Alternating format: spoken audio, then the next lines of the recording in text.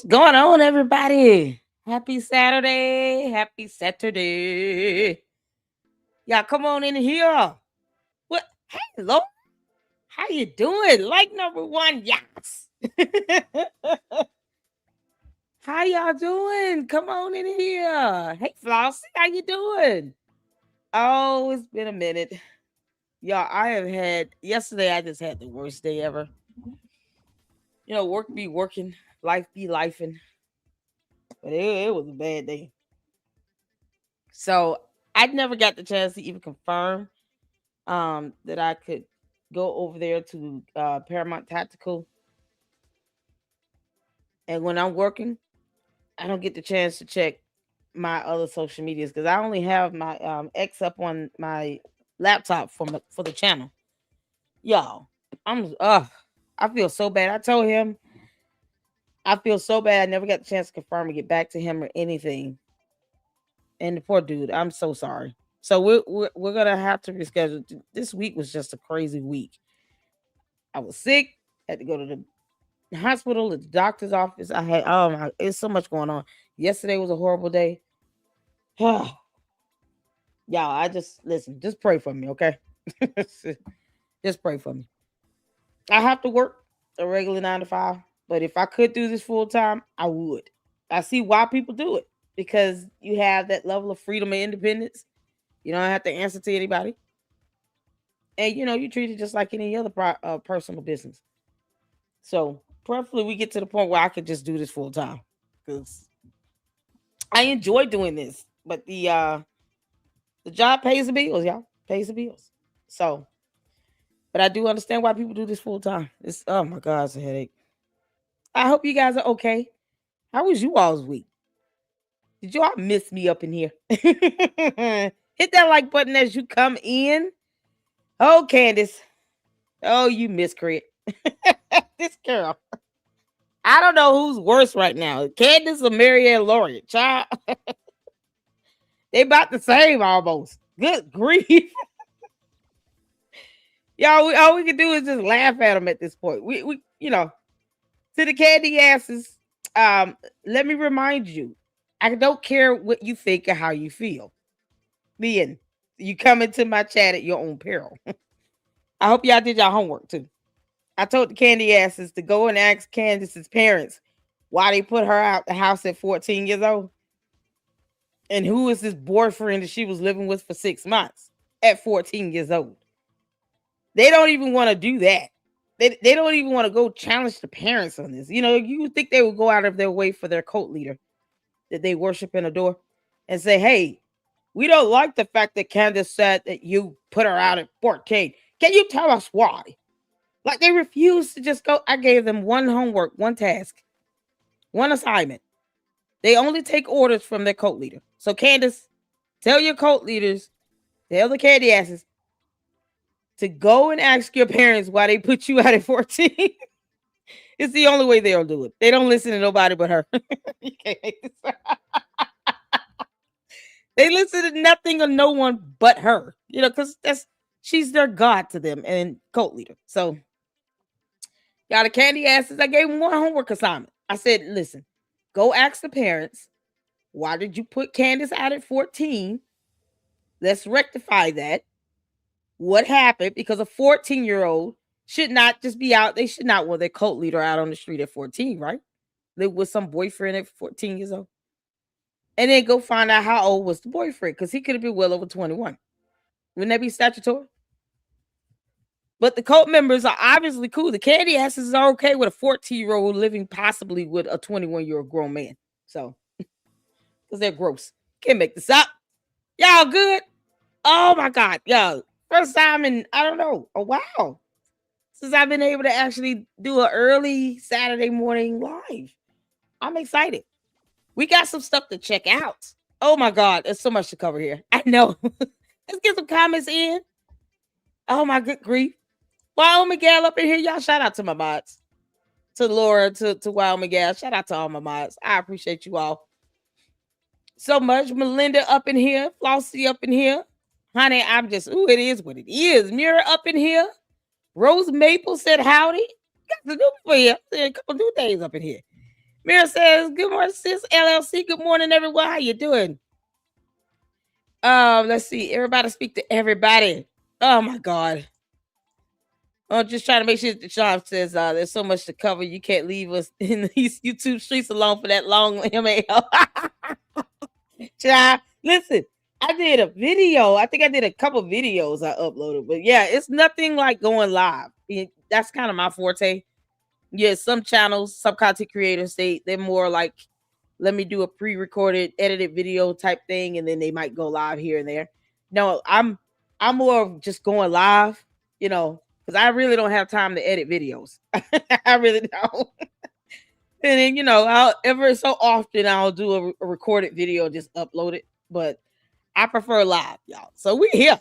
We in for this, y'all. Oh my goodness. Y'all make sure y'all hit that like button. Thank y'all so much for tuning in. We got part 2 from Joshua Carr on his series with Candace, the White Walker from outer space. She's an alien. Candace. I saw a video of somebody kissing all on your face too. That's so gross. Candace, you can't make this stuff up. Y'all, we got Ami up here. Listen, we're going to be checking out a lot of great content today. And this is a marathon. So I'm going to tell y'all this right now. It's funny how she switched gears with these series. Or did she just run out of episodes? Because Candace, I thought you was going to be doing season 2 or 3. No one cares, Candace. Okay? Candace, I know you listening, you dumb heifer. No one cares. I'm not watching those series. I told you all that. We saw that one episode with Milk Bar TV. Shout out to Milk Bar. We love him. But I was not going to watch any more of those Bride of Charlotte. No. Nope. You violating the whole Bible. Going after a widow girl. And she going to feel the pinch of that. God knows how to get his justice on her. But I wasn't watching it. It was unnecessary. You see who obsesses over another woman. Yeah, I want to show y'all this video first. That's what I want to do. Okay, can y'all tell me where to go when I tag videos on X, right? Can you tell me where to go? Tell me where to go to get it.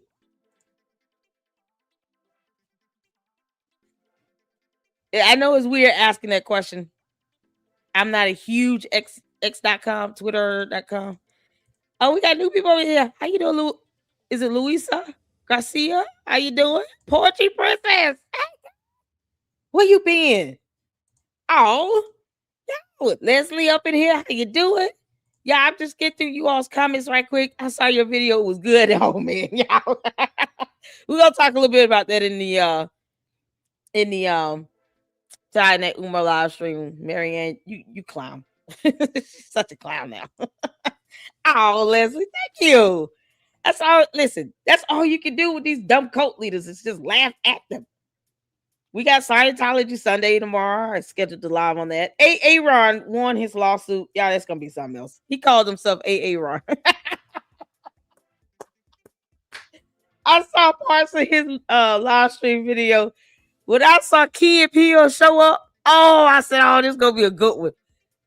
Key and Peele. Oh, whatever happened to that show? It was so funny. Michael Keegan Key and Jordan Peele. Oh my good God, y'all. Hilarious. They came from Mad TV, by the way. The best parts of it. Oh my goodness. Oh, he started it off with that Aaron clip from Key and Peele. Oh God, I laughed on that for 5 minutes. Did you see Erica Kirk's new job? Candace is probably going to be pissed. Y'all, let me go switch over to X. Because there's a lot of things I want to see here.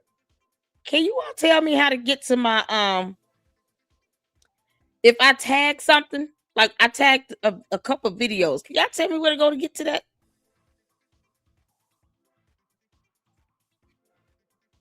Bookmarks. There it is. Oh, yes. Y'all, Whoopi got this. Y'all. Shout out to Whoopi. Y'all see this? Do y'all see this? Candace, this is so weird. She said everything is fake again, didn't she? Candace got a little chubby in quarantine. She wasn't lying.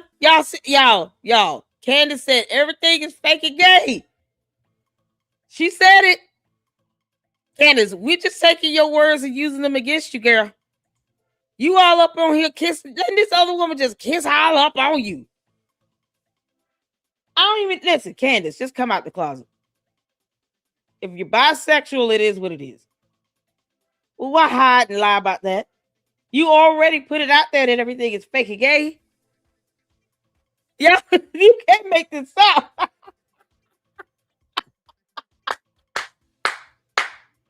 We're gonna watch this video because it's real short, right? She can't even blame this on the alcohol because Candace is not drinking. Candace, you're the type of person where I would hope if you don't like all this unwelcome attention, you would tell her, get off of me. What you doing, girl? Get off of me. You would think she would just say that, right? Get off me. Why you kissing all over my face? Christ is king. You would think she would say that. Because, they say that as a euphemism to be blasphemous. They don't care about that. You think she would have said this? Now, I'm going to let y'all see this. We're going to watch this. Y'all ready? Y'all, this is something else. Y'all come on in here and hit that like button. Hi, Information Man Show. How you doing? What's going on? Oh, we got to get together, do another collab. I got to get one with Gary and Paramount Tactical. We got to do another collab with Information Man Show. You have all the funny bells and whistles and the sound effects over there. I love it. Yo, shout out to Information Man Show. How you doing? Go get it. How you doing? Go to bookmarks. Thank you. I'm so glad y'all tell me that because I had bookmarked a few things. Can I get one of the mods? Hey, Say, I see you up in here. Shout out to my mods, you all. I have the best mods ever. Can I get one of the mods to drop the YouTube channel link for Information Man Show? And if you all have any YouTube channels, let us know. We'll drop the link and show you some support. Love Key Appeal. Girl, Say, how you doing? Poetry up in here. Y'all, okay, y'all ready? We're going to watch this. Hey, Deidre. Larry, how you doing? Did I see hello from Tel Aviv? Yes, Mira. Is it Mira? I think Mira. Sifa is also in Israel. Yabs said it. Hello from Tel Aviv. That was Mira. It's Sifa and Yabs. And Sifa is over on X.com as well, but she, y'all, they're in Israel. Well, Sifa's in Israel. And Yabs, you're in Tel Aviv. Peace and respect, honey. We love you up in here. Information Man Show. They're lovers. They gotta be. Y'all, let's watch this. I'm gonna play this a few times. Because it's 13 seconds. Candace. Hey guys, it's me, Samantha. Who is this? I'm so perfect and pretty and skinny. And yeah, maybe Candace got a little chubby in quarantine, but at least I'm still cute because I'm Sammy Schwab. Yeah, hey guys, it's me, Samantha. Who is this? I'm so perfect and pretty and skinny. And yeah, maybe Candace got a little chubby in quarantine, but at least I'm still cute because I'm Sammy Schwab. Hey guys, it's me. Y'all see what's going on? Me, Samantha. Candace. Who is this? This woman is just kissing on her, drinking alcohol. Candace.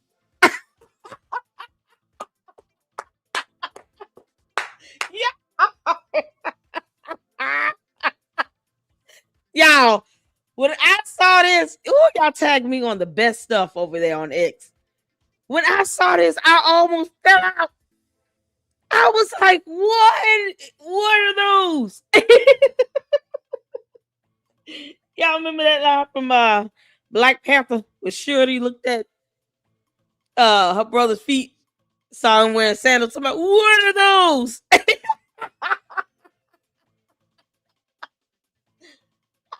This and said, what are those? Ow, oh my God, Candace. I'm so perfect and pretty and skinny. And yeah, maybe Candace got a little chubby in quarantine, And but at least I'm tongue out too. Y'all see that? She stuck her tongue out. They just ripped. Look at this. Y'all see this? Girl, Candace. This is not, we just goofing around. No, she stuck her tongue in the camera. Did y'all see that? Look at that.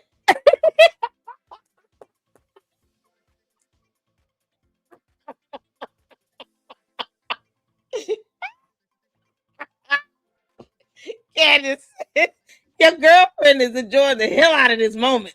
in quarantine, but at least I'm still cute because I'm Sammy Schwab. Who Hey the other one guys, in the it's corner over there? Y'all, who the other one? Who this woman, Hoppo? Who this woman? Who this woman over here? Hoppo. Who this woman? Who the woman in the white with the white shirt over here? She got a scarf or a black shirt, whatever that is. Who that woman? Who this woman, Hoppo? Who are either of these women? Candy, come out the closet, girl. you, you you like women. It's obvious. Y'all. Hey Francisca, how you doing? Y'all, oh my God. What in the Mormon wives? I know. Oh my God. Good morning, not Index. How you doing? No reply. How you doing, honey? You good? Y'all, did I see something? What Melinda, what you say? You tagged me in something else. Y'all, this is not the only one. I try to tag you everything I find. Yes, you do. And you do a fantastic job, Melinda. What is going on here? Girl, Francisca. Candace got a girlfriend or two. Is it the same chick whose butt you were grabbing in the photo, Candace? While you were pregnant? Her and George is just somehow procreating. That's all they're doing. That's it. I think the wedding was the most they've ever been around each other. And they did that for the cameras. You can't make this up. Oh, we gotta watch this again. Schwab. Hey guys, it's me, Samantha. Look at this. Who is this? I'm so perfect and pretty and skinny. And yeah, maybe Candace got a little chubby in quarantine, This nigga's but at talking least about- I'm still cute because I'm Sammy Schwab. Hey guys, it's You me, see it? Samantha. Who is this? I don't even know how to like Candace. Just come out the closet. You and George, y'all can come out the closet together holding hands. George, we already know. You like men. You got a grown man that is accusing George Farmer. George, come out the closet, George. It's okay. It's 2026, George. You got a grown man accusing him of SAing him and trying to grab his private area, his no parts.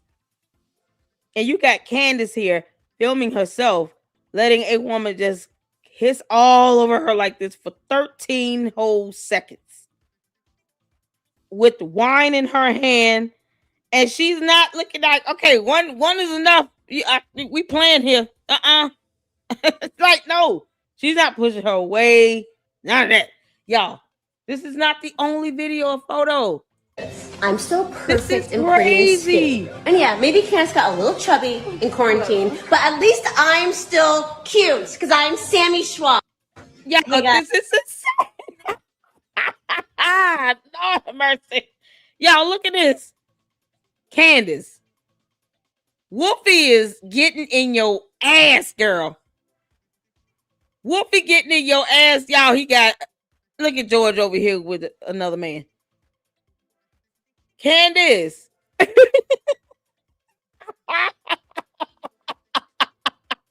Is this the same woman? Is this the same woman, y'all? Y'all, this is crazy. Then the most Bad said most she been around him is during the conception of the children, unless she got inseminated without the sex. Exactly. I don't think they laid up, never known each other. You know, the Bible refers to it as known each other. I don't think they ever known each other.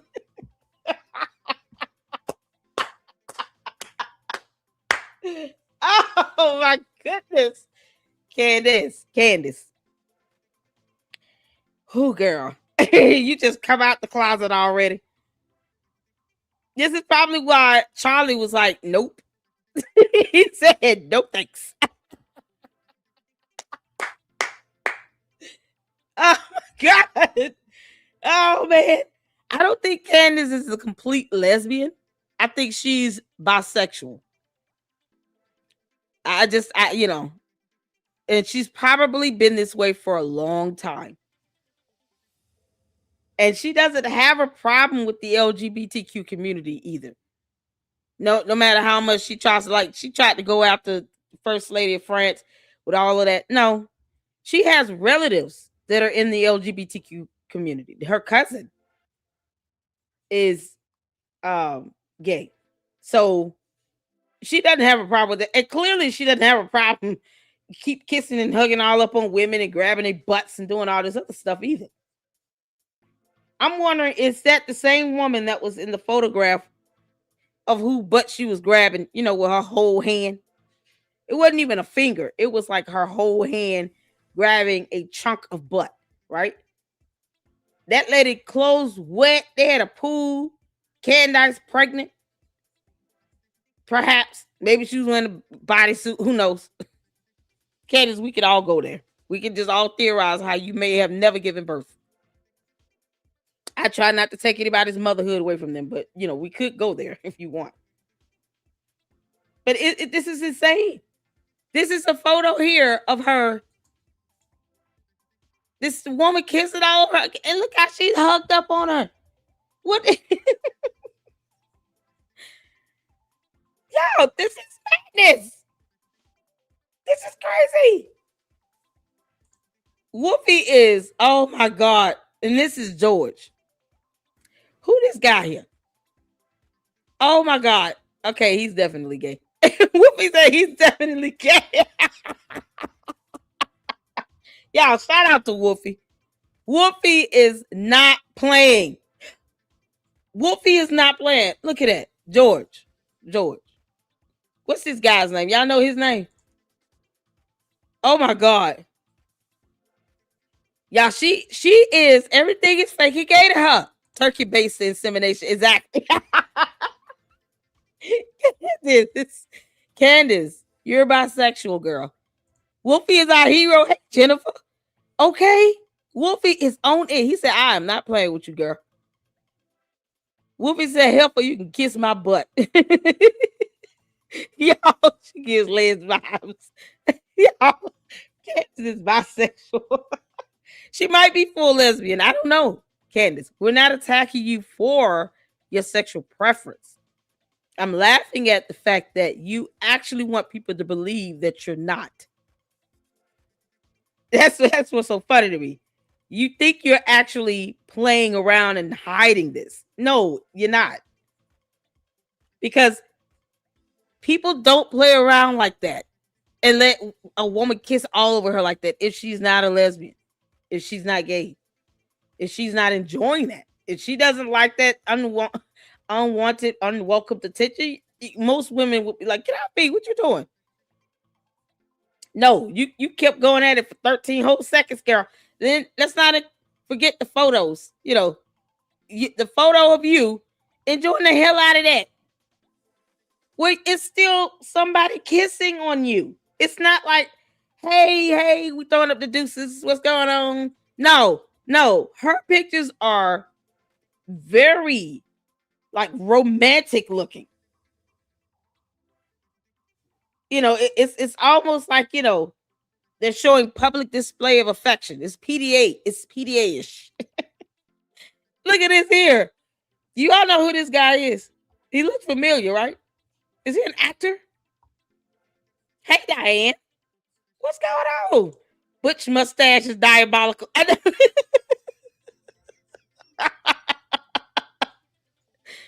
Oh, Georgie boy. Y'all. If I miss somebody. Hey, CC, how you doing, honey? Never see Georgie boy that close with Candace. Exactly. Y'all, he said, I made that clear up front. I've made that perfectly clear up front. No, nothing. Never. That's what he said in an interview when it came to her getting flowers or kissing or romance or anything. He said, I've made that perfectly clear up front. Nope. Y'all, you can't make this up, man. He has no intentions of buying her flowers or Valentine's Day candy or none of that. At the very least, if she gave birth, because we haven't seen any evidence of you being in a hospital with any children, Candace. You would think you would take a photo in the hospital and post it up. You know, the same dumb demands you had of Brigitte Macron. Yo, no, we want to see a photo of you in the hospital with IV tubes and all of that after having given birth. That's what we want to see. We want to see confirmation you actually gave birth. Because I'm gonna start believing that you walking around with a belly suit on, and then you got a surrogate, and then that surrogate gave birth. Maybe it's the woman that's kissing all over you. Y'all know who that woman is? Y'all, this is something else. Anybody know who this man is here with George? This is why George is in the closet, because this guy's in there with him. he doesn't even tell Candace to go make him a sandwich. He could care less. George's boyfriend is in there cooking him steak and shrimp with broccoli and mashed potatoes and garlic bread. They having a whole meal in that closet, y'all. He could care less about Candace making him a sandwich. Y'all, this is unbelievable. Oh man, but yet we believe it. We see it right here, Candace. Candace, explain these photos, Candace. Where the Candy ass cult members at? Didn't I tell you all to go to her parents and ask them why they put her out at 14? Candace, did you really go live with your boyfriend or your girlfriend? Because I'm just wondering what's happening here. 3 girls allegedly went to a Blockbuster and beat her up. Was it because she touched one of them on the butt? Candace, if you tried to make a move on these girls, how did you not expect them to whoop your ass? It could have been a scored lover fight. It could have been where she may have tried to romance one of them, and they didn't like that at all. And they whooped her ass. Candace, I have a feeling you like this in high school. You being charged and arrested for harassment. Was it with a girl? You sure it was a boy? Y'all sure it was a boy? Oh my God. Now it's starting to make sense. All these girls want to keep fighting her ass. Why is that, Candace? You can't just walk around grabbing women by the butt and not expect some consequence. Everybody is not going to go for that. You got to learn how to, you know, you got to learn how to go up and talk to people.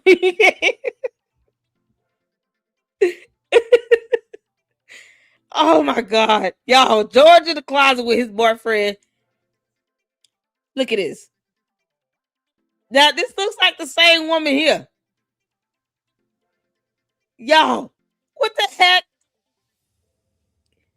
Does that look like the same woman that you are? Look, Woofy said, we're just asking questions. Y'all, you see this? Whole hand down there with a chunk of butt in her hand. The whole hand. Not a finger. She got even a palm on it. Candace, that's not something that women do at all. Even if they're playing around, that's not it. I'm sorry. You do this when you feel comfortable enough doing this. And this ain't your first time. And you supposed to be, look at that belly. There's supposed to be a baby in there. Candace, if I find out this is just a belly bump suit and you were faking this pregnancy, I'm going in on you. I'm going to drag your ass for a week. Because that is not necessary. You and George could just go get a surrogate. And then, you know, he got the money to get a surrogate and let that surrogate give birth 4 times. As opposed to you possibly lying about being pregnant, if that's the case. Y'all, they don't even spend the time. They don't even have date night. They don't spend any time together. At all. She don't ever talk about celebrating birthdays or none of that. That's Charlie Puth. Is that him? Oh no, I know who Charlie Puth is. Isn't he? He's a huge. He got a Cox. He got channels, right? Y'all don't tell him. No, that can't be Charlie Puth. He's got a YouTube channel. What the? He's on YouTube. He got a huge channel.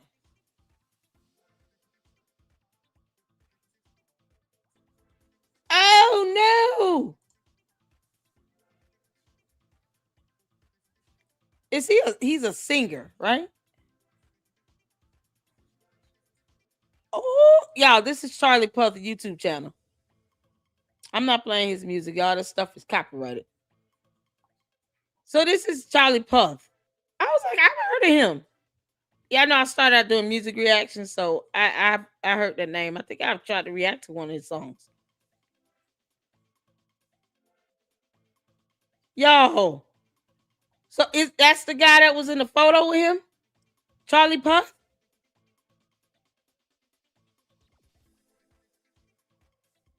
Y'all, this is something else. He's a singer. He look like a little sip. Spicy. I know, right? Susie Q. So Charlie Puth, who's a singer. Hey, Moki, y'all come on in here, hit that like button. Let's get this live out there. Tweet this out. Get this live out there. We are live, y'all. We are doing this. Candace. You and your gay husband.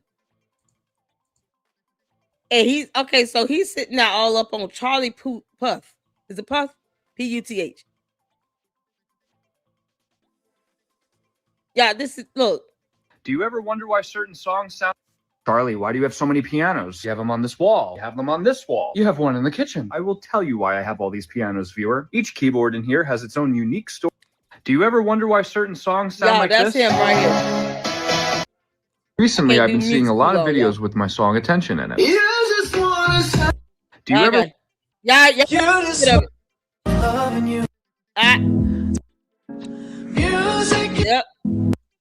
All right, y'all heard some songs. Because I'm not... It's gonna get flag copyrighted. So oh my God, look at his beard. So is Charlie Puth gay? Puth? I'm not sure correct pronunciation.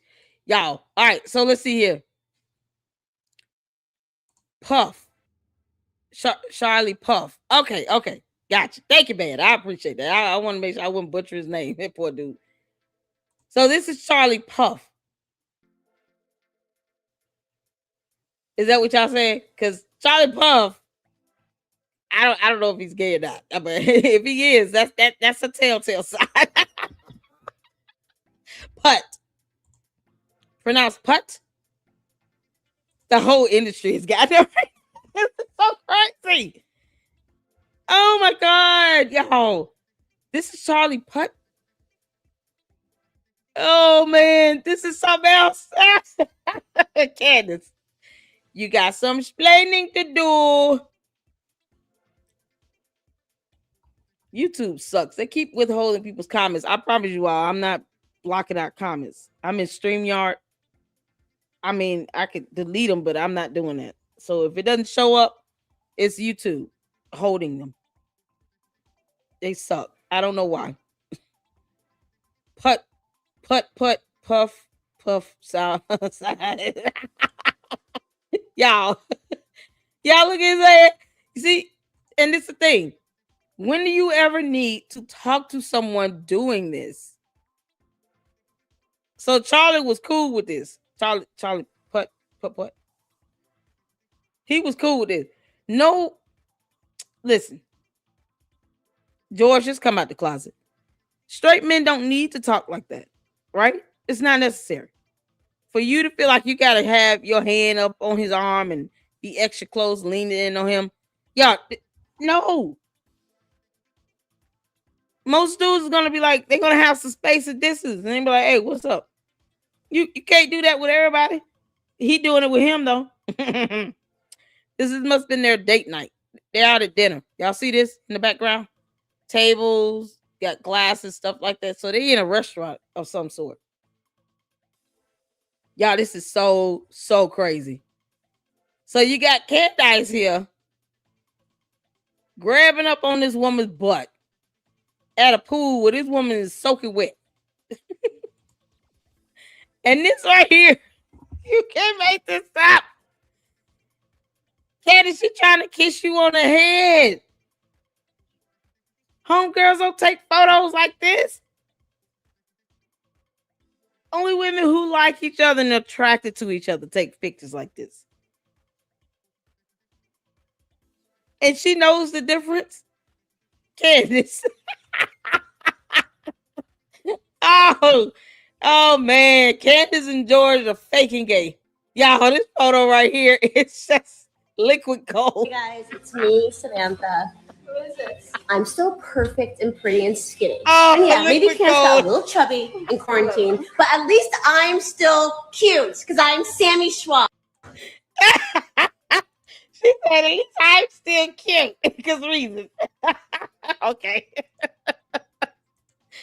Yo, oh my God. We're gonna be watching a lot more closely, because Candace, you're lying like hell to yourself and everyone else. You can't make this up. Oh! Candace, you can't hold on. I got another. Y'all tagging me in on everything. Look at this. Candace and this woman. Candace and this woman. Candace and these women. Candace. You're gay, girl. And no one is gonna beat you up over it. Maybe your own cult members will, but no one else is gonna beat you up. It's 2026. If you're a lesbian, Candace, just come on out and do it and say it. You can't make this up. It's just it's the whole I only take fun photos with women for me. And then when you see her and George, it's like, what?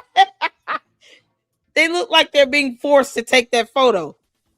Her and George taking a photo always looks like it's forced. That's why it's like, I mean, honestly, I only see them with a kid. That's just like oh man, this is the epitome of a lavender marriage. It is so unnecessary. George, if you don't like Candace, we understand. Yo, Candace, you realize how this is some else.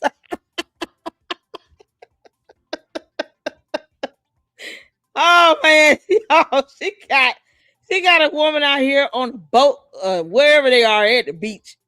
And she went swimming. This poor girl, I don't know who she is. The one in the middle, she just got photos of just random her and women. This is so crazy. Candace, just come out of the closet. You and George, come out that damn closet. Oh, y'all, I had to just show that, right? Because so she's got episodes she's done where she's still obsessing over Erica Kirk, probably because she's attracted to her. That's what it is, Candace. She's attracted to Erica Kirk. Maybe she's bisexual and she like both Charlie and Erica Kirk, but she's definitely obsessed and attracted to Erica Kirk. That's this obsession is abnormal. Candace, even if you like Erica Kirk and you're attracted to her, you found her to be very beautiful, you don't have to obsess over her at all. You just don't. You're not reporting on her. You're obsessing over her. And when you have the propensity to sit here and let women kiss all over you like that, take all these PDA photos, showing all this affection in these photos with other women, it's not hard to believe that you're obsessing over Erica Kirk because you're attracted to her. And you're beating yourself up over it as opposed to just saying, you know what? I find her to be very attractive. I like her. You can just say that, Candace. And, we'll believe you. Oh, man, y'all. We got some stuff to check out. So, listen. I'm going to go through some of her episodes, but there's an option to summarize the video. That's what we're going to do because I don't want to watch the whole thing, but that'll be at the end. All right. Let's kick this off. There was a bar threat to my family. And then we're going to get into Joshua Carr's episode 2 of his investigation he's doing on Candace, because the first one was so good. If you all have not seen the first one, I did a reaction on that. I can't even tell you which video it is, but check out the Candace Owens playlist. It'll be there. And it was awesome. It was so good. So naturally, we're gonna checking out his episode 2 on this and keep our eye out on his series. He posted on Friday, I think yesterday, and we got it. Yay! So I'm ready for it. Let's get some Milk Bar in. Y'all put a 1 in the chat where you can see it here. Shout out to Milk Bar TV. If I could get one of the mods to please drop his YouTube channel link in the chat so we can get him some support over there. Let's go. There was a threat to my family. The Israeli government and Netanyahu himself tried to punish 2 members of my family. I won't be more specific, but actually punish 2 members of my family. What? Because he has said in public many times, believes in blood guilt, Amalek. You know, when someone commits a crime against you, you punish not just him, but his family, his bloodline. There's no idea that's less Western than that, more anti-Christian than that. Christians reject that. Erica told people specifically during that time that she was doing real estate deals with her family. Keyword here, family. But which family? Now, you will remember Erica at this time was living with Nicole Rothstein, and it is a fact that Nicole Rothstein did work in real estate. I will also add here that I haven't gone down the Rothstein rabbit hole, but I do know that Rothsteins in New York, if they are at all related to Alan, to the Rothstein that was involved with fixing the White Sox game, that's a Rothschild. That's a Rothschild family member. His mother was Rothschild. Again, I don't know.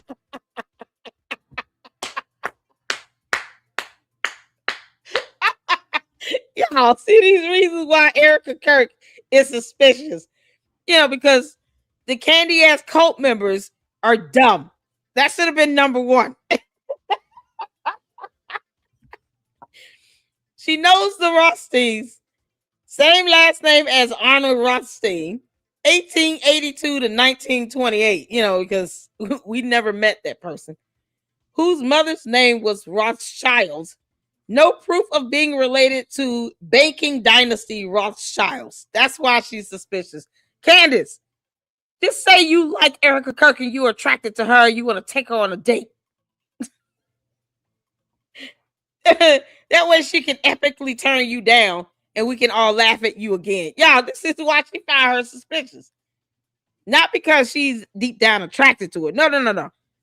She wants to sit here and play around with last names that's either Rothstein or Rothschild, whatever. None of those things matter, Candace. These Rothsteins or Rothschilds are not paying your mortgage. Maybe George is. Who knows? It's definitely not Charlie Putt.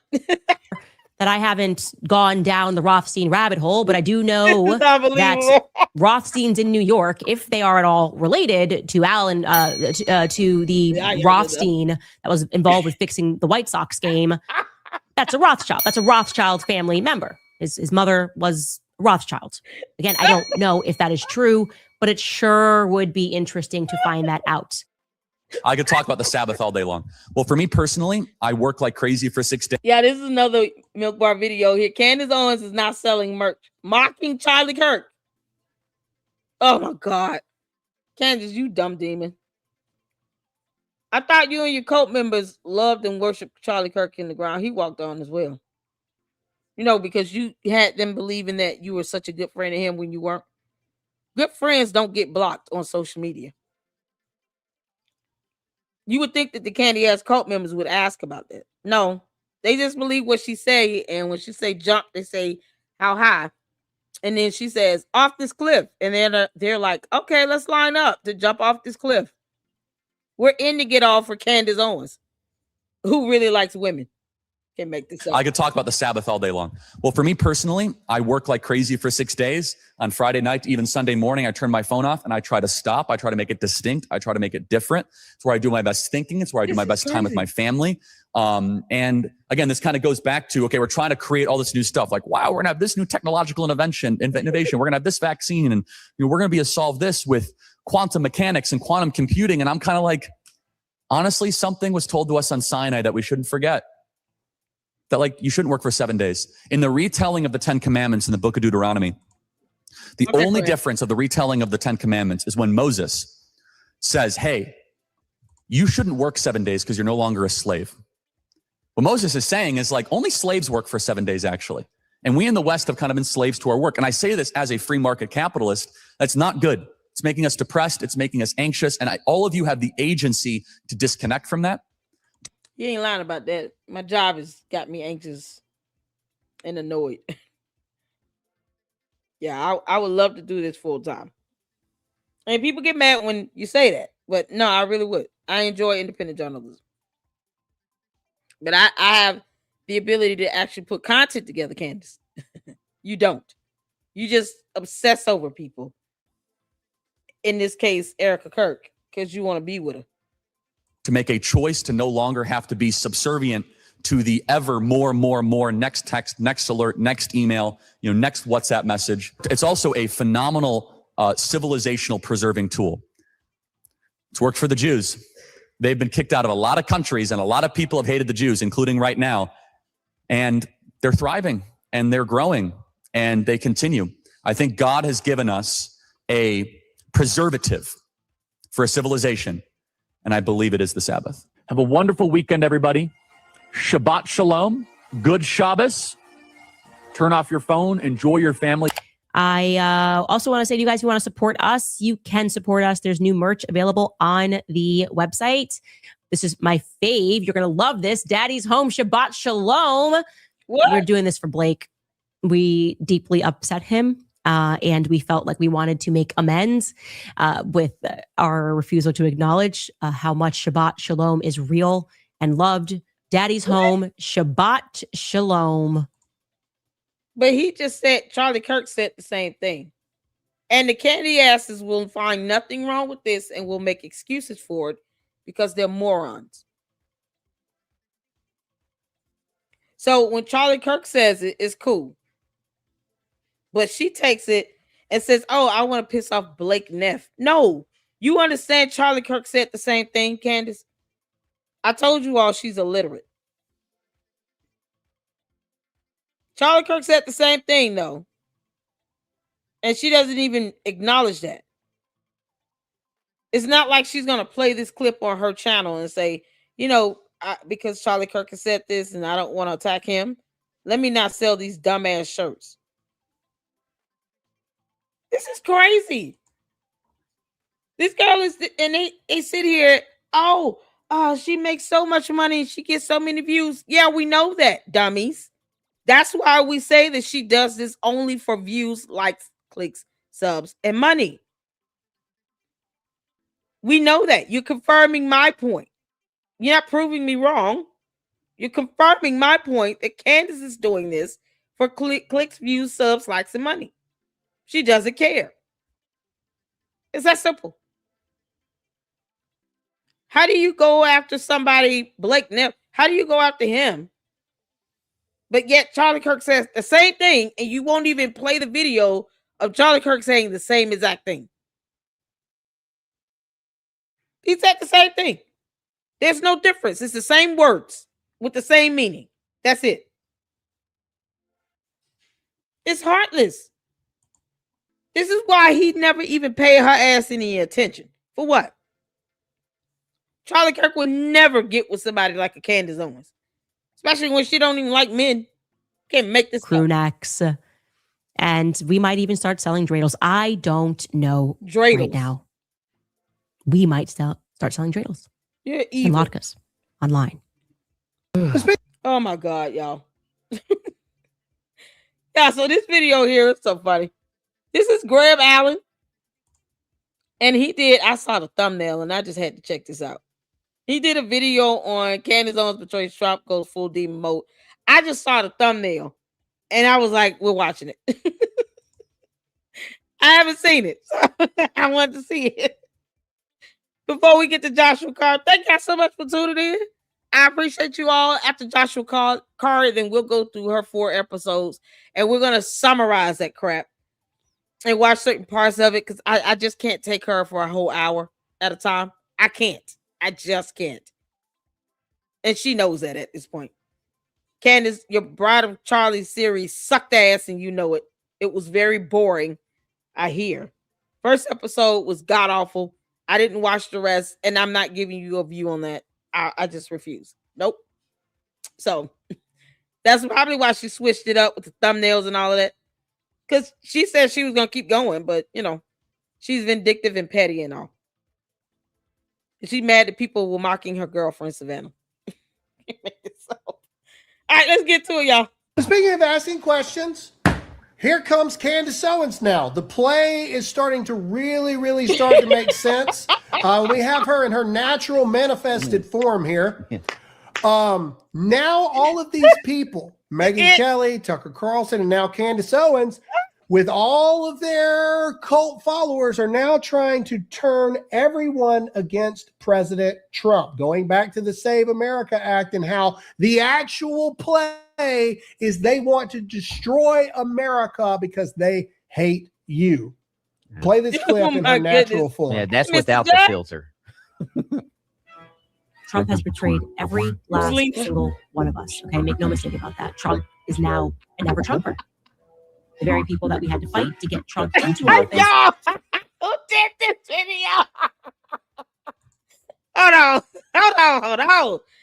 Oh, man. Bruce, we not saying that she was selling Charlie Kirk shirts. She's selling shirts of a slogan that Charlie Kirk said. It's no different. I don't care if Blake Neff said it, Charlie Kirk said it, Shabbat Shalom. They both said it. So why would she mock Blake, knowing that Charlie Kirk had the same statement he made on his show? That's the point. So you're going to go and sell t-shirts because one person said it, but when Charlie Kirk said it, it's not a big deal. It's the same slogan. That's the issue. It's the hypocrisy. It's hypocritical to say, I want to piss off Blake for saying this, but I'm not going to piss off Charlie Kirk for saying the same thing. You understand how dumb that is? Charlie Kirk said it too. Why are you going after someone else who said the same exact statement? That's the problem. She's hypocritical and gay. Can't make this up. Oh, dear Lord. This is so crazy. Look at that video. All right, let's get back to it. He is now partnered with and insulting us. And he thinks that we're too stupid to notice or something. That he promised low gas prices, and he promised no more forever wars, no more involvement in Middle East conflict. And we're now getting the exact opposite. And that's happening because he's a coward. He is a coward for doing this to the American people. And that's going to be his legacy. His legacy is going to be a person who could not stand up to Bibi Netanyahu, a person who just loves money. Oh, the demon's manifesting. All right, pause. I don't like that. Oh, I apologize to everyone who had to see the I don't demon. like that. Y'all, Candace did say she can hear demons squealing. She knows what it sounds like, what demon squealing sound like. That's what she said. She said, you all know, I know how the sound of demon squealing. What? Why do you know that? Why? Who in the world says stuff like that? You know the sound or what it sounds like to hear demons squealing. What do you mean? Why are you communing with demons? Now she communes with the dead. Now she just have whole conversations with demons. Yo, I apologize to everyone that had to see the demon, but the talking points remain true. Trump's betrayed us. Trump's got us in a never-ending war. None of those things. No, that's on X, right? That's on X. Oh my God. I want to see the full video. Candace, you going full demon mode on everybody? Hold on a second. I want to see that full video. Did somebody tag me in on that one?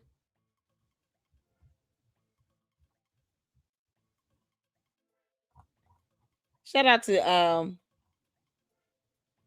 what's her name?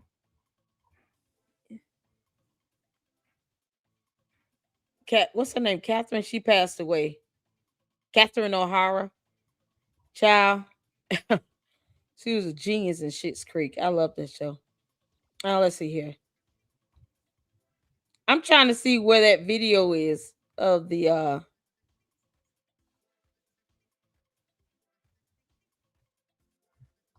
y'all know what channel that was? Let me go back. Let me see if I can find it because this was on X.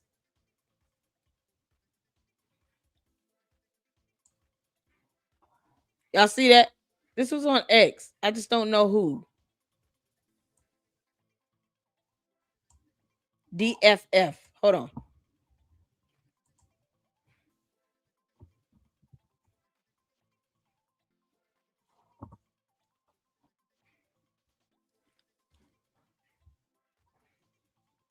Okay, hold on.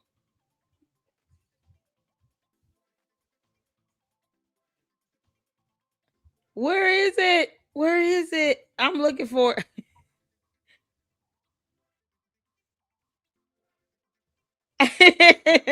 She got a few videos of it. I'm trying to find that one because it's on his channel. What the heck?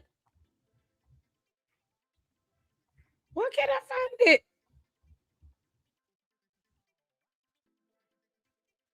Oh my god.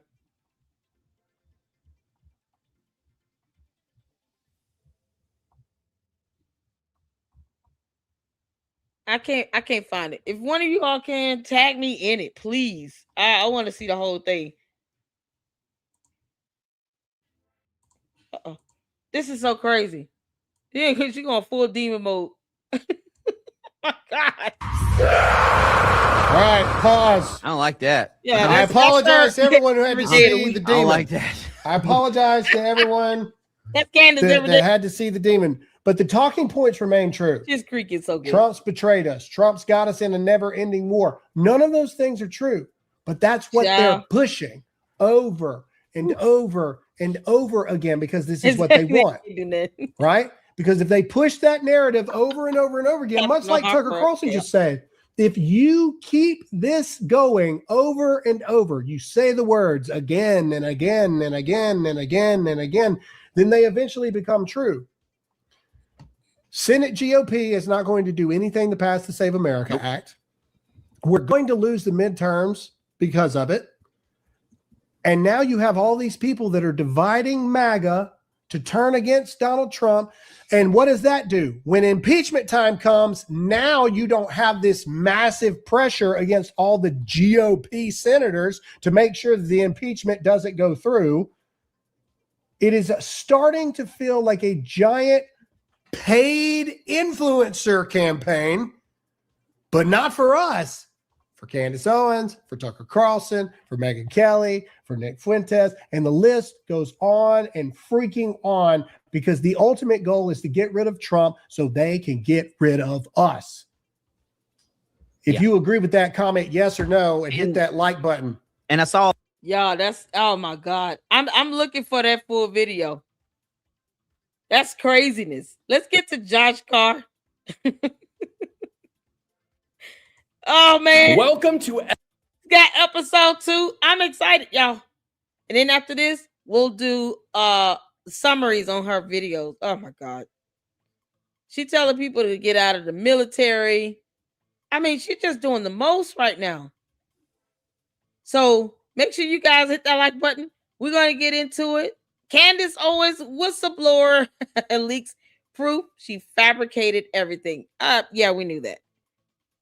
Yeah, no. Candace lies like hell. Shout out to Joshua Carr. He's so adorable. He's doing a series on this. I think it's like one video a week he's dropping. I'm excited. So let's get to this, and then we'll get to summarizing her 4 episodes from last week because I'm not watching the full videos because it's good grief. She's saying the same thing over and over again. She likes Erica Kirk. That's why she's obsessing over her. You can't make this up.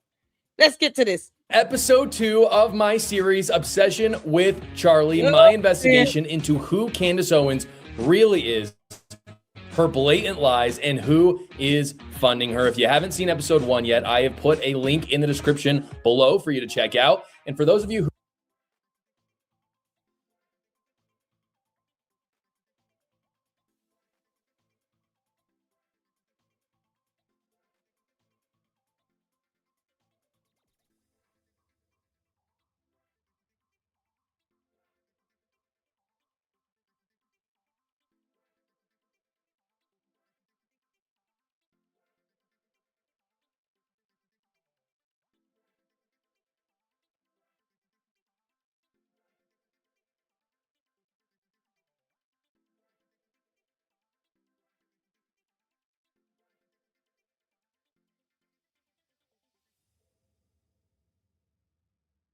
I'm sorry. My bad.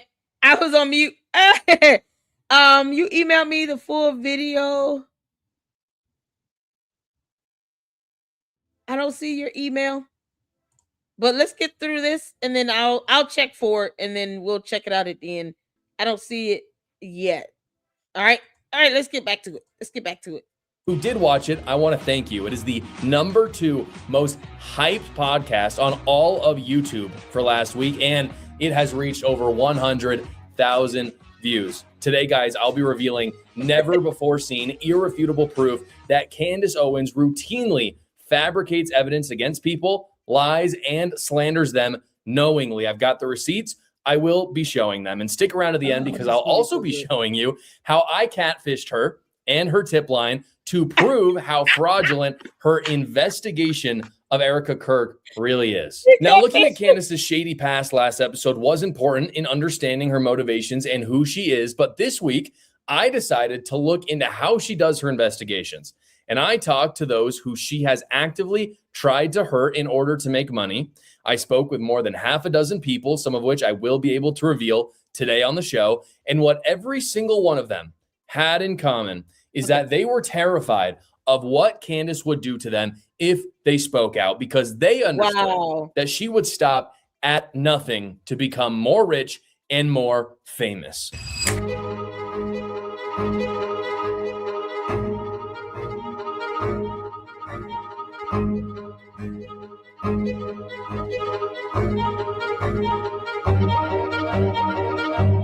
Well, last night, guys, I had a dream about Candace Owens, and that's the basis for today's episode. No, I'm joking, of course, because that would be obviously insane.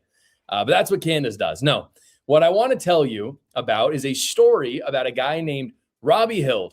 Robbie Hild was there on the day that Charlie Kirk was assassinated. He was one of Candace Owens' first targets. When Candace Owens began her investigation into the assassination of Charlie, one of the first videos she saw was of Robbie Hild's friend named Shaner.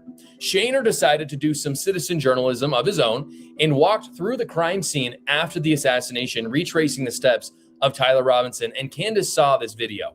One of the things she noticed from the video was that Shaner had two friends with him. One of them was Robbie Hild, who she thought looked like the pictures of the suspected assassin released by the FBI. So she decided to reach out to Shaner to ask about what he had found out and maybe get a little bit of information about Robbie Hild, who she thought at the time was suspect numero uno. Here is Candace Owens talking about it on her show. And I reached out to his nephew, Shane, and I asked for them to identify the guys in that photo. Like I said, I was interested in who those individuals were because I couldn't find it on his friend list. And in response, Shane immediately takes his profile private. And Phil Lyman, leaves me on red. Not only could Candace not even get this guy's name correct, but she outright lied on her show to her audience. She says that Shaner ghosted her, that he didn't want to give Candace any info on his friend. Well, I have the DM from Candace to Shaner. This has never been released publicly before, and I'm going to show you guys.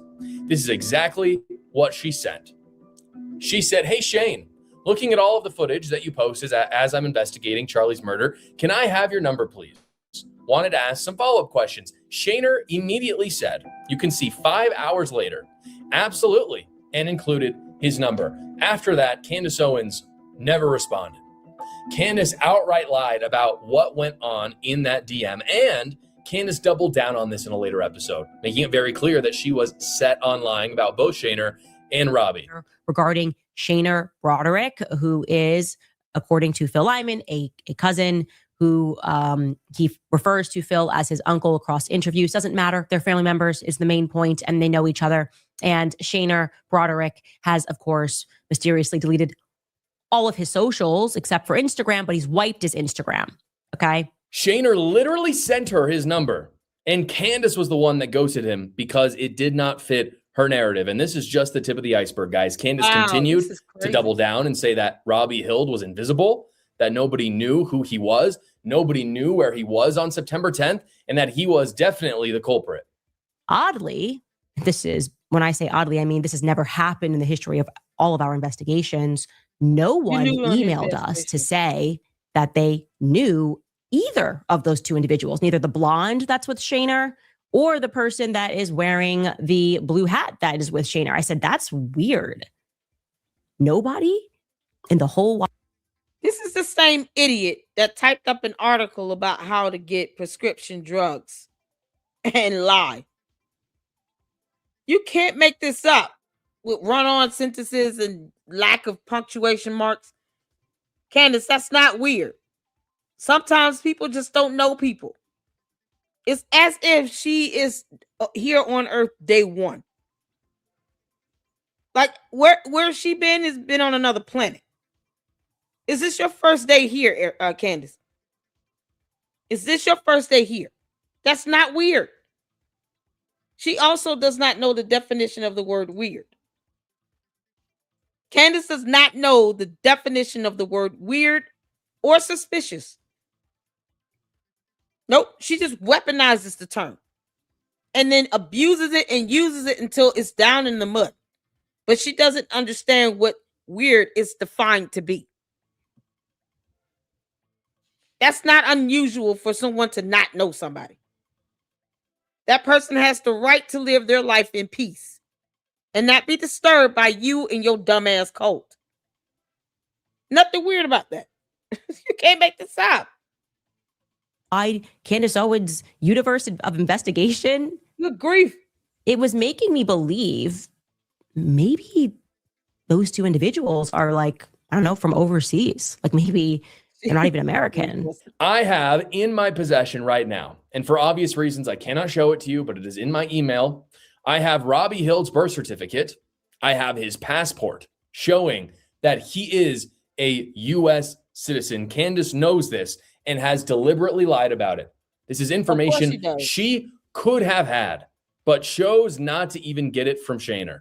I also have multiple emails in my possession sent from associates of Robbie to Candace Owens' tip line stating they know who Robbie is, that he's just a normal dude.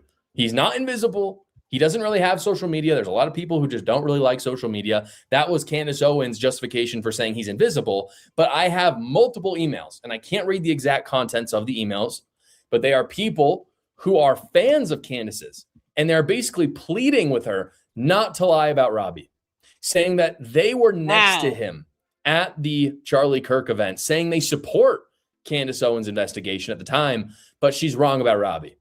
And Candace outright lies and says she never got any emails. That you saw the clip. She straightforwardly said, this has never happened before in an investigation. I've never heard anything about someone.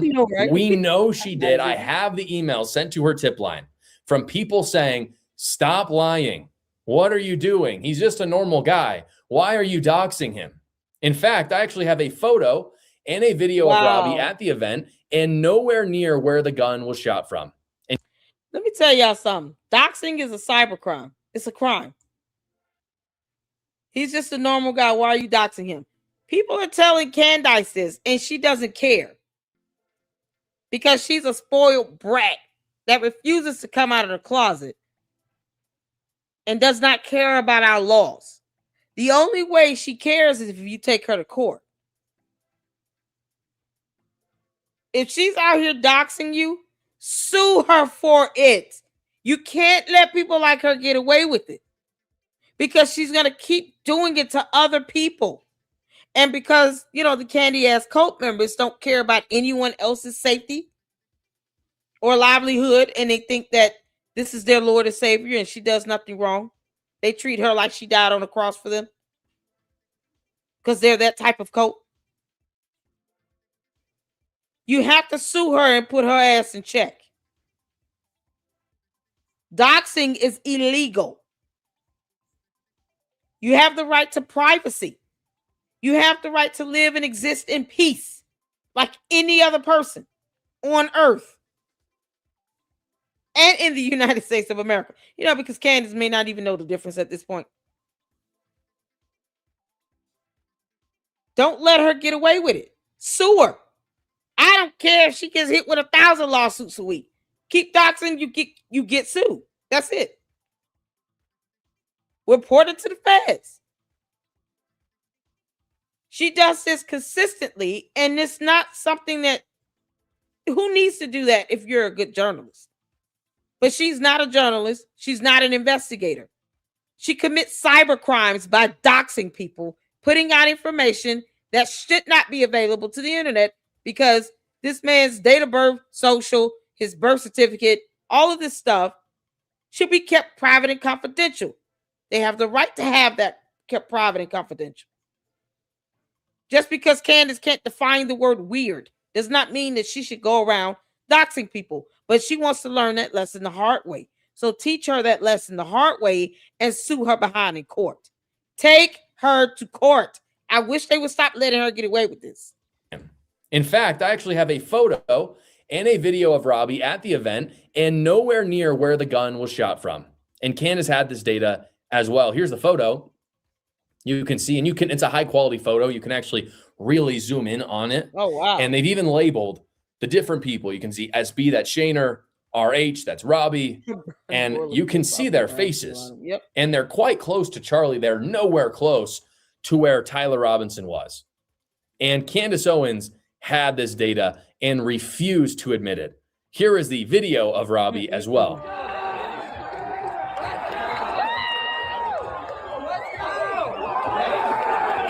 That is Robbie working on his laptop, nowhere near where Tyler Robinson was. Candace Owens knew this. Wow. And she never, not only did she not come out and retract what she said, Yeah. she continued to double down on this crazy conspiracy that Robbie was involved in this. And this is And he was not involved. See, that's what she does.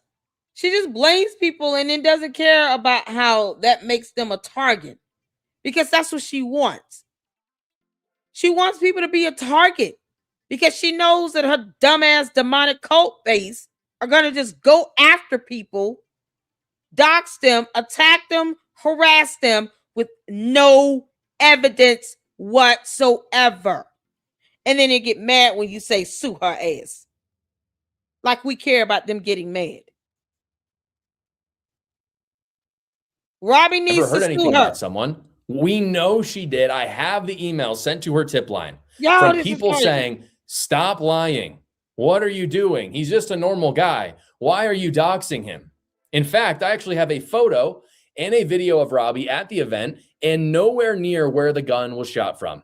And Candace had this data as well. Here's the photo. You can see, and it's a high quality photo. You can actually really zoom in on it. And they've even labeled the different people. You can see SB, that's Shaner, R. So they're closer to the tent where Charlie Kirk was than anywhere near where Tyler Robinson was. And Candace acts as if cameras don't exist, right? Just like she keeps lying about Erica Kirk not being with her mother at the hospital. There are cameras in the hospital. Her cult base is still stuck on stupid. There are cameras at the hospital. So when you get caught on a camera, it captures date and timestamp as well. Because that's how technology works. Just like with photos and still images. And she refuses to show this stuff on her channel. No, she's just going to question it and say, oh, how do I know it's real? Because she refuses to just acknowledge what's happening in this reality on Earth. This is real, period.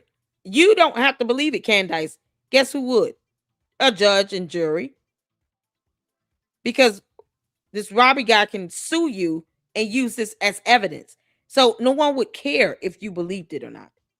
A judge and jury would believe it. That's all that would matter, Candace.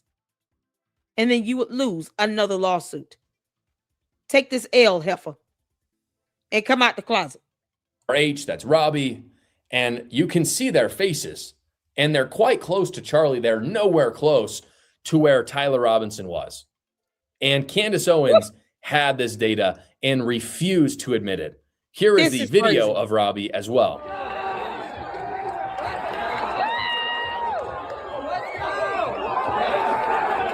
That is Robbie working on his laptop, nowhere near where Tyler.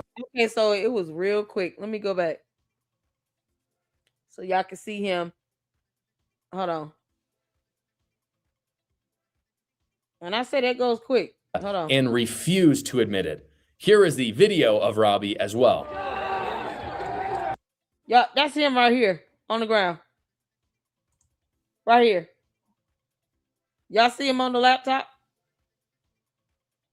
It goes pretty quick.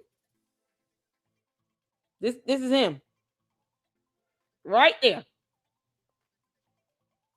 So, funny how cameras work and technology works in this reality on Earth. As I said, no one cares if Candace believes this is real or the Candy Ass cult members. A judge and jury would believe this. Just like they would believe any evidence to come from a hospital where Erica Kirk walks into the hospital with her mother. Where they get on elevators that are caught on cameras in the hospital. In the hallways. Going to the doctor's office. All of that on cameras around the hospital, inside the hospital. A judge and jury would believe it. And that is all that matters. Candace believing or not believing something is irrelevant. What's happening is her disbelief is leading to her violating laws. Candace being charged and arrested for harassment, all that proves is that you're prone to criminality. So when you grow up breaking laws and you don't really get any consequences for it, you continue to do it because you think you'll get away with it. She does it even more now. And as opposed to her being penalized for it with being hit with lawsuits, people are saying they're afraid of her. For what? A judge in a court of law would not be afraid of her. Neither would the jury. Sue her ass, get a jury demand filed, get a jury trial, and take her to court and go all the way there. Because one thing Candace is afraid of is being held accountable in the court of law. That's her Achilles heel. She can't stand it. She can't stand the thought that a judge is going to hold her accountable against the law. You have no fear when you allow the bully to continue to bully, then they have more power. You should not be afraid of her doing anything, especially if she's out here doxing people. When she's more afraid of going to court. Now you know how to clap back. Take her to court. The Candy Ass cult member is going to do what they do. They leave comments in my videos all the time. I never care how they feel. They don't pay my bills. They're cult members. But for every time she doxes you, puts information out on you, use that as evidence against her in the court of law. Her doubling down, throwing temper tantrums, judges don't appreciate that at all. It's a mockery to them. She'll get what's coming to her. Sue her ass. Sue her.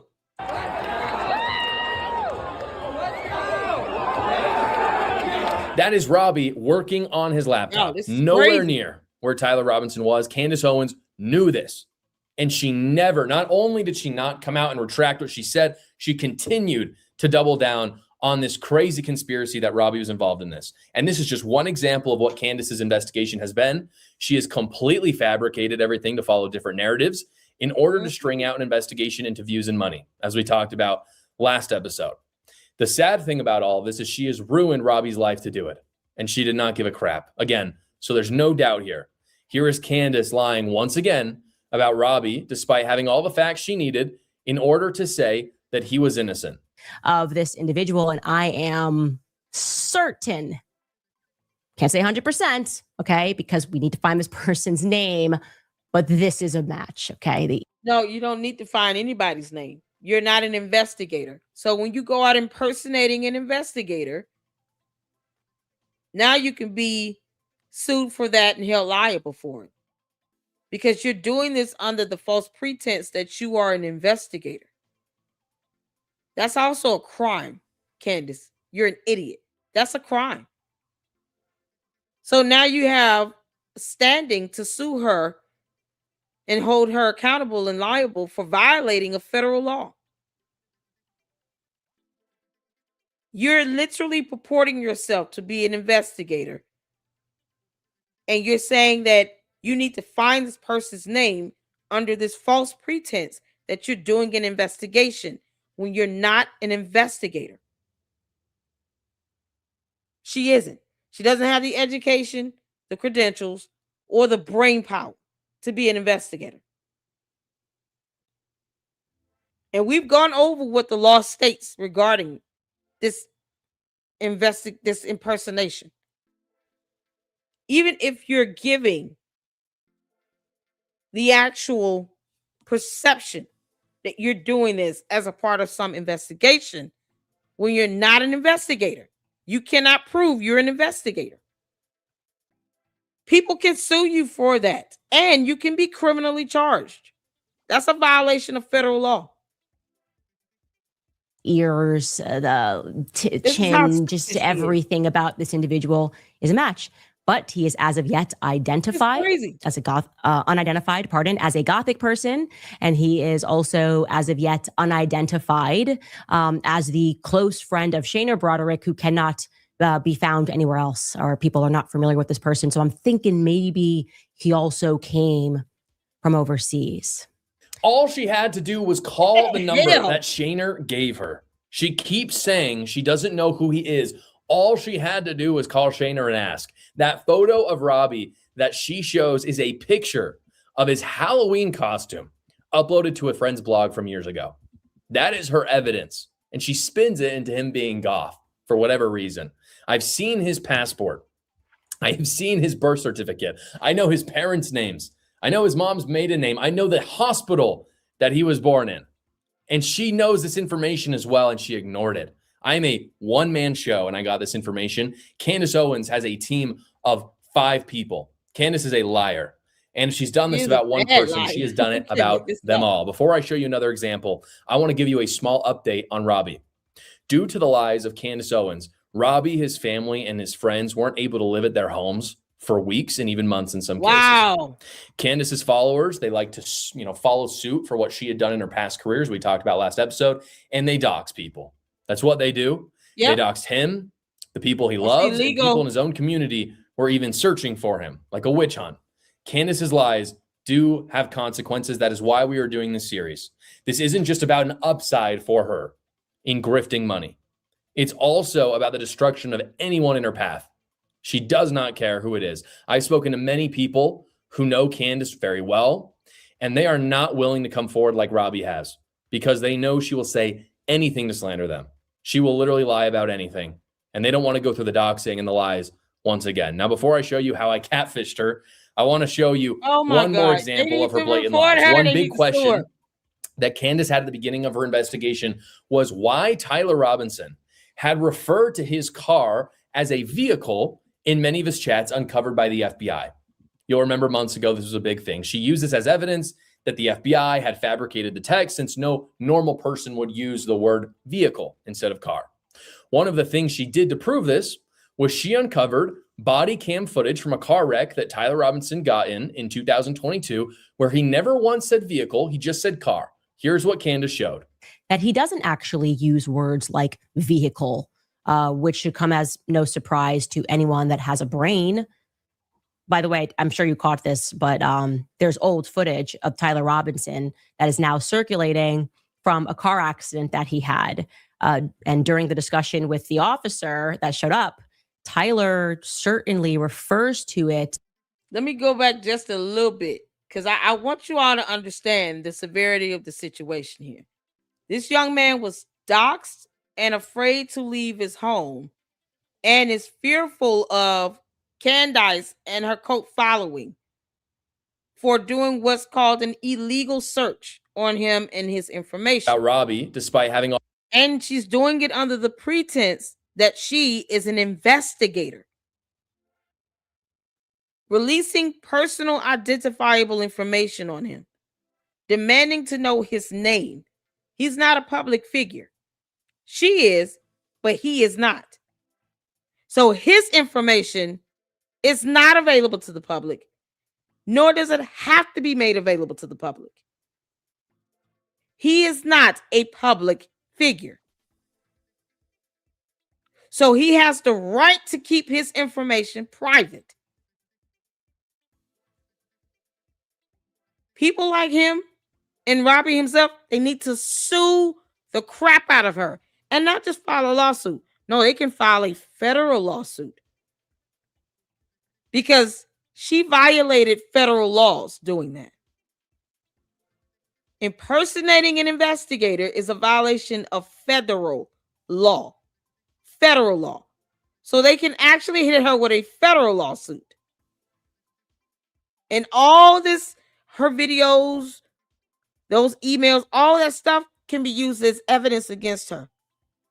And if it's a federal lawsuit, they can get a jury demand and have a whole jury trial. Don't even try to let her settle out this matter. Nope, sue her.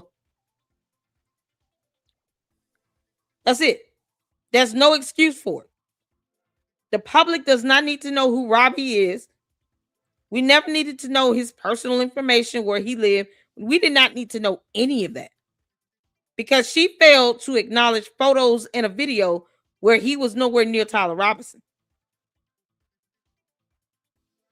So even at the opportunity that she had to not dox him and not to harass and bully him on the internet, she chose to do it either way.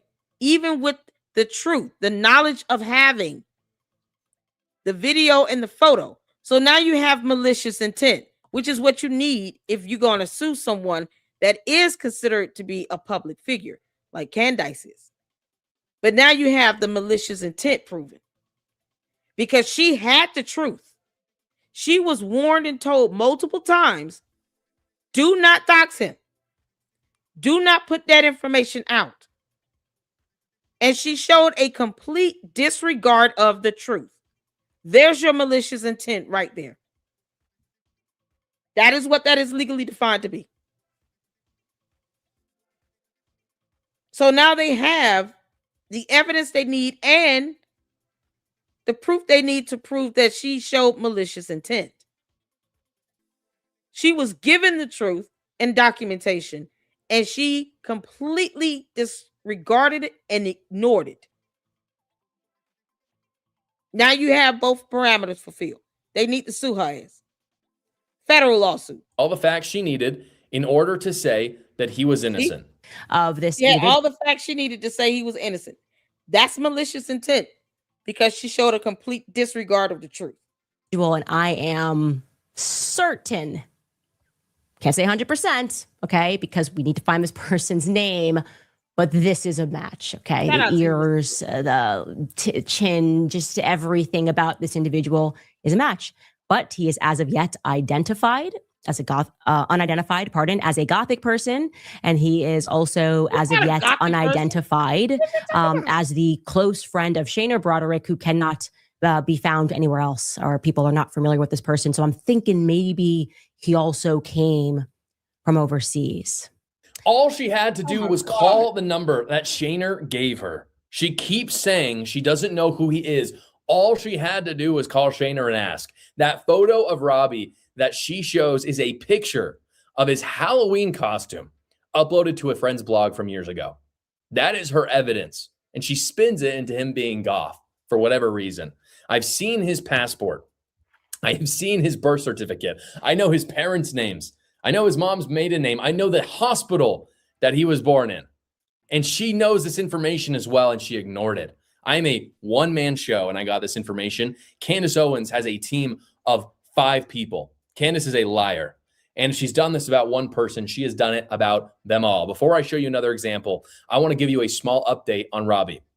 Due to the lies of Candace Owens, Robbie, his family, and his friends weren't able to live at their homes for weeks and even months in some cases. Candace's followers, they like to, follow suit for what she had done in her past careers. We talked about last episode, and they dox people. That's what they do. They doxed him, the people he loves, and people in his own community were even searching for him, like a witch hunt. Candace's lies do have consequences. That is why we are doing this series. This isn't just about an upside for her in grifting money. It's also about the destruction of anyone in her path. She does not care who it is. I've spoken to many people who know Candace very well, and they are not willing to come forward like Robbie has because they know she will say anything to slander them. She will literally lie about anything.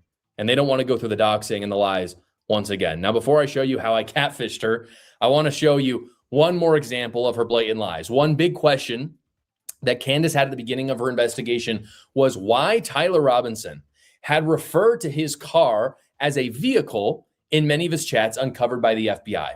You'll remember months ago, this was a big thing. She used this as evidence that the FBI had fabricated the text since no normal person would use the word vehicle instead of car. One of the things she did to prove this was she uncovered body cam footage from a car wreck that Tyler Robinson got in 2022, where he never once said vehicle, he just said car. Here's what Candace showed. That he doesn't actually use words like vehicle, which should come as no surprise to anyone that has a brain. By the way, I'm sure you caught this, but there's old footage of Tyler Robinson that is now circulating from a car accident that he had. And during the discussion with the officer that showed up, Tyler certainly refers to it as his car, not his vehicle, because that's how most Americans, how most English speakers refer to a car, unless they're in the military or on the police force. So here is 2022 police body cam footage, in case you missed that, of Tyler making a crash report. Take a listen. Your mom's on her way? Yeah, she's gonna be a minute. She's gotta shuttle over from where she was at to her car and then drive over. Gotcha. Now, that's not really evidence of anything. I think it's a little bit strange, to say the least. And I think Candace Owens asking that question is perfectly fine. That is, until I found the same footage that Candace used and found that he does say vehicle. She literally edited around it in order to lie, in order, again, to cover up for a leftist murderer. Here is what he said. Intersection being pulled. There was a vehicle in the lane between like the leftmost through lane that was forward some. That was not hard to find, folks. I can say with 100% certainty, Candace saw that, and she chose to edit around it, because if Tyler Robinson did this, and he did, then her entire grift is over. Her obsession with Charlie is over. The money is over. So everything she can do to fabricate evidence, to change evidence, to keep the grift going, she will do. The bottom line is this: don't let her followers gaslight you into saying she does research. It is all fraudulent. Robbie's story is just one of thousands. Usually tax season sucks, but my partner's Quick Tax America makes it so much easier. This year, they're doing all federal tax returns for only $76, no matter how complicated your taxes are, and they do all the work for you. All you have to do is upload your files, answer a few basic questions, and schedule a 15-minute finish your return call with a tax professional. They do all the rest of the work, and they get you the best return possible because they hate the IRS as much as you do. Go check them out at quicktaxamerica.com.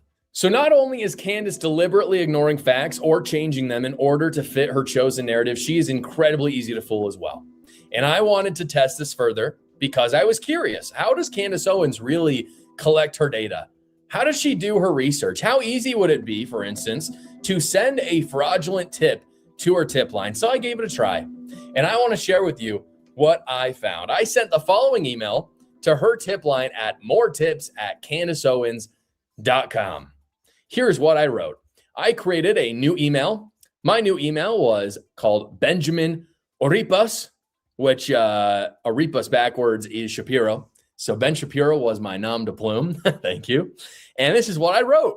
I said, hi to whoever is doing Candace Owens tips. I reached out to the UVU police with this, and they haven't gotten back to me. So I'm sending this to you.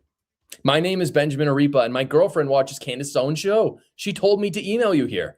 I am a BYU student, but I was at the Charlie Kirk event in September at UVU. I'm not super political, but I went with my girlfriend, and we're towards the back high up watching. Next to us, there were two people who looked like they were maybe from Greece or Turkey or somewhere over there. I noticed them because here in Utah, we don't really have a lot of people who look like that. They were wearing large sweatshirts, which was weird because it was fairly hot. I noticed they were speaking a language softly to each other that I didn't recognize. I didn't say anything to the police because honestly, I forgot about it. But when my girlfriend told me what Candace Owens was doing, I remembered those people, and she told me to email this line. I started voice recording on my phone. Hold on. Let's go back a little bit. I want to go back a little bit because I want to show you all this information. We're not going to play his, y'all know I don't like playing people's sponsors and stuff. I had to get the door. That's what happened. So if you guys are wondering why is she letting the sponsorship play, I had to get up and get the door. Let's go back. Because I want to show this information once again for those who are new, not to the cult members, because they don't read anything. I mean, the most reading they do is when they come over here.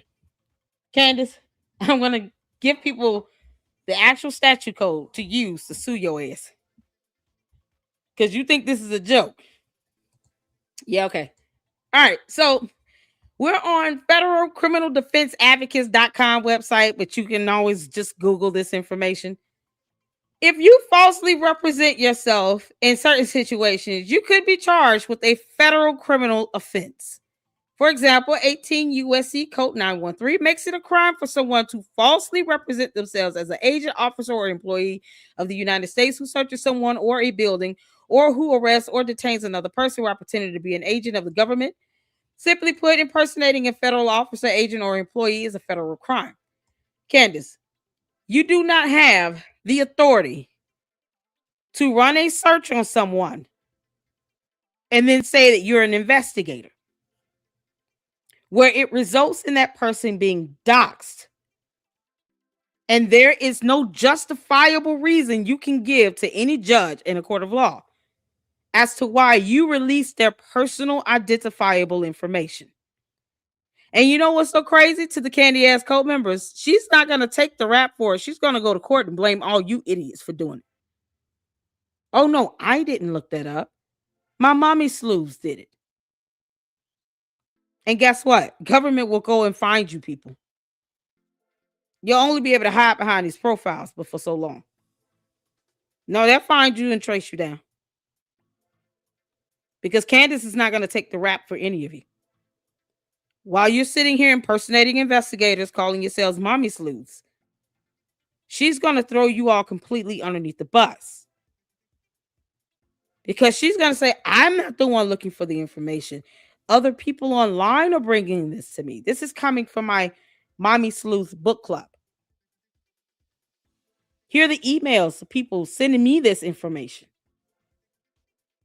And the next thing you know, you're being charged. And federal agents are showing up at your door because they've tracked you down by the various means they have to do so. I'm not even going to tell you what all that is. I'll let the candy asses find out the hard way. Anybody can file a complaint to the FBI, as a matter of fact, against Candace Owens. All her mommy sleuths can catch it. All of you can catch it. So I suggest we start doing that. File complaints to the FBI. Because Candace is out here on a campaign to have people doxxed.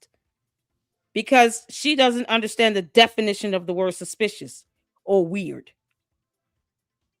It does not give her the authority or legal power to search for someone's personal identifiable information and then release it to the public while under the guise of an investigator. So you have federal laws here in place. 18 U.S.C. Code 913 says, whoever falsely represents themselves to be an officer, agent, or employee of the U.S. and in such assumed character arrests or detains anywhere or any manner searches the person, buildings, or other property of another person shall be fined under this title or imprisoned not more than 3 years or both. 18 U.S.C. 912 says, whoever falsely assumes or pretends to be an officer or employee acting under the authority of the United States or any department, agency, or officer thereof and acts as such or in such pretended character, demands or obtains any money, paper, document, or thing of value shall be. You're going to be arrested, charged. You can be held liable. You can be sued. You're searching for people's personal identifiable information. You're impersonating an investigator. Yeah, hear more laws here. All these laws right here. Let me just drop this link to you. Because reading is fundamental. We do that here in the LLC. Candace, I know you're watching because it's the only way you learn about laws. You won't read and Google for yourself. Your candy ass cult members refuse to sing you the law. And those who probably told you don't do this and stop lying and do not dox this Robbie kid, didn't tell you the legal consequences you could face. And of course, Candace thinks that she's above the rule of law. Candace, didn't you say you rather be Russian than American? When the hell you gonna pack up and move over to Russia? She did say that, y'all. She said in the whole video. She would rather be Russian. Girl, bye. Bye, Felicia. Bye, you dumb heifer. No one's keeping you here. You and George don't even look at each other for 2 hours of the day. So what difference would it make if you packed up and moved to Russia? He probably would be relieved. Why don't you go to Romania, Candace? It's where you really want to be anyway with Andrew Tate.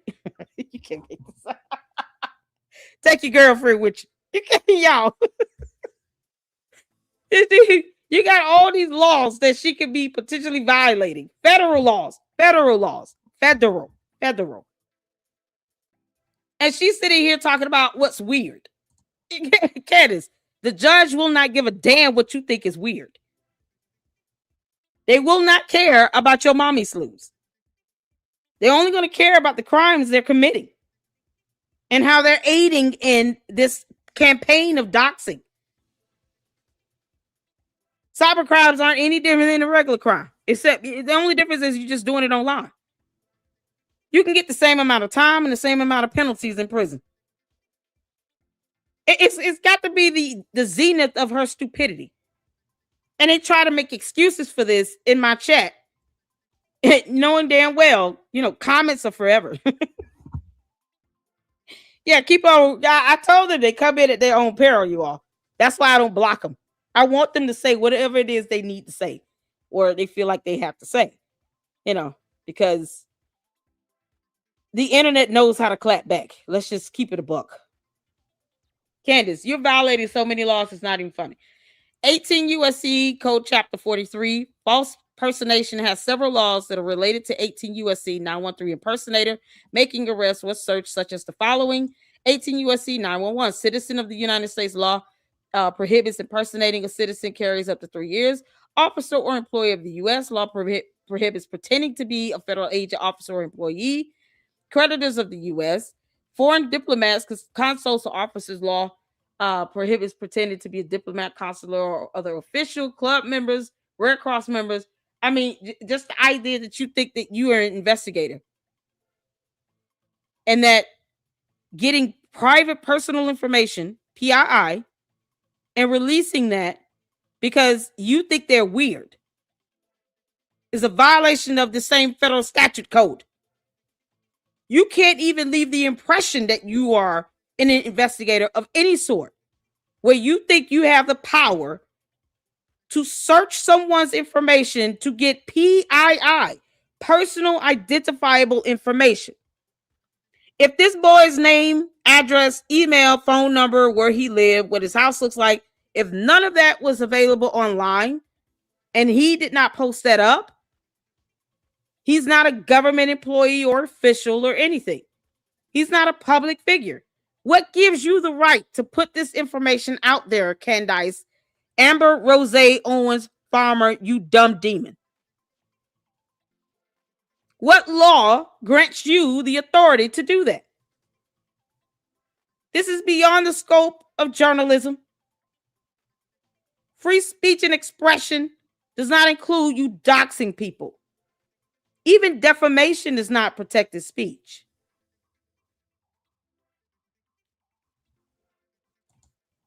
So we made this clear. Candace is breaking the law when she claims to be an investigator.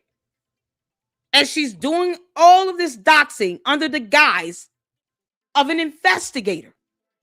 She is violating federal laws. So Robbie and all these other people, I mean, who was the other guy? She did this to like at least 3 or 4 people within a week or two. They have the right to sue her, and they should sue her.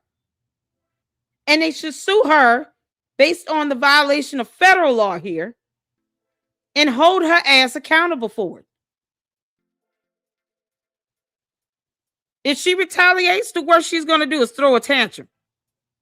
So what? The Macrons are showing us how it's done. They could care less about her going and doubling down. They're just going to use it as evidence against her in court. And that's what you should do. She don't want to be sued. Who gives a damn? People don't want to be doxxed either. And she does not care. She does not have the legal authority or the right to do that. She's not an investigator. She is impersonating. And that is a federal crime. It's a crime. And just because she doesn't like the law does not mean she should not be held accountable against the law. Sue the hell out of her. Report her ass to the FBI. Attach your documentation and your evidence and tell them they need to investigate her and her dumbass mommy slews. They'll take down that tip line. I can guarantee you that. That tip line will be the first thing they go after. Because she claims that all this stuff is coming from that tip line. Okay. The whole point is that people should feel safe and protected. We should be able to do content, be able to object to what she's saying, disagree, without feeling like you can't go outside. The audacity for this boy to live in fear. Him and his friends can't go outside because of Candace, the dumb alien, doxing people and breaking federal laws. But yet you put up a photo of a baby of her friend, girlfriend, whatever. Then she want to retaliate and take it out on Erica Kirk, someone else she's obsessing over. Candace, we don't care about your dumbass tantrum. And you know I don't. So I'll just keep advocating for people to file FBI complaints against you. Because you're not above the rule of law. You're not God. Only to your cult members. And they can go down with you if they want. People need to get fed up and do something about it. There's no reason for her to be doxing people. She get mad about a lawsuit. Yeah, okay. You catch it even worse with an FBI investigation. Since you have a problem stopping on your own, Candace, I figured I would just help people out so that they could find another way to stop your ass. Get put on the FBI investigation if you want to. Then she'll really be mad. Who cares? Let's get back to this. Because I want people to know information out here is available. No one should have to live in fear. She's not a damn dictator. She's not God. She's not president. She doesn't pay anybody's bills. She's just running her mouth on a channel. It should never result in someone being in fear of leaving their home. The devil is a liar, and so is Candace, the dumb demon. What kind of nonsense is that? Somebody who wants to be rushed and have people leaving their home, scared to leave their home. Candace, you could just get the hell on and go to Russia. Good luck to that. Talk about rights and freedoms. Child, please. But nobody should be in fear of leaving their house. It's disturbing to hear that. And if you don't take action, you give her more power to do it because she thinks she's getting away with it. File an FBI complaint against some dumb ass and keep living. Remember months ago, this was a big thing. This is crazy.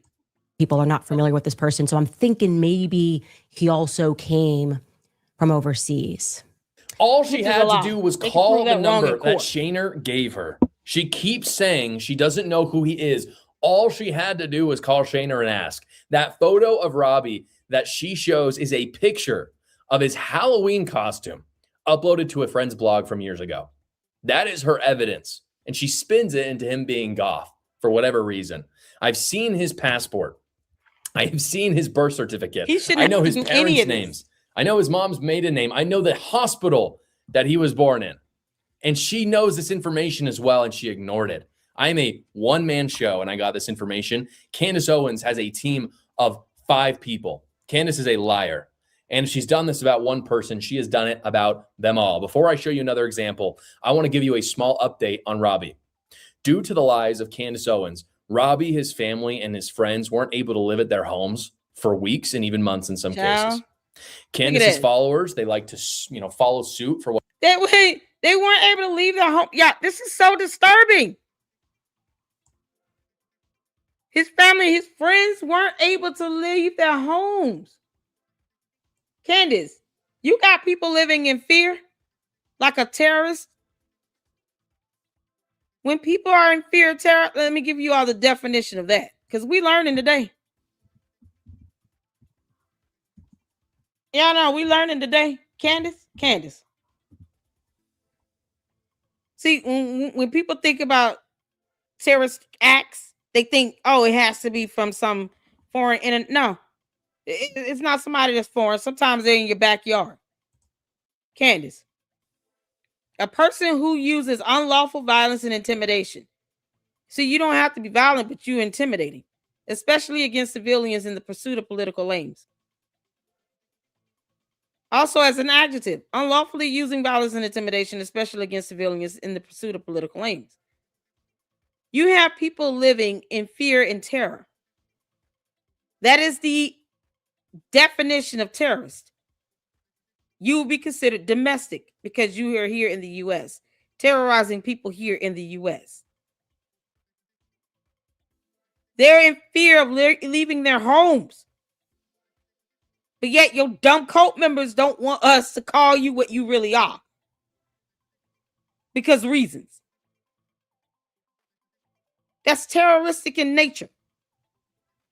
And that should definitely be reported to the FBI.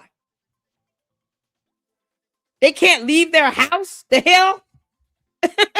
You can't make this stuff up. What do you think you're doing, Candace?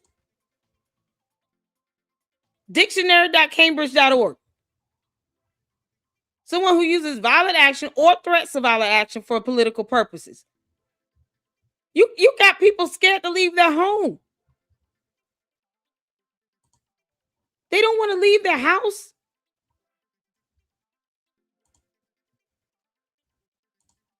This is insane. This is madness.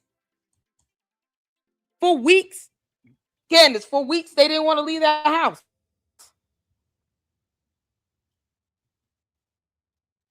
When you create a general climate of fear in a population,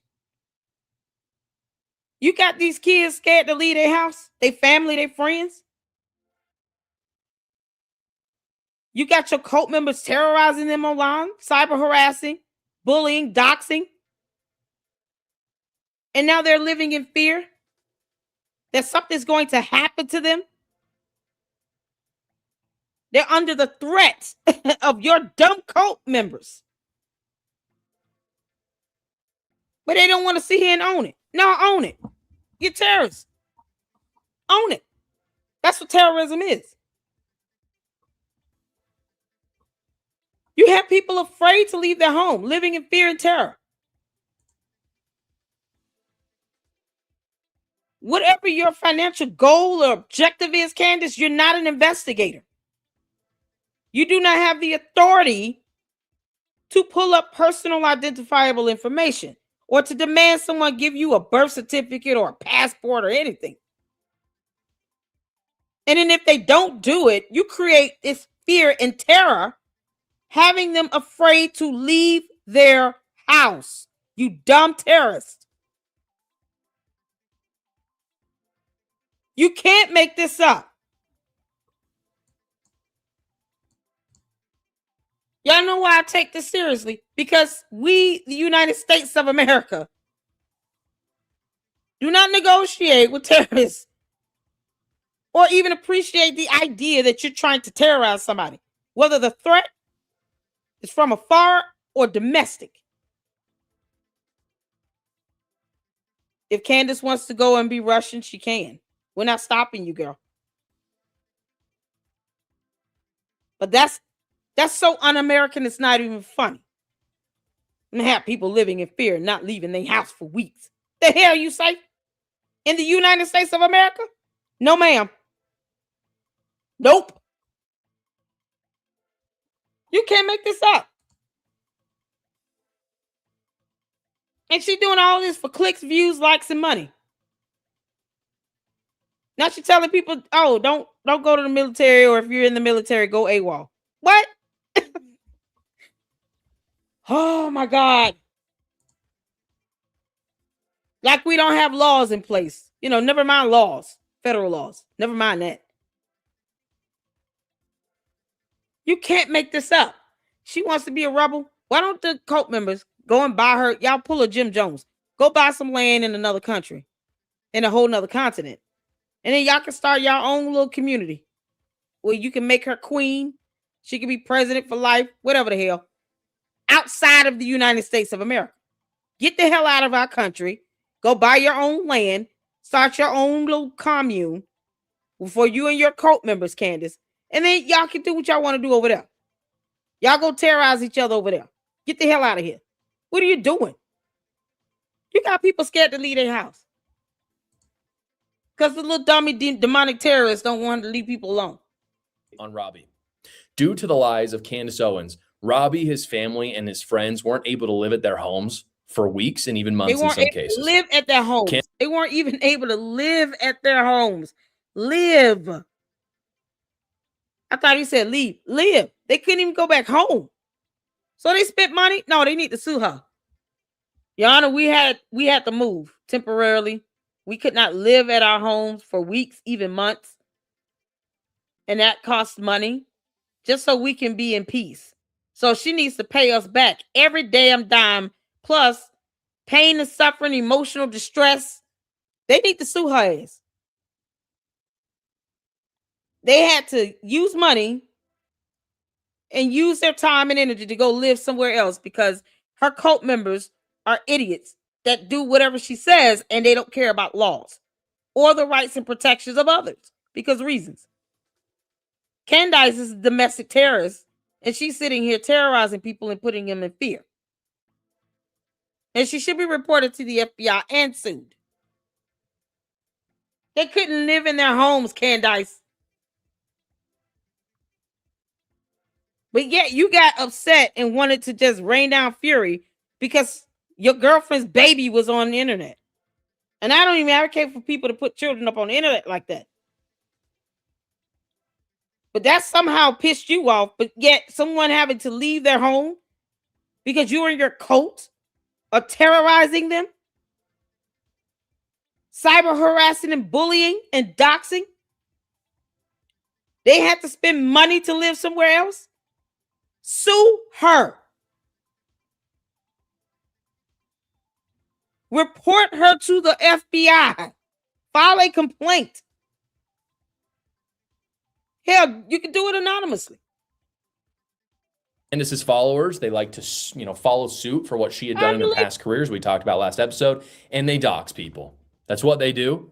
They doxed him, the people he loves, and people in his own community were even searching for him, like a witch hunt. Candace's lies do have consequences. That is why we are doing this series.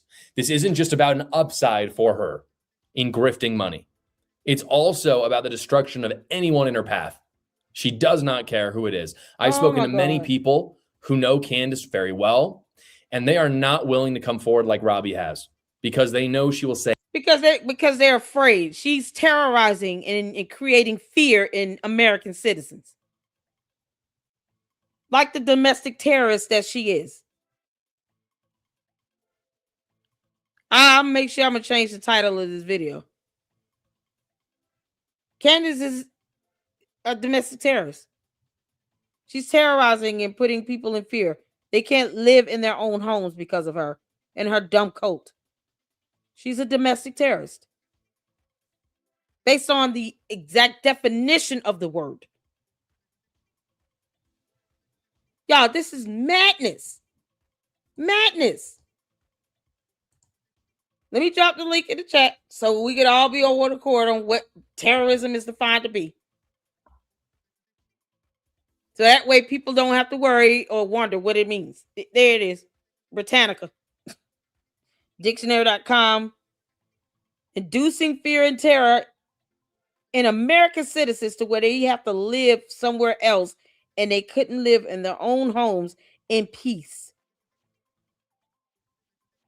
And now you have people afraid to speak out because of the same result. And I believe you, Melinda says here, LLC, were you aware of the recent 2 active shooter events? Both cited Candace in their manifestos. Yes, I believe that, because there have been 2 or 3 others that have sent out threats to Jewish conservatives because of Candace Owens. Candace Owens incites fear and causes others, encourages others to go out and carry out heinous acts, from making death threats to actually going out and hurting American citizens or hurting people based on their ethnicity or their religion. That's what terrorists do. I'm not shocked. This isn't the first time people have gone out and carried out heinous acts because they listened to Candace Owens. See, that can be a buildup of a case. Look at all these examples, Your Honor, of where Candace's influence causes people to actually go out and harm protected persons or certain persons in the community or communities as a whole. You have people in fear and afraid to speak out against her. They get ran off when they try to go home. They can't go home now because her cult base are out here doxing people. They can't live in peace. Their personal information is being leaked out to the internet because she found them weird, a term she can't define. Now she's terrorizing people. Her and her cult are out here committing heinous acts. They're cyber attacking people. They're doxing, they're harassing, they're bullying, they're threatening. They're showing up in everybody's live streams and videos in the comment section. And here's all the evidence. And then you can attach that to your FBI complaint. Because at some point, either she's going to be able to continue this and have everyone in fear, or people are going to have to start fighting back. Candace doesn't run the United States of America. And the more complacent and complicit you are in not fighting back and not suing her and not reporting her to the feds, the more power you give her. Can't make this up. Report our ass to the FBI. Anything to slander them. She will literally lie about anything. And they don't want to go through the doxing and the lies once again. Now, before I show you how I catfished her, I want to show you one more example of her blatant lies. One big question that Candace had at the beginning of her investigation was why Tyler Robinson had referred to his car as a vehicle in many of his chats uncovered by the FBI. You'll remember months ago, this was a big thing. She used this as evidence that the FBI had fabricated the text, since no normal person would use the word vehicle instead of car. One of the things she did to prove this was she uncovered body cam footage from a car wreck that Tyler Robinson got in 2022, where he never once said vehicle, he just said car. Here's what Candace showed. That he doesn't actually use words like vehicle, which should come as no surprise to anyone that has a brain. By the way. To which she does not. Candace, you know, it's so funny how you didn't even play the whole video, nor that your cult members bothered to watch the rest of it either. They just kind of said, you know, whatever she says, we're going to do it. And that's it. Yeah, okay. I told the candy ass cult members, you enter my chat at your own peril. I made that clear. I'm sure you caught this, but there's old footage of Tyler Robinson that is now circulating from a car accident that he had. And during the discussion with the officer that showed up, Tyler certainly refers to it as his car, not his vehicle, because that's how most Americans, how most English speakers refer to a car, unless they're in the military or on the police force. So here is... That's the dumb alien who doesn't understand words, you know, like weird. 2022 police body cam footage, in case you missed that. of Tyler making Candace, a you're crash such an report. idiot. Take a listen. Your mom's on her way? Yeah, she's gonna be a minute. She's gotta shuttle over from where she's at to her car and then drive over. Gotcha. Now, that's not really evidence of anything. I think it's a little bit Not at strange, all. to say the least. And I think Candace Owens asking that question is perfectly fine. That is, until I found the same footage that Candace used and found that he does say vehicle. She literally edited around it in order to lie. No, it doesn't prove anything. So why even ask about it? It's just a dumb moot point. Moot point. Well, I don't care if he says car, vehicle, whatever. We all know he's talking about an automobile. Who cares? Her car or the vehicle. What? So if I said automobile, and that's so weird, all of a sudden I'm supposed to be doxxed for that? Who cares? In order, again, to cover up for a leftist murderer. Here is what he said. Because she's trying to help him get away with it. There was a vehicle in the lane between like the leftmost through lane that was forward some. That was not hard to find, folks. I can say with 100% certainty, Candace saw that, and she chose to edit around it because Of course she if did. Tyler Robinson did this, and he did, then her entire grift is over. Her obsession with Charlie is over. The money is over. So And because her and George had something to do with it, they trying to help their friend get off. Because Candace, we're just asking questions. You dumb domestic terrorist. You're trying to help him get off. Is there a secret, Tyler Robinson, you want to tell us all about Candace and George Farmer? Because if anybody could sneak around on UVU's campus, it will be George Farmer. He has no problem remaining inconspicuous any other time. Don't think he wouldn't be able to put on a maroon shirt and a blue cap and just kind of blend in with everybody else. Go around taking pictures of people, trying to just target people just randomly. Who says that George Farmer was not there on the day that Charlie Kirk was assassinated at UVU? Who said? Because, see, we have no idea where he was. We don't have their alibis. We don't know where George Farmer was. He could have been at UVU, walking through the crowd so that he can give his dumb alien wife photos and pics, various video angles of Charlie Kirk being assassinated because she's obsessed with watching that over and over again. Who says that George Farmer was not there? Where's his alibi? Where's proof that he was anywhere? We're just asking questions, Candace. everything she can do to fabricate evidence, to change evidence, to keep the grift going, she will do. The bottom line is this: don't let her followers gaslight you into saying she does research. It is all fraudulent. Robbie's story is just one of thousands. Usually tax season sucks, but my partner's Quick Tax America makes it so of the work. I don't like other people's sponsors. Sorry. Changing them in order to fit her chosen narrative. She is incredibly easy to fool as well. And I wanted to test this further because I was curious. How does Candace Owens really collect her data? How does she do her research? How easy would it be, for instance, to send a fraudulent tip to her tip line? So I gave it a try. And I want to share with you what I found. I sent the following email to her tip line at moretips@candaceowens.com. Here's what I wrote. I created a new email. My new email was called Benjamin Oripas, which Oripas backwards is Shapiro. So Ben Shapiro was my nom de plume. Thank you. And this is what I wrote. I said, hi to whoever is doing Candace Owens tips. I reached out to the UVU police with this, and they haven't gotten back to me. So I'm sending this to you. My name is Benjamin Oripa, and my girlfriend watches Candace Owens' show. She told me to email you here. I am a BYU student, but I was at the Charlie Kirk event in September at UVU. I'm not super political, but I went with my girlfriend, and we're towards the back high up watching. Next to us, there were two people who looked like they were maybe from Greece or Turkey or somewhere over there.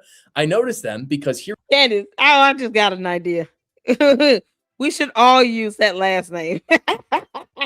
Hey, Candace, you heard from my cousin Benjamin Oripas? Yeah, my name is Topias Oripas. I was there too. And we saw some things. We also saw George Farmer walking around. What was he doing? Oh, y'all should throw the hell out of her. Everybody use the last name Arepas. Here in Utah, we don't really have a lot of people who look like that.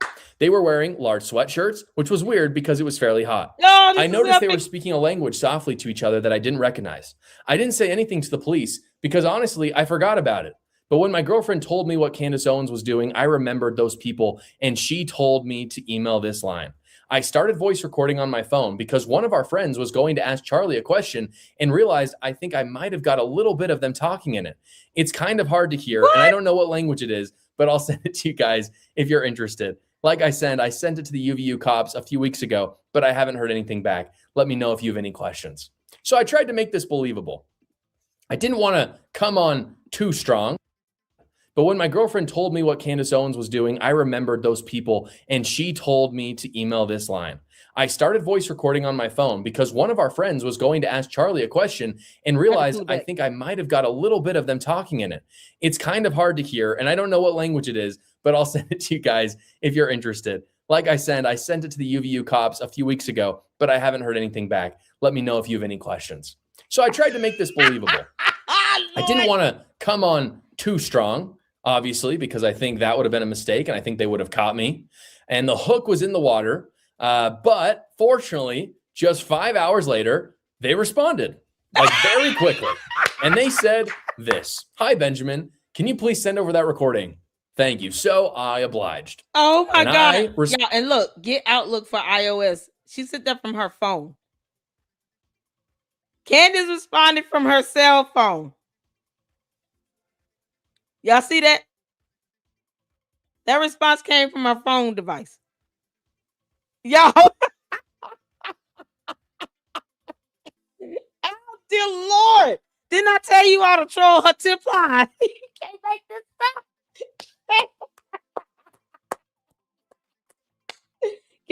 Candace, you dumb domestic terrorist. If you were smart, even by a fraction, you would have known something is wrong when he said, "I sent this to the UVU police." Because what the hell are they going to do with it? They're not leading the investigation, just like the FBI isn't either. Yeah. Arepas. She didn't even pay attention to that. Benjamin Arepas. Like, are you kidding me?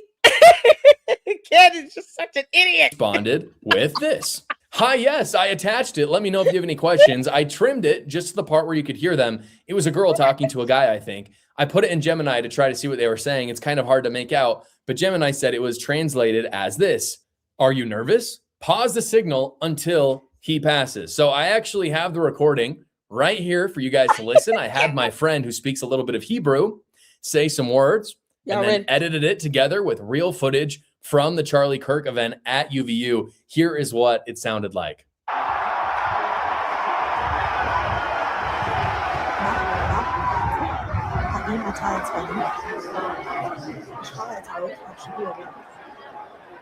So you can kind of barely hear what's going on there. Can y'all hear that? I could hear it. Oh man, it's so much static. Wait, hold on. I gotta tell you, let me turn this off. Could y'all make that out? I couldn't make none of that out. Oh, I know this is a hoax, but it's so funny. It's so funny. Joshua Carr, you are doing the Lord's work, man. Oh, this is epic.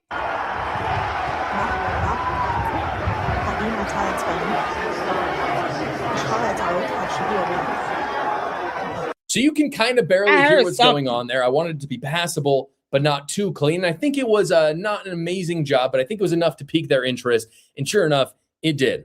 I received this email, again, very shortly after. "Hey, Benjamin, as you can imagine, we get many trolls, so we have to thoroughly vet everything. 1, do you have any metadata or proof you were there? If you told the UVU police, do you have a police report? Lastly, is there a number where we can reach you to confirm the metadata on that voice note? Thank you in advance for your help." Now, shortly after getting this email, guys, I received another telling me they knew it was fake. And the reason why they knew is because of my name. I messed up. I realized I had been too brazen in my attempt. Oh, at least he tried. He went for the gold, did he? Benjamin Arepas.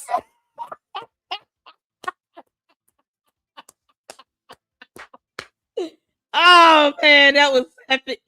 Oh, Candace, people should be doing this to you every day of the week. I heard talking 2 days. How you doing? I heard talking to y'all. Yeah, I'm just. Oh my god, this is something else. We should go in and do this. Oh, It's some comedy. I wanted to be able to catfish them and then do it in the name of Benjamin Arepas. It was too cute. If I had just been a little bit more sneaky, maybe I could have gotten through. Instead, it ruined the mission. However, there was one good thing that came out of this. I got a checklist for how, in Candace's team's own words, they thoroughly vet everything. 1, metadata, proof I was there, and they just wanted me on a phone call. That was literally it. And for those of you who don't know, metadata is the data that is stored in the reports in a recording or a file that shows its past. So when it was taken, where it was taken, and it is incredibly easy to manually update these things. It does not require a huge knowledge of computers in order to change this metadata. So all I had to do was change the metadata, send that message from a more reputable email, and doctor a picture of me there. Or find one of the dozens of my friends who are actually at the event who would be willing to give me one of their pictures. That's all I had to do in order to become the subject of Candace's next 2-hour episode. And no doubt she would find all kinds of evidence to corroborate what my tip was saying about there maybe being some Israeli foreign agents there. The reason I catfished Candace Owens was not to troll her. The reason I catfished Candace was because I want to show anyone watching this series who also watches Candace Owens to understand that her evidence is not real. It's just mountains of emails she's gotten from unverified sources, some of which she chooses to listen to, and some of which she chooses just to ignore completely, as I showed you earlier. But I'll go one step further. After 6 months of her pseudo investigation, do you really think if she did get a real piece of evidence that blew everything apart that she has been sharing, a piece of evidence that proved Tyler Robinson murdered Charlie Kirk, do you really think that she would release it? Do you really think that she would invalidate everything she's done for months now in order to tell the truth? I can already answer that question for you because we do have irrefutable proof that Tyler Robinson did this. And Candace Owens has chosen to share unverified tips over that evidence because she knows once the truth is out, her grift is over. Her obsession with Charlie is over. If you enjoyed this episode, please consider becoming a member, guys. It helps support me, and you get exclusive perks like early access to episodes and Q&As with me as a thank you. And as a reminder, episode 3 of this series will come out next week. I'll be showing how Candace makes her money, how much she's making, and who is funding her. Yes! Yo, this is so good. Tasha Carr. Let's get some comments in. I do want to catch this one here because this one goes into, he just goes straight into Candace. George exposed everything. Yep.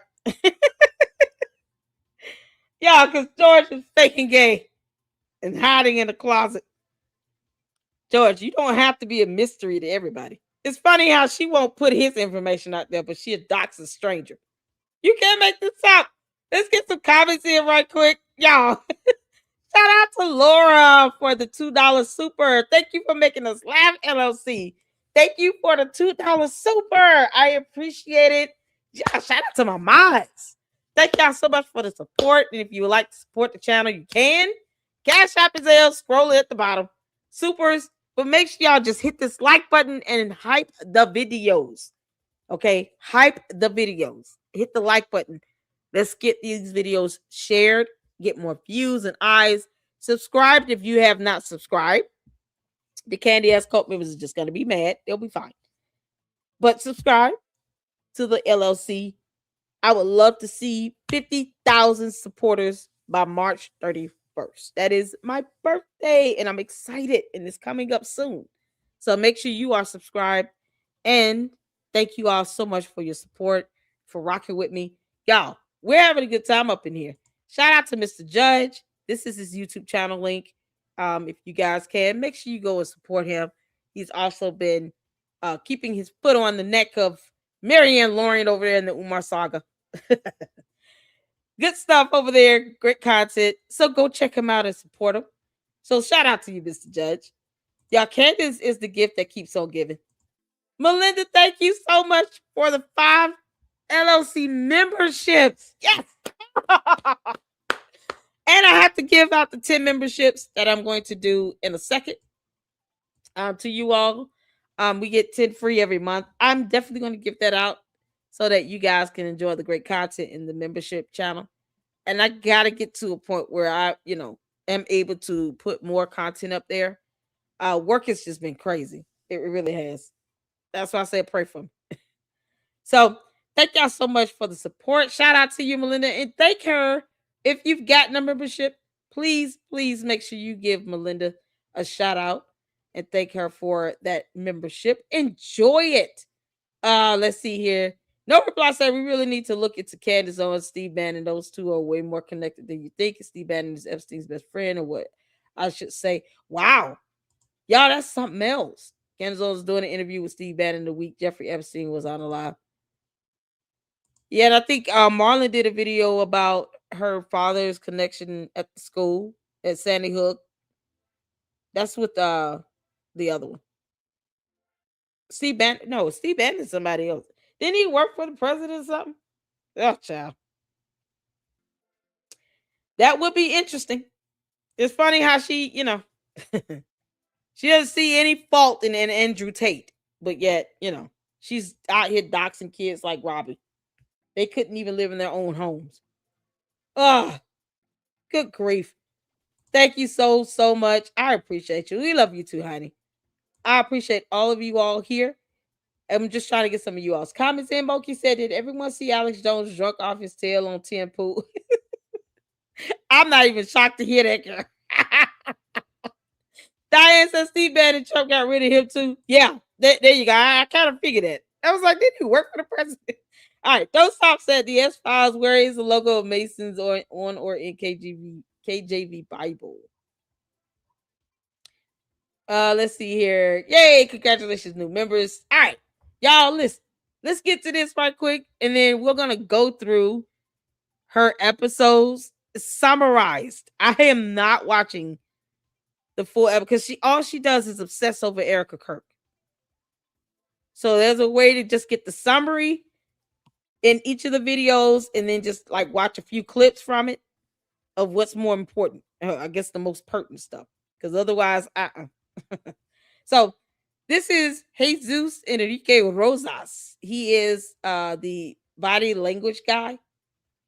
And I just love it when people go in on George Farmer. Because George, until you do right by us and tell us what happened with this young man making this allegation against you, we gonna keep throwing your behind out there.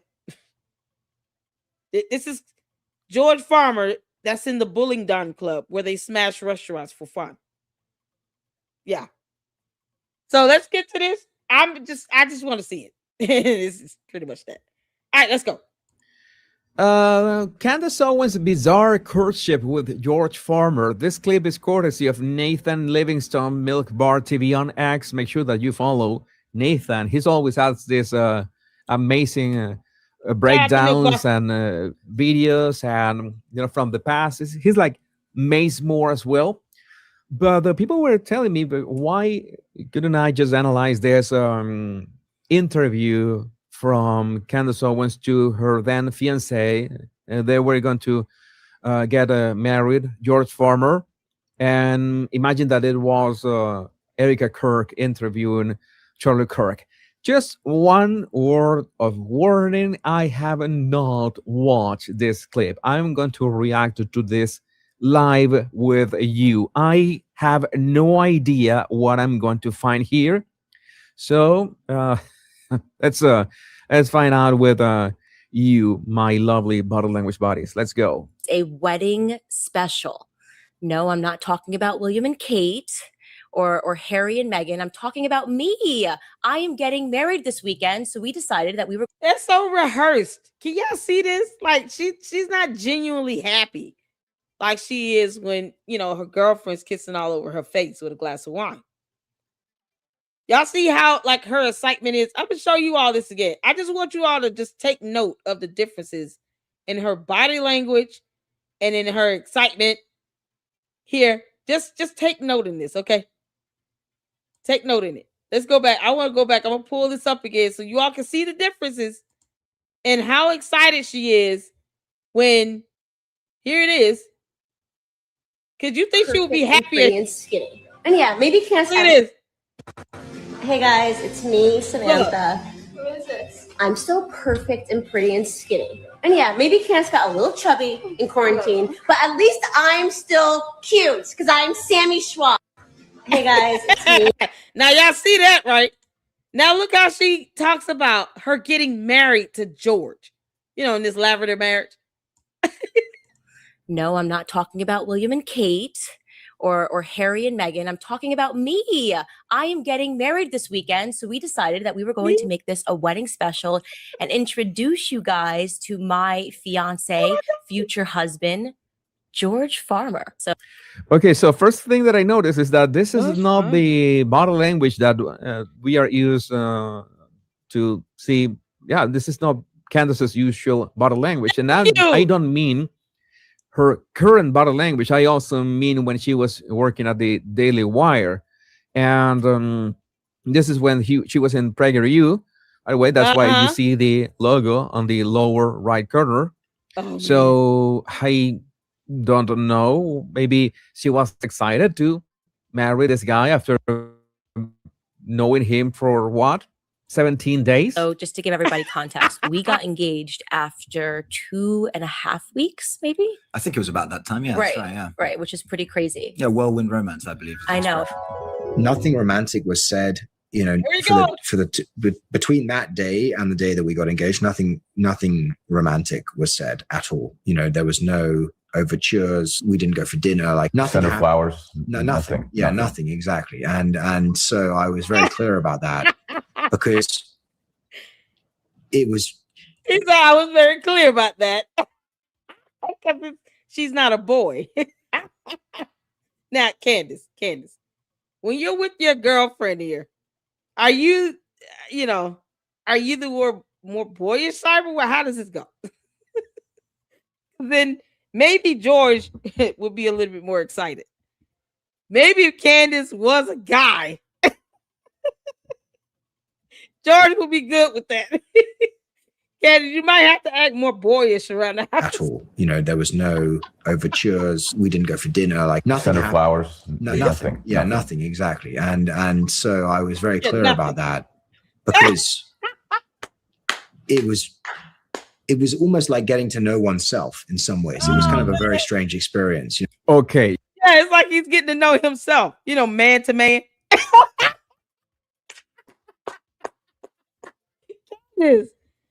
Your so-called husband said that getting to know you is like him getting to know himself, another grown man.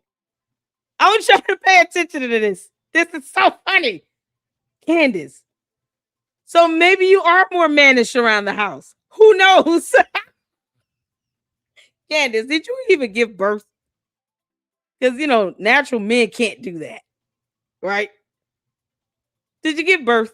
Were you ever pregnant or was that a bodysuit? We're just asking questions. You all think, hit the 4. How many of you all think that Candace was actually pregnant? Because we haven't seen any photos of her in the hospital or her going into labor. None of that.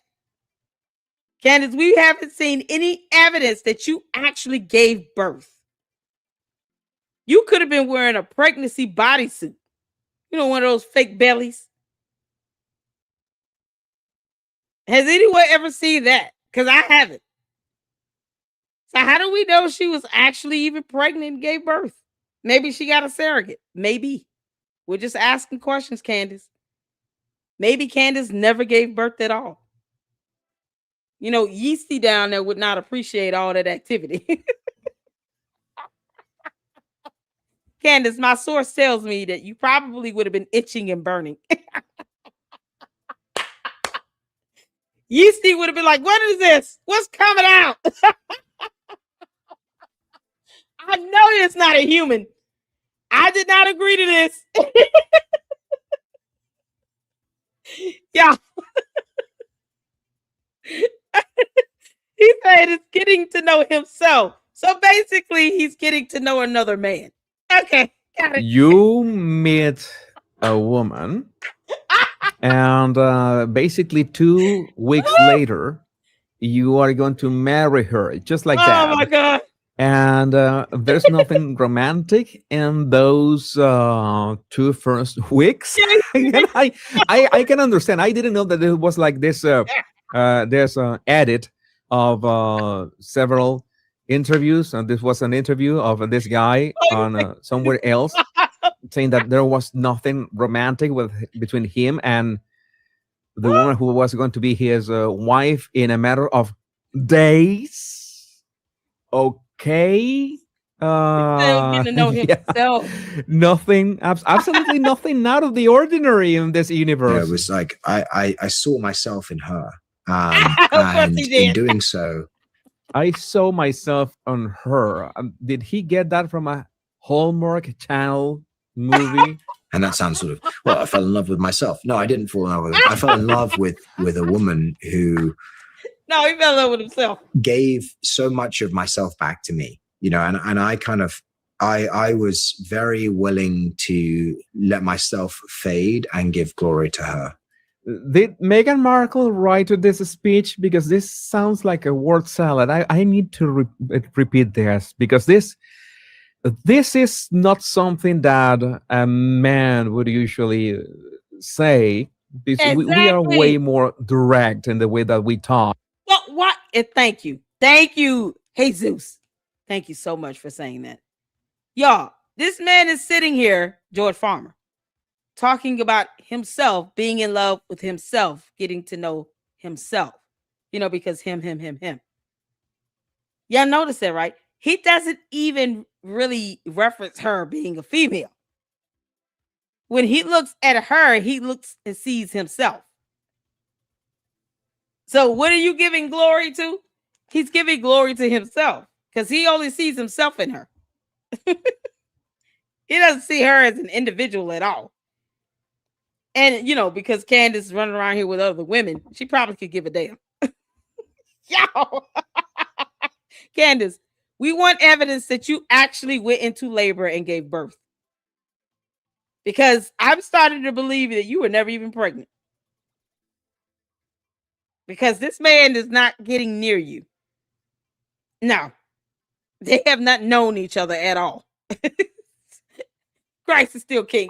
This is odd in itself. Back to me. Oh, You know, and Lord, I kind of, I was very willing to let myself fade and give glory to her.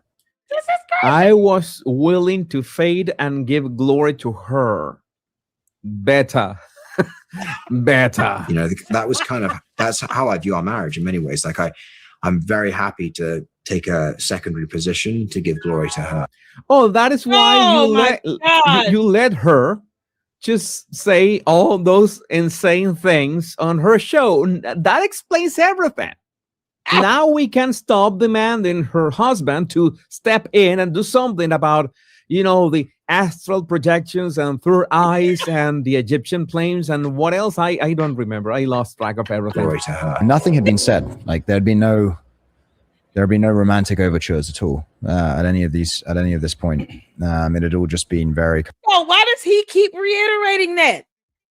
He says that every single time. We're looking at 2 different interviews where he goes out of his way to say they were not romantically involved. And yet, George, I know damn well you're not getting mad, because you have the ability, get this now, to hug up on another man like it's nothing. You got the ability to do that, though, because you can't make this up. You can't make this up, George. This is you. This is you, George. This is all you. Look at this. So he doesn't show any public display of affection or romance. He won't kiss. or anything on what we believe to be a female. Candace, you're an alien until you prove otherwise. You and Yeasty. Y'all, that recurrent yeast infection obviously has the power to morph you from male to female back to male again. Or, you just see George in you. But he has no problem getting this close on another man. None at all. It looks like he's kissing him on the cheek. Y'all, look how close his lips is to his face. George, just come out the closet. I won't even beat you up for being gay. I'm not going to ever do that. I just don't know why you're lying. But he'll do this, though, y'all. I want y'all to see. Look at this. This ball of hypocrisy. He will get all up on this dude. Be all up in his face. About to kiss him on the cheek on camera. He's got his arm there. Just so subtle. Holding him. Just, oh, you're so. You know what he's saying to him? You're so beautiful. I just love the way this cologne emanates from your body. I just love how you have your hair slicked over to the side. Yum, yum, num, num cookies.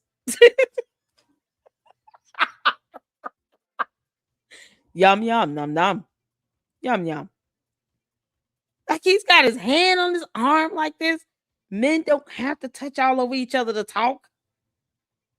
Not straight ones. But gay men, they'll do this. It is what it is, George. Just stop lying. You and Candace in a lavender marriage. But he goes out of his way to tell us he will not show her any affection. He's very clear on that. No. He don't mind doing that to this guy here. And you can't blame him. This guy's gorgeous. All right. He's a good looking man. But George, stop lying to yourself and everybody else. Come out that closet. Admit you're gay. Everything's faking gay with you and Candace. She's got a girlfriend. You've got a boyfriend. This man is willing to give him more attention in this photo. I feel the love from George to this man in this one photo than we get out of this entire video where he's talking about someone that he allegedly got pregnant 4 times. Kind of above board and talking about politics and engaging in kind of philosophical conversations. Philosophical conversations with Candace. I don't know, Rick. I have high doubts that was real. No, that of all the things that never happened, this never happened the most. And then at the end of December, we started. I called her a couple of times just to kind of chat, and again, just had these long, prolonged conversations, which were mainly about politics and trying to understand what she wanted to do in life. And at the end of December, I was actually flying to South Africa at the time for New Year's, and I called her and I just said, "Listen, I know this is completely crazy and we've just met, but how do you feel about getting married to me?" How do you feel about getting married to me? What do you think about this? What, maybe, yeah. There's literally nothing romantic about that. The question was spot on. Nathan's question was spot on. Can you imagine if this was Erica and Charlie's love story? The candidates would be having a collective meltdown over there. Thank you. That Erica is a honeypot operation or something like that. She was planted by Mossad in front of Charlie. He was injected with those poisonous plants that Jeffrey Epstein was planting on his island to break the will of people. I can go. I'm telling you, I could have a show speaking that way, but I won't. I want to amplify the common sense of the world, and this is. Jesus, I understand. I feel your pain, brother. Don't try to give cult members common sense. They don't care about that. They don't care about hypocrisy, violating laws, cyber crimes, doxing, harassment, defamation, bullying. They don't care about any of those things. Impersonating investigators, violating federal laws, being domestic terrorists. They could care less about any of that stuff. They don't care about any of that. We've seen videos of Candace more happy with a woman kissing on her with a glass of wine than we saw with her introducing George on her show. He talks about denying her any public display of affection. No romance, no flowers, don't ask, don't say that I'm not giving it to you. And then we turn around and see a photo of him and another man.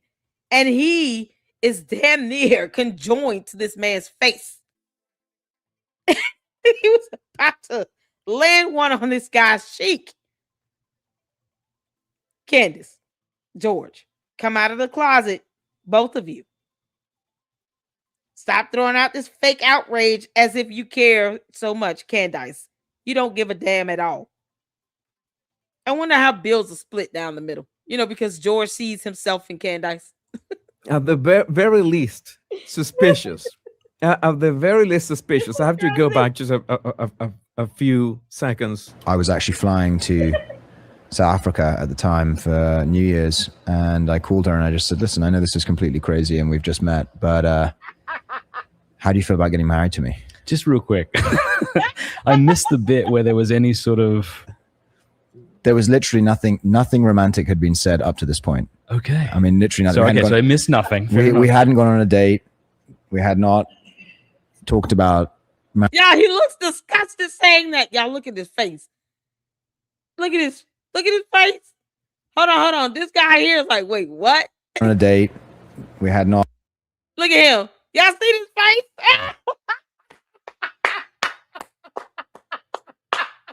He looks like he's about to throw up. George, you look disgusted. The idea of him going on a date with Candace is disgusting to him. We feel your pain. We get it. She's an alien. We know that. But why her? You couldn't get someone that would not look like you when you look at her. You see yourself in her. So you're seeing yourself, a grown man, in, another female.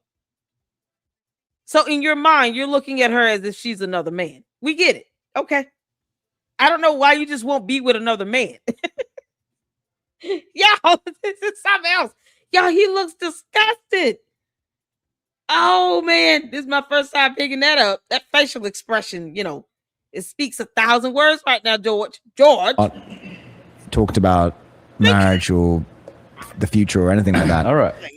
Okay, this is the part that I tell you why I don't watch podcasts, because I don't know what drives two guys to sit down and talk about these matters. Like, who cares? But at the same time, it's great that these two dudes decided to sit down and this Candace's husband say this thing so we can find out how wacko is all this love story between Candace and her husband, because it is, this is crazy. I would say that I don't want to judge. There are marriages that turn out well after a whirlwind romance, but it was no romance. It's he himself saying that. Some marriages turn out well, but that is not the norm. That is not the norm. You have to, I don't know, maybe they have plenty of conversations over 2 weeks. They had 8 hours of maybe if they had. Let's be fair. I mean, if you spend 2 weeks, if they had, let's say not 8 hours, nobody's gonna have spent 8 hours talking, but maybe like that movie, Until Sunset, until I don't remember. I don't remember the what's one with Ethan Hawke. Maybe they spend 2 to 3 hours a day talking about what drives each other. If they have this chemistry. Yeah. I could say that after, we could say like what, 20 hours, 30 hours of talking about serious stuff, especially not generic stuff, maybe you can really get to know 80% of the other person, and maybe you can know if the other person is a good fit. I want to be really honest about that, because many people, not even after 4 or 5 dates, talk about serious stuff. They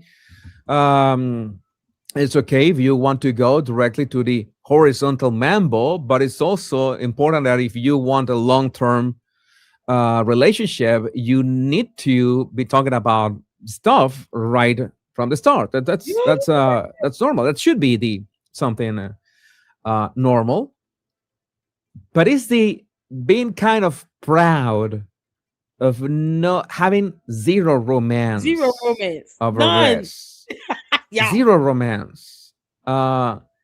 Maybe he fell for her brain. Boutique fall for Mux, anything. I am It's an afraid to arranged tell you that I don't. Yeah, that's how lavender marriages are. They're supposed to be like a business proposition, right? If y'all look up like the history of lavender marriages, like celebrities used to do this back when it was illegal or it was shunned upon to be gay or homosexual. So they would have celebrities and stuff kind of go and just marry. Like prime example being Rock Hudson, where he married a couple of women, or at least one, and I think she was like an assistant or something. Most of and Candace wanted to be in Hollywood, so we're gonna use Hollywood as an example.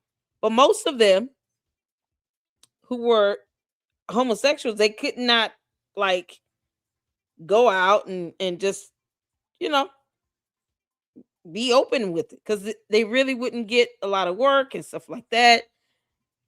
They would be ostracized, you know, and so they had to, you know, marry a woman or a man, depending on if it was, you know, a woman who was gay or a man who was gay. But they had to just basically do arranged marriages, because they didn't want to lose their jobs and careers or anything. And especially if they were single for an extended period of time, they handsome, good looking, and people wondering, why you don't have a wife? What do you think about kids? And if they really didn't touch on that or answer the question, and they start raising so much suspicion around it, the agents would tell them, look, you're going to have to get married to somebody. The agents more than likely would know, but they had to do it in order to still maintain the career. Y'all, this is crazy. This is what this is. My question is, why? Is it because Candace faked being a conservative? Who knows with George? I mean, he's obviously not a conservative either. This man was in a club known for smashing restaurants. He has Andrew Tate as a best friend. How can you profess to be a conservative? It's like they both just wanted to take over TPUSA, and they figured they would be stronger together. Because there's nothing conservative about him. Just because he's quiet does not make him a conservative.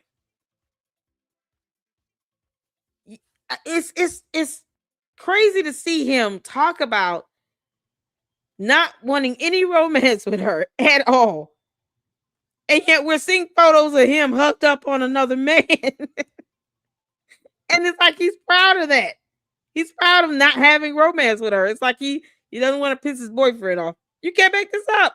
I don't know how to say this. In the lavender marriage, I'm gonna get into trouble.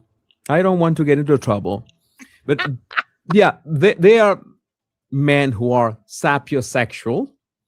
Okay, I consider myself a sapiosexual. I love as much, a smart woman, being able to have a great conversation with a smart woman. But you know that you cannot fight nature, and before having the smart conversation with a smart lady, let's say that looks are important for men. It's something that is, and again, well, I don't know. I will have no votes here, but I'm just going to say that Konstantin Kisin said that Candace Owens in looks is a 10 out of 10. Constantine, big shout out to you, my brother. You're great. Oh, Your God. roasting of Candace Owens was on point. I don't know if you said the 10 out of 10 just to soften the blow. No, But it was again, being sarcastic. I am game to go to trigonometry and Candace, you're a 10 out of 10 when it comes to alien. Okay. She's spot on for an alien. All right. She said herself she's an alien. We're going with that. I don't have to make that up. I'm not even questioning it. Candace said that herself out of her own mouth. She is an alien. We said okay. And she's a 10 out of 10 for Martian. Her and Grimace really belong together, but she figured, I have to have a human earthling husband, I guess, because of reasons. When they're both in the closet. They figured that they joined forces, okay, that either one of them become head of TPUSA and then they can make the other person a high-ranking figure. George was the chairman of TPUK. Candace was like Charlie Kirk's right-hand man. And I'm saying man because George sees her as a man. So whatever. So he figured whichever one of us gets the higher position first would then promote the other person. It's a business transaction. And they both now want to take over TPUSA. He's just not being loud about it. I can believe Eliza said she doesn't know if this is true. Hold on. Let me go back to your comment. I heard, don't know if it is true, but apparently he wanted to buy TPUSA, but it was turned down. You know what? And wouldn't he have enough money to do it if he really wanted to? If he's valued at $244 million, I mean, I don't know what the value of TPUSA is overall, including all their assets, subsidiaries, and everything. But if he could get the money up to buy them out, he probably could get the money. But I think he wanted to be on the inside and then get to the top that way. And he saw Candace as the right-hand man. And he felt, okay, well, if I get to her, it shouldn't be difficult for me to be next to Charlie. Are y'all picking up what I'm putting down? If the goal is to be CEO or to at least be the next in line, the best way for George to have done that was to get next to what he believed to be the right-hand man to Charlie Kirk. That just so happened to be Candace. And so when you think about it from that perspective, Candace could have been anybody, man or woman. I don't think it would have mattered to George. Let's just say Candace was a Hispanic woman. I think George would have did the same thing. I think he would have. I mean, he saw Candace as just gullible as hell, right? But let's say Candace was not black; she was Hispanic. I don't think it would have mattered to George because the whole goal seemed to be getting next to the right-hand man, to what he thought was someone that had Charlie's ear and that had persuasion over him. And he figured if anything was to happen to Charlie, Candace probably would be the next one in line. So let me get next to Candace. Are y'all picking up what I'm putting down? Hit the phone. Because now he has someone he can be connected to. They're married. And it's ironic how she gets fired only after 19 months. I don't think George saw that coming. So he figured, you know what? I want to get up there higher ranking. I want to get next to Charlie. Let me do that. Let me get to Candace, and then hopefully I can get closer to Charlie. I think she could have been anybody, and he would have did the same thing. There was nothing special about Candace for him, not for George Farmer. No PDA, no flowers, no romance, none of that. That is a clear sign that there is nothing special about Candace Owens in the eyes of George Farmer. He would have probably approached whomever was in that second ranking position. It just so happened to be Candace Owens. He could care less. This is what we are. This is about getting the business.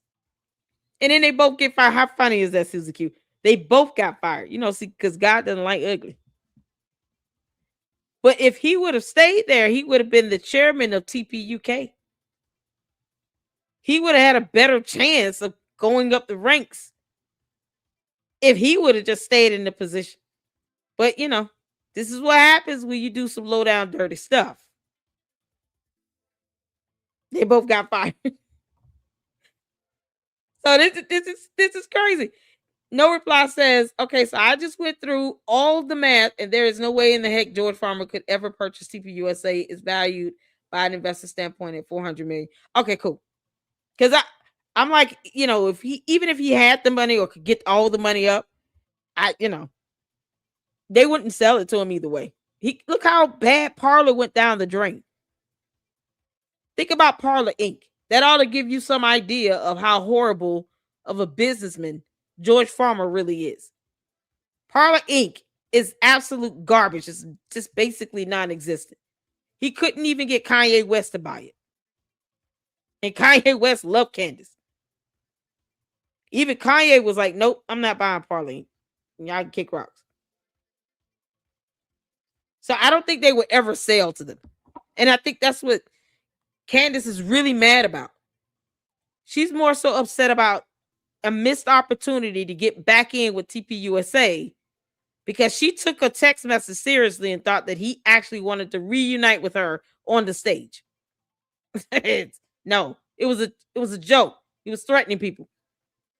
It was like, you know, if you keep on, I'm gonna stick the bulldog on you. That's all that is. She doesn't get sarcasm. But she actually thought that would be an opportunity for her to get back in with TPUSA because she doesn't want to work for them. She wants to take over them. She wants to take control of it.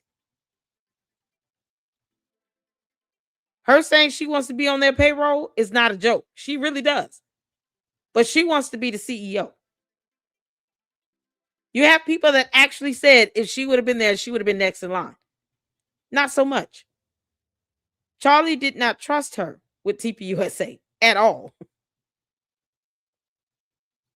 And he saw what she was willing to do to maintain power and control. And then you add Georgia to the mix, and he just marries her after, or proposes her after 18 days with no romance. Nah. He saw what they were trying to do. Now, they would have a lot of incentive to get Charlie out the way, wouldn't they? We're just asking questions, Candace. You dumb alien. They would have a lot of incentive to get Charlie Kirk out the way if there's a chance that she felt that she could slide back in and be able to take control. She would have to take control of the board, and they would have to vote her in as the new CEO and president. I think Candace would have taken that by force and would have bullied and harassed and threatened everyone along the way. It wouldn't have been because she was a good fit. It would have been because people are afraid to speak out on her already. And George, all he wanted, he just wants some money. He likes that power. He likes the aspect of her having this power. He sees himself in her. Someone that can have power and control and do whatever it takes to get it. That's dangerous. Especially when a Charlie Kirk is your barrier to keeping you from getting that. George, where were you on September 10th, 2025? Because we still don't have an alibi for him. No one knows where he was. He's willing to let her shine. What if he's the one helping to give her all these dumbass ideas? He could care less about her.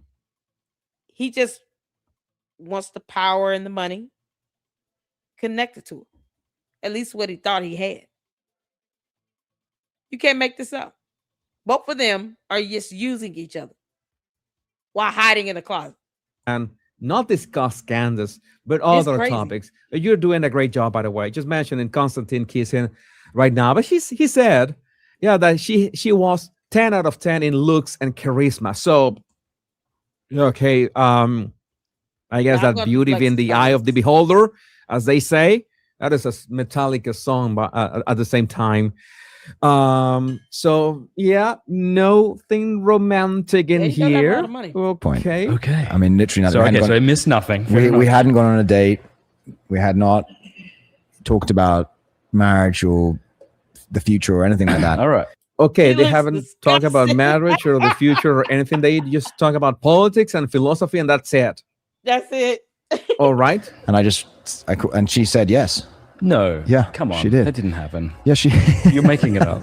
I love our story. I think it's an incredible story. I mean, like, how many people can say that? I know not many people can say that. and most people are overthinking it. I know girls that are in these sort of tragedy of relationships, 10 years, 10 plus years, Yeah, I break up galore 17,000 times. Then they finally, get the ring, and that's supposed to be a celebration. Great. If it's what you want. Mine Oh my just happened in a it's supposed to different be a way. celebration. Again, it's They're not celebrating. regardless if it was the Candace Owens or not, yeah, there are marriages that can absolutely work this way if both the man and the woman have solid foundations, only emotionally but mentally. They know where they're going. They realize we are basically aligned. They have this amazing connection, amazing chemistry from the get-go, and say, what are we waiting for? You realize this is what I've been waiting for. That can 100% happen. But I'm going to go. I can say from a body language perspective, Oh my a God. scientifically verifiably perspective, that, oh yeah, he's got the body language of such and such. Because no, I cannot. What I notice is that he's being very frank about how he basically got to ask Candace Owens to marry him. And both in all interviews, in all three interviews, he's very frank about. Was two or three of them, two of them. The two interviews, he was very frank about how he met Candace. I didn't see any hesitation, and again, it's like totally okay with that. Yep. She has no it's- problems. It is absolutely bonkers. I have no another idea. Even my system, the system that I use to change cameras, failed. But I would like to know what you think about this in the comments. My name is Jesus Enrique Rosas. I'm the body Yo. language guy. Y'all, even he finds this weird. Candace, it is so weird. So weird. How they act is so weird. Oh my God, y'all. So George does have a lot of money, but I think he wants some power. He wants some influence. And he's trying to sneakily get it. Candace is just out in the open brazen with it.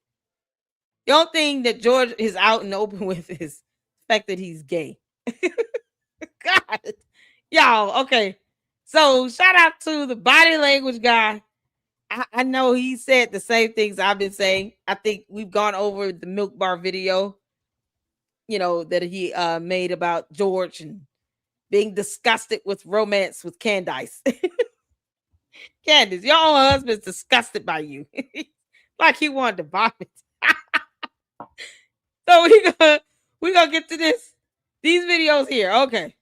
Y'all. What I want to do is do the Just summary take a listen of to them. what I'm not gonna go through all this, child.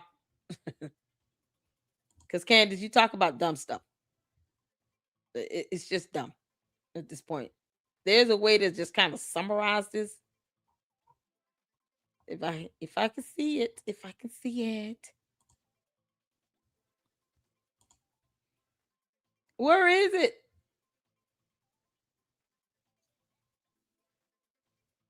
Ugh.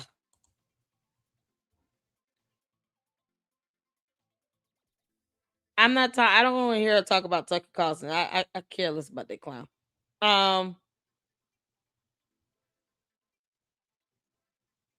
Okay. Y'all said she got from Erica Kirk got an appointment. What is that here?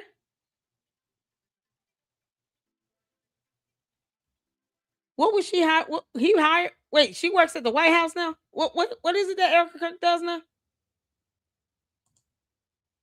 Oh yeah, check out S Files. Has a fantastic YouTube channel. Shout out to my mods. Make sure you go check out S Files and support her. I appreciate it, y'all. So Trump appointed her to do what? He gave her an appointment, right? Oh my God, y'all, it's something else. Does she talk about that in this video? Erica Kirk getting an appointment. What was the appointment? Hold on. Let me look it up.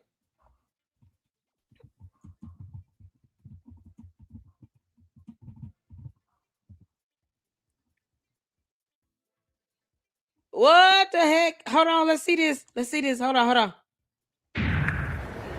Well, welcome back. We are learning that President Trump has appointed Erica Kirk to the Air Force Academy's Board of Visitors. Kirk will take over her late husband's position, that is conservative activist Charlie Kirk. The board gives recommendations. Hey, y'all, Candace is gonna lose it.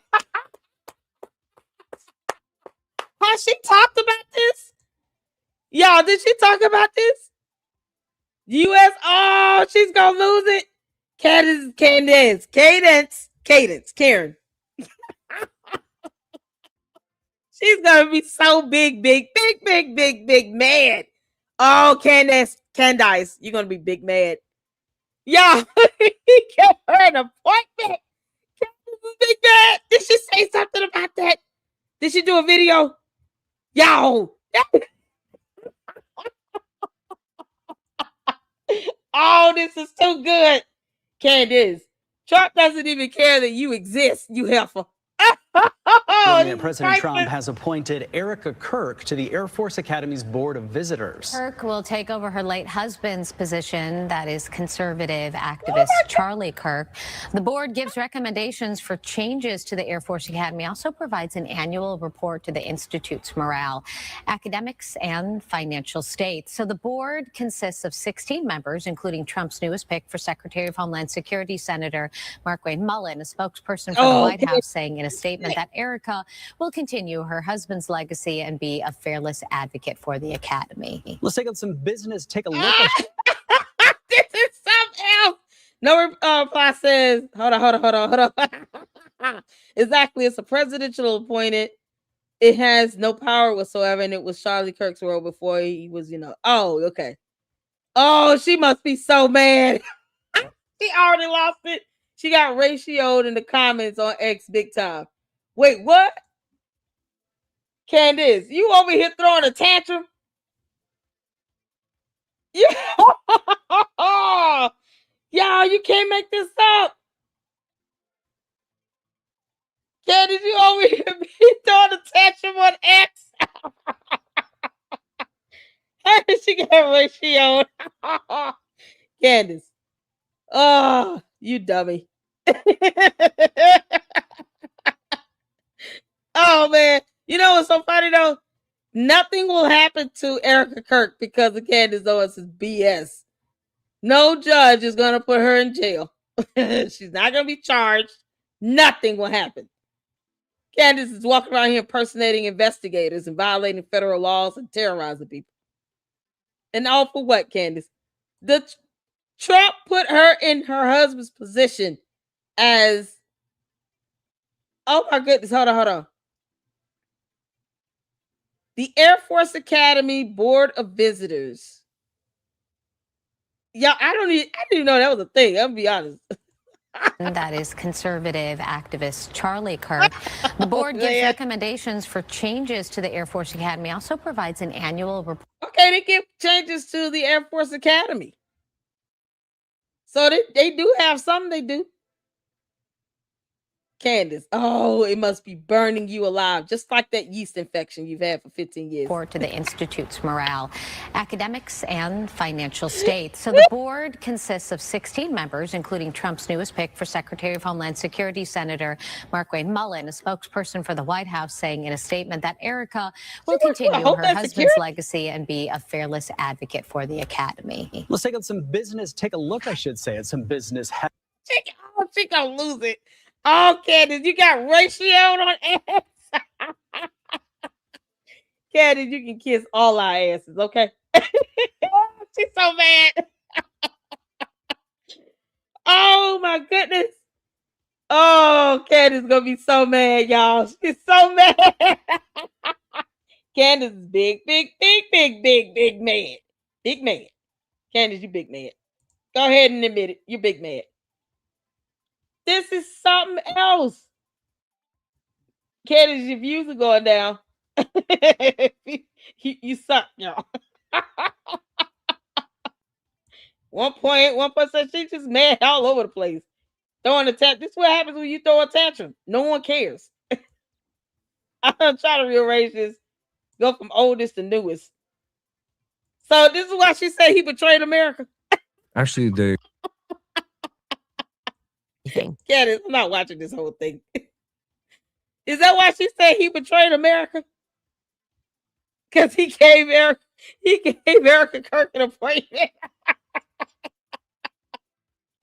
Candace is such an idiot. She's mad as hell. Yeah, there's a button on here to summarize this. Oh. Any other time I can just summarize this. Where is that at? Screw. We're just gonna check out the part where she talked about Trump betraying America. Or this here. So to the routinely gaslit public, I would like to validate your every instinct, most especially about the subsequent behavior of Turning Point USA as an organization, behavior that looked to us as though it was diabolical. There was apparently, sadly for them, not enough empiricism, rationality, or spell casting in the universe. Girl, you can't pronounce terms correctly. Like, seriously? Seriously? You're trying to use big words, Candace, and you can't. To override our sense that something was and is deeply wrong. Deeply. Nothing wrong. Deeply wrong. Nothing is wrong. What did they give us? The horrific murder of a man, followed by the joyful coronation of his wife, who is now invited. She's so mad she can't be with Erica Kirk. Erica Kirk, hide your wife, hide your kids, and hide your husband's head. So she coming for it. Hide, girl. I said Erica Kirk needs to get a protection order against this dumb demon. You still need to. As a matter of fact, many people should be reporting Candace to the FBI for impersonating investigators and doxing people to the point where they're terrorized, living in fear, and they don't want to go home or they can't go home because the cult keeps attacking them. You can report that to the FBI. We got a dumb domestic terrorist out on the loose, being a whole demon, causing people to be in fear and terror and not able to live in their own homes for weeks to months at a time. Candace, that's the definition of a terrorist. That's what you are. His enemies onto the very ship that he built. Spiritual crazy stuff is what we felt. Okay. Words have meaning. They sent out their broadcasters effectively to cast something more broadly to the public. What they cast was, she's a grieving widow. That's what Charlie would have wanted. 6 feet social distancing. To what end, though? To what end? Doesn't matter. Oh God, yeah, I can't. Let's just get to the part where she says this. Health/Candace. Yeah. So look, I have not exactly found the correct words to communicate how I feel about President Donald Trump. I sort of ignore the topic of his existence altogether because it kind of sickens me, as it should. It should. If you were 2015, 2016 running around in MAGA hat, catching all of the figurative bullets for supporting him, standing up to the never Trumpers who are now running his administration, this level of deceit and betrayal should sicken you, right? The human spirit isn't really meant to contend with that sort of deceit. You're not supposed to. Candace, no one told you to support him. You chose to do that on your own to build up your career of gossiping on YouTube because you don't investigate. You're not a journalist. You barely read or speak well. No one told you to follow Trump. That was your choice. I'm apolitical. And I bless God for the support I have. No one's forcing me to support Trump. That's a choice. That is a choice. Just like you choosing to create a doxing website and they get mad because liberals and Democrats told you doxing is illegal. So you became a conservative overnight for you to find out that they're not playing with you either. And now somehow you're disappointed. No one told you to go and support Trump either. How about just leave him alone? Why even bring him up if you don't like him? Or any other person, the president for that matter. Why? Who's forcing her to be conservative here? Who's forcing her to be a Trump supporter? Who is forcing Candace to do this? She tried to steal my bit talking about I'm not political at all now. I'm just in between. No, that's a damn lie. Because she knows if she says that, then all of the people that supported her that were, allegedly conservative that are, because it seems like more her base is, more liberal leaning. But all the people that are supposed to be conservative supporting her, supporting Candace Owens, as she violates scriptures in the Bible to attack a widow, they don't, they're not going to sit here and let her throw out talking points to say that she's neutral or apolitical. They don't know her for that. They don't support her because of that. So who's forcing her to be conservative or to support Trump? She's already told us how she feels about him. It's crazy how she thinks that she has to reiterate this. No one's forcing you to support him. Even fathom a scenario where someone like Charlie Kirk quite literally dedicates his entire professional career, builds up an organization meant to help Trump, to empower Trump, conservative principles, one way or the other. And in return, when Charlie Kirk is assassinated in front of the world, Trump just dedicates a total of two tweets, three tweets at most, to demanding, and he'd never demanded an investigation. And one of those tweets that he dedicates to Charlie Kirk is an AI image of Charlie hugging an Israeli flag. Yeah, it's pretty gross. Are you serious? Trump Carol? has shown more interest in debunking the mainstream media narrative about whether or not he's balding than he showed any interest in investigating who murdered a person who was supposed to be his dear friend. I will employ every reason. Nope. He was good. So how exactly are we supposed to process that? We are to simply understand, I think, that Trump has loyalty to no one but himself. It probably wasn't. The same as you, Candace. Oh, dear Lord. Funny how you can say this about anybody else on earth, but you can't say this about yourself. You're loyal to nothing and no one but yourself. What is your point? You don't have to support Trump. No one's forcing you to do it. What's the point? Yeah, it's funny how these rings keep changing up. Yeah, it's just a regular old dull-looking band today. What's going on with this, Candace? Just take the ring off. You didn't mean it anyway. Anything that deep that they offered him. It was probably just like, hey, we'll give you a piece of real estate in Gaza with your name on it. Also, favorable headlines in the New York Times. We put that on your desk every morning and we tell you this is how everybody thinks. You think they still have power. Honestly, that's probably all it took for Trump to betray not just the legacy and the memory of Charlie Kirk, but also his supporters, the very supporters who followed him into battle. Some who literally spent time in prison after January 6th because they believed in him. Trump has betrayed every last single one of us. Okay, make no mistake about that. Trump is now a never Trumper. The very people that we had to fight to get Trump into office, he is now partnered with and insulting us. And he thinks that we're too stupid to notice or something. That he promised low gas prices, that he promised no more forever wars, no more involvement in Middle East conflict. And we're now getting the exact opposite.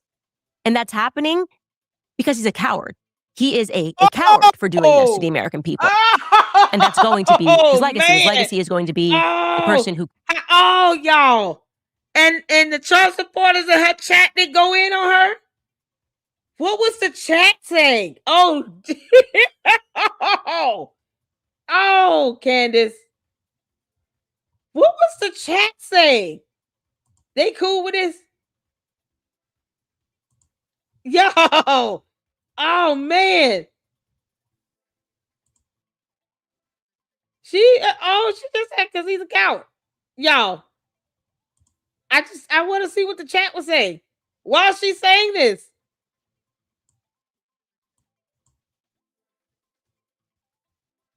So all her supporters, this cult. Yeah, I'm gonna check out the chat. Because they can't, they're obviously they're not Trump supporters, I guess, or conservatives or whatever. No one's forcing her to support him, by the way. Keep that in mind. I'm apolitical. No one forces me to support any president one way or the other. No one's forcing Candace to do this. But she is somehow still aligning herself with conservatism and with the Republican Party. Which she could just leave it alone. You think that she would just leave it alone? Understand, I think that Trump has loyalty to no one but himself. It probably wasn't even anything that deep that they offered him. It was probably just like, hey, we'll give you a piece of real estate in Gaza with your name on it. Oh, y'all, you got people over here. What the heck? Oh, my God.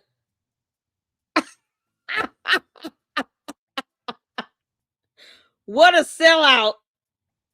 Sadly, Trump probably has no idea about these conversations on this podcast. Yo, I don't think I checked the ones that do support Trump and the conservative. They're not liking this at all. Candace. Also, favorable headlines in the New York Times. We put that on your desk every morning and we tell you this is how everybody thinks. You think they still have power. Honestly, that's probably all it took for Trump to betray not just the legacy and the memory of Charlie Kirk, but also his supporters, the very supporters who followed him into battle. Some who literally spent time in prison after January 6th because they believed in him. Trump has betrayed every last single one of us. Okay, make no mistake about that. Trump is now a never Trumper. The very people that we had to fight to get Trump into office, he is now partnered with and insulting us. And he thinks that we're too stupid to notice or something. That he promised low gas prices, that he promised no more forever wars, no more involvement in Middle East conflict. And we're now getting the exact opposite. And that's happening because he's a coward. He is a coward for doing this to the American people. And that's going to be his legacy. His legacy is going to be a person who could not stand up to Bibi Netanyahu. Yo, she's got, Candace, do you understand your base of supporters now never cared about Charlie Kirk or TPUSA or even Trump? She's appeasing anyone that is against Trump. That's what she's doing. She's appeasing them. They're all in her chat. They're literally saying treason. So all of her so-called Republican Trump conservative supporters are like throwing up the slap the face emoji, Somebody said boring. Yeah, I mean, she's literally got people in here trolling her, supporting her because they were never Trump supporters either way. And I'm saying this as apolitical. It's not difficult to pick that up. Candace might as well just come back out and say, you know what? I've never been conservative. I've never been a Republican. I just did that to make money off you people, and that's it. I just used you all to get to the top. I lied about all of it. She might as well just say that. She would I mean, really, would she lose a lot of support? I just don't understand. Republicans, are y'all still trying to claim this Candace girl? To the conservatives and the Republicans, those who support Trump, are y'all still trying to claim Candace on the right? Are you still claiming her? Because I don't think she's right. I don't think Candace is right-leaning at all. A person who just loves money and loves the idea of his name on anything. This is what the world will remember about Donald Trump. Thus far, in 1 year, to recap, his administration has worked to allow the slow erosion of the First Amendment on college campuses, special carve-outs for anti-Semitism. So, in effect, hate speech laws. There's a new IHRA definition for anti-Semitism. Not right-leaning people. A definition that is so broad that it includes, quote, accusing Jewish citizens of being more loyal to Israel or to the alleged priorities of Jews worldwide than to the interest of their own nations.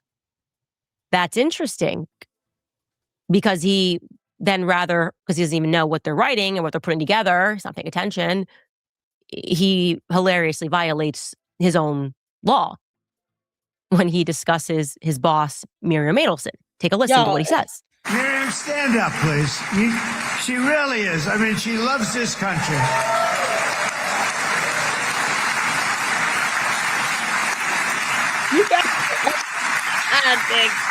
You got her base over here just mad. The ones that support Trump, they are just pissed. And then the ones that never did, you can tell they're like egging her on. Like, yeah, he is. I mean, you got people over here that are like it's very extreme. Either they're for him or against him. She just called him a coward, and all of the people who don't like him, they're going in and just cheering that on, and all the ones that do like him are like, wait, what are you saying? No, she's saying exactly how she feels. This is how she felt a long time. That's why I keep saying, are these conservatives and Republicans still trying to claim her? Are y'all still trying to claim her? It's crazy. Yeah, this is so nuts. I mean, you don't have to support him. I'm just saying, why rail on? That's why I don't go into the politics of it all. Because, you can just vote him out. Candace is sitting here going in and called this man a coward and all this stuff. And it's like, girl, where is this getting you when half of your supporters are supposed to be Trump supporters and Republicans or conservatives or right-leaning? And you're pissing them off. The ones that are sitting here saying, yeah, you're right. They never care. Y'all, this is madness. She loves this country. Her and her husband are so incredible. We miss him so dearly. Leave the man alone. alone. I actually asked her, I'm going to get her in trouble with this, but I actually asked her once. I said, so Miriam, I know you love Israel. What do you love more, the United States or Israel? She refused to answer. That means that might mean Israel. I must say, we love you. Thank you, darling, for being here. That's a great honor. So Trump is saying that the person that he took $100 million, $200 million from, I think in the end, loves Israel more than she loves America. She served in the IDF. That's what he's saying to you. Trump's administration then delayed the release of and then gaslit us over the Epstein files. He called the files a Democratic hoax. He asked us famously, are we still talking about the Epstein files? Are we still talking about children being harmed? Yeah, make no mistake, that translates into providing cover for Jewish pedophiles, because that's what Jeffrey Epstein was, an occult Jewish pedophile. Trump told us no more forever wars. They definitely marketed themselves as pro-peace, him and Vance. That was all the Trump supporters, and the Republican conservatives, all the right-leaning people in the chat are mad as hell at her.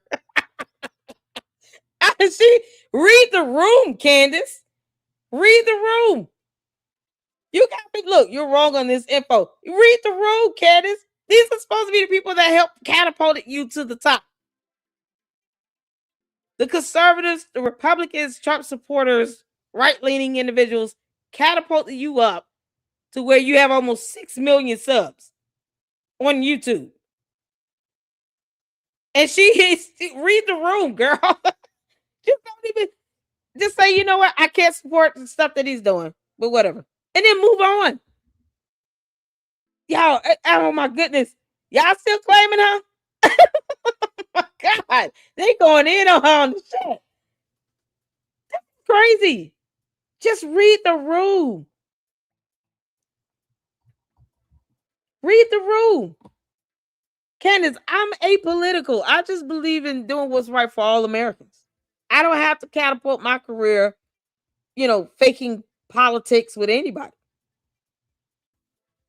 But if you truly felt that way, you would be that way from day one and be unapologetic about it. I don't apologize for being apolitical. I want what's best for the American people. Not placate to one person over there. None of these presidents pay my bills. So I owe none of them any allegiance. This girl is sitting here railing in. And it's like, if you don't want to be political, don't be political. This is crazy. Ticket that they ran on until Bibi Netanyahu said Venezuela's anti-Semitic. Then we took out Maduro. And guess who benefited from that? I loved this headline so much. Venezuela sends first oil shipment to Israel in years in signs of relations improving. I bet relations have improved. Hey, look, Americans, your gas prices are going up. But the important thing to remember is that your tax-paying dollars were sent to support the military operation in Venezuela, which has thus far benefited Israel. And my best guess is that's at least part of the reason, the real reason why Trump is obsessed with acquiring Greenland, because they do have untapped crude oil, an estimated 31 billion barrels worth. That sure would go a long way for Israel's incessant need to murder, bomb, and destroy. Need a lot of that. Oh. Now, maybe you voted for Trump because you were a Maha mom. Have no fear, the traitor is here. Because on February 26th, Trump signed an executive order invoking the Defense Production Act to boost the production of glyphosate, which is what's found in Monsanto, right? That is the cancer-causing agent that is in the weed killer. We know it causes cancer. Maha moms fought, so that would not be a thing anymore. Toxic pesticides are apparently back on the table. But don't miss this part, okay? This is from the Washington Post, because people went, why do this? They wrote, but the largely overshadowed part was the order's mention of something contentious in another way. The manufacture of munitions used by the United States military. Bayer, which makes glyphosate, is also the only company in the United States that manufactures a form of elemental phosphorus, which is called white phosphorus, which is used to make the weed killer. Ah, okay. Phosphorus. That white phosphorus is also used to make munitions deployed as smoke screens and incendiary devices that can violently burn property or people. Oh, that's good. I'm glad that the Washington Post noted that everyone's talking about Monsanto, but nobody's paying attention to the fact that white phosphorus is also being manufactured by executive order. Okay, so is this the point to ban phosphorus, Candace? Is that what you're trying to say? Ban phosphorus. Okay. And you're not going to believe me, but guess what is being used right now in Lebanon? Check out this headline. Oh, Israel unlawfully using. Okay, so ban white phosphorus. White phosphorus. I wonder where they're getting that from. I wonder where they're getting that from. No, probably from the pro-peace ticket. Just not support them. It was all peace, peace, peace. It's always peace until Israel gets involved. They don't. Candace, all right, that's enough. You can't make this up. God, next. Right in November. But I'm going to show you to put. She's trying to make Erica Kirk connect to Jeffrey Epstein. Oh, do I want to see this? And this person said, Candace, why are you obsessing over Erica Kirk again? Questions on where Erica Kirk was on September 8th. At the hospital with her mother, because hospitals have cameras. The hospitals have cameras. I don't expect the cult members to even believe that because they only believe what Candace tells them to believe, because that's how cults work. But they were camera footage in the hospital then. Candace, you're not going to talk about your family's connection to Jeffrey Epstein? Your relatives working at ports, doing deliveries for Epstein. You're not going to talk about that at all? Oh, okay. And I was even more stunned by some more coincidences, and I'm going to run you through them here. Okay, so in 2010, we know Jeffrey Epstein, based on the emails, begins procuring models from Romania. Oh, look at this dumb. Look at this dumb thing. Erica Kirk and Jeffrey Epstein, 2010. Jeffrey Epstein begins procuring models in Romania in 2010. What does that have to do with Erica Kirk? What does that have to do with Erica Kirk again? We also know that that's the same time and year the Black Sea Rotational Force in Constanta, Romania, is being led by Erica's cousin, Lieutenant Colonel Dennis Franze. It's the first time America is operating a base in Romania, which is later going to be accused of prostituting underage Romanian children. Brothel, Colonel Otto Buscher. Never mind the charges against Andrew Tate. Are we not talking about that? He's in Romania. You're going to ignore Andrew Tate and somehow force a connection with Erica Kirk and Jeffrey Epstein. She acts as if Erica Kirk worked for this man. And, she was on his payroll or something. All of this shit is irrelevant, Candace. This has nothing to do with anything. And we're so far off base when it comes to Charlie Kirk's assassination, it's not even funny. Never mind all the federal laws that Candace has violated by impersonating an investigator and doxing people and accessing PII and releasing it to the public. Having a complete disregard of the truth. So she's being malicious. All in an effort for what? No one will get arrested because of Candace Owens. And yet many people should be reporting her to the feds. Because you're a domestic terrorist. Same time frame, Tyler Boyer goes out to Constanta, Romania, and he's hanging out, and he's partying, and he's drinking with Romanian models and parliament politicians. You can't make and Tyler is going to return from Romania around September of 2010. Makes sense because he was attending. Yeah, still not Erica Kirk. Tyler Boyer goes out to Romania is hanging out, partying, blah, blah, blah. That's not Erica Kirk, though. Tyler Boyer is not Erica Kirk. He is enrolled at Arizona State. Still not Erica Kirk. Jeffrey Epstein, something. Still not Erica Kirk. Let's see here. 2011, Tyler Boyer is not Erica Kirk. 4 months later, Erica enrolls in ASU. Because, did she meet Jeffrey Epstein? Who cares? After winning Miss Arizona, Erica immediately establishes a working partnership with this U.S. Marines thing. She's running Romanian Angels Project. It's a 501c3, so we can easily access those tax documents. She's working with this colonel, blah, blah, blah. She has not met Jeffrey Epstein yet because we haven't gotten there, I guess. 2014 to 2015. Erica begins tweeting she is casting recruiter in LA. Erica seen, this is 2015 to 2017. Seen taking multiple meetings at Next Model Management with Faith Cates, still not Jeffrey Epstein. Jeffrey Epstein is a regular at Next Model Management offices. Did he meet Erica Kirk? It is unclear why Erica was involved with this modeling agency. Yeah, because, it's called a job. But yet and still, she has not pinpointed these two together doing anything. Nope. All these weird-ass associations she's trying to make. And then she shows an email that proves nothing.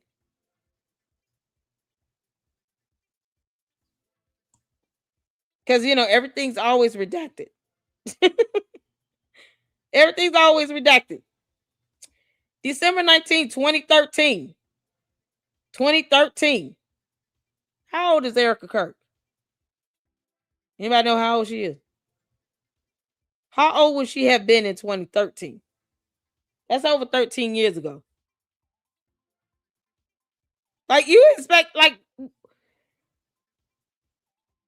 Why? What connections would you want him to have with an Erica Kirk, and what is that supposed to prove? Because it still has nothing to do with Charlie Kirk's assassination.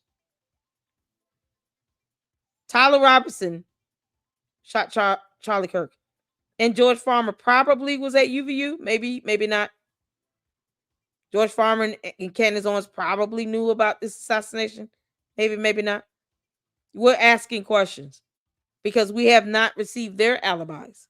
Candace, where were you on September 10th? What was George? 8th, 9th, 10th, and 11th. Because this could just be a backdrop, you know, and you could be anywhere doing this video.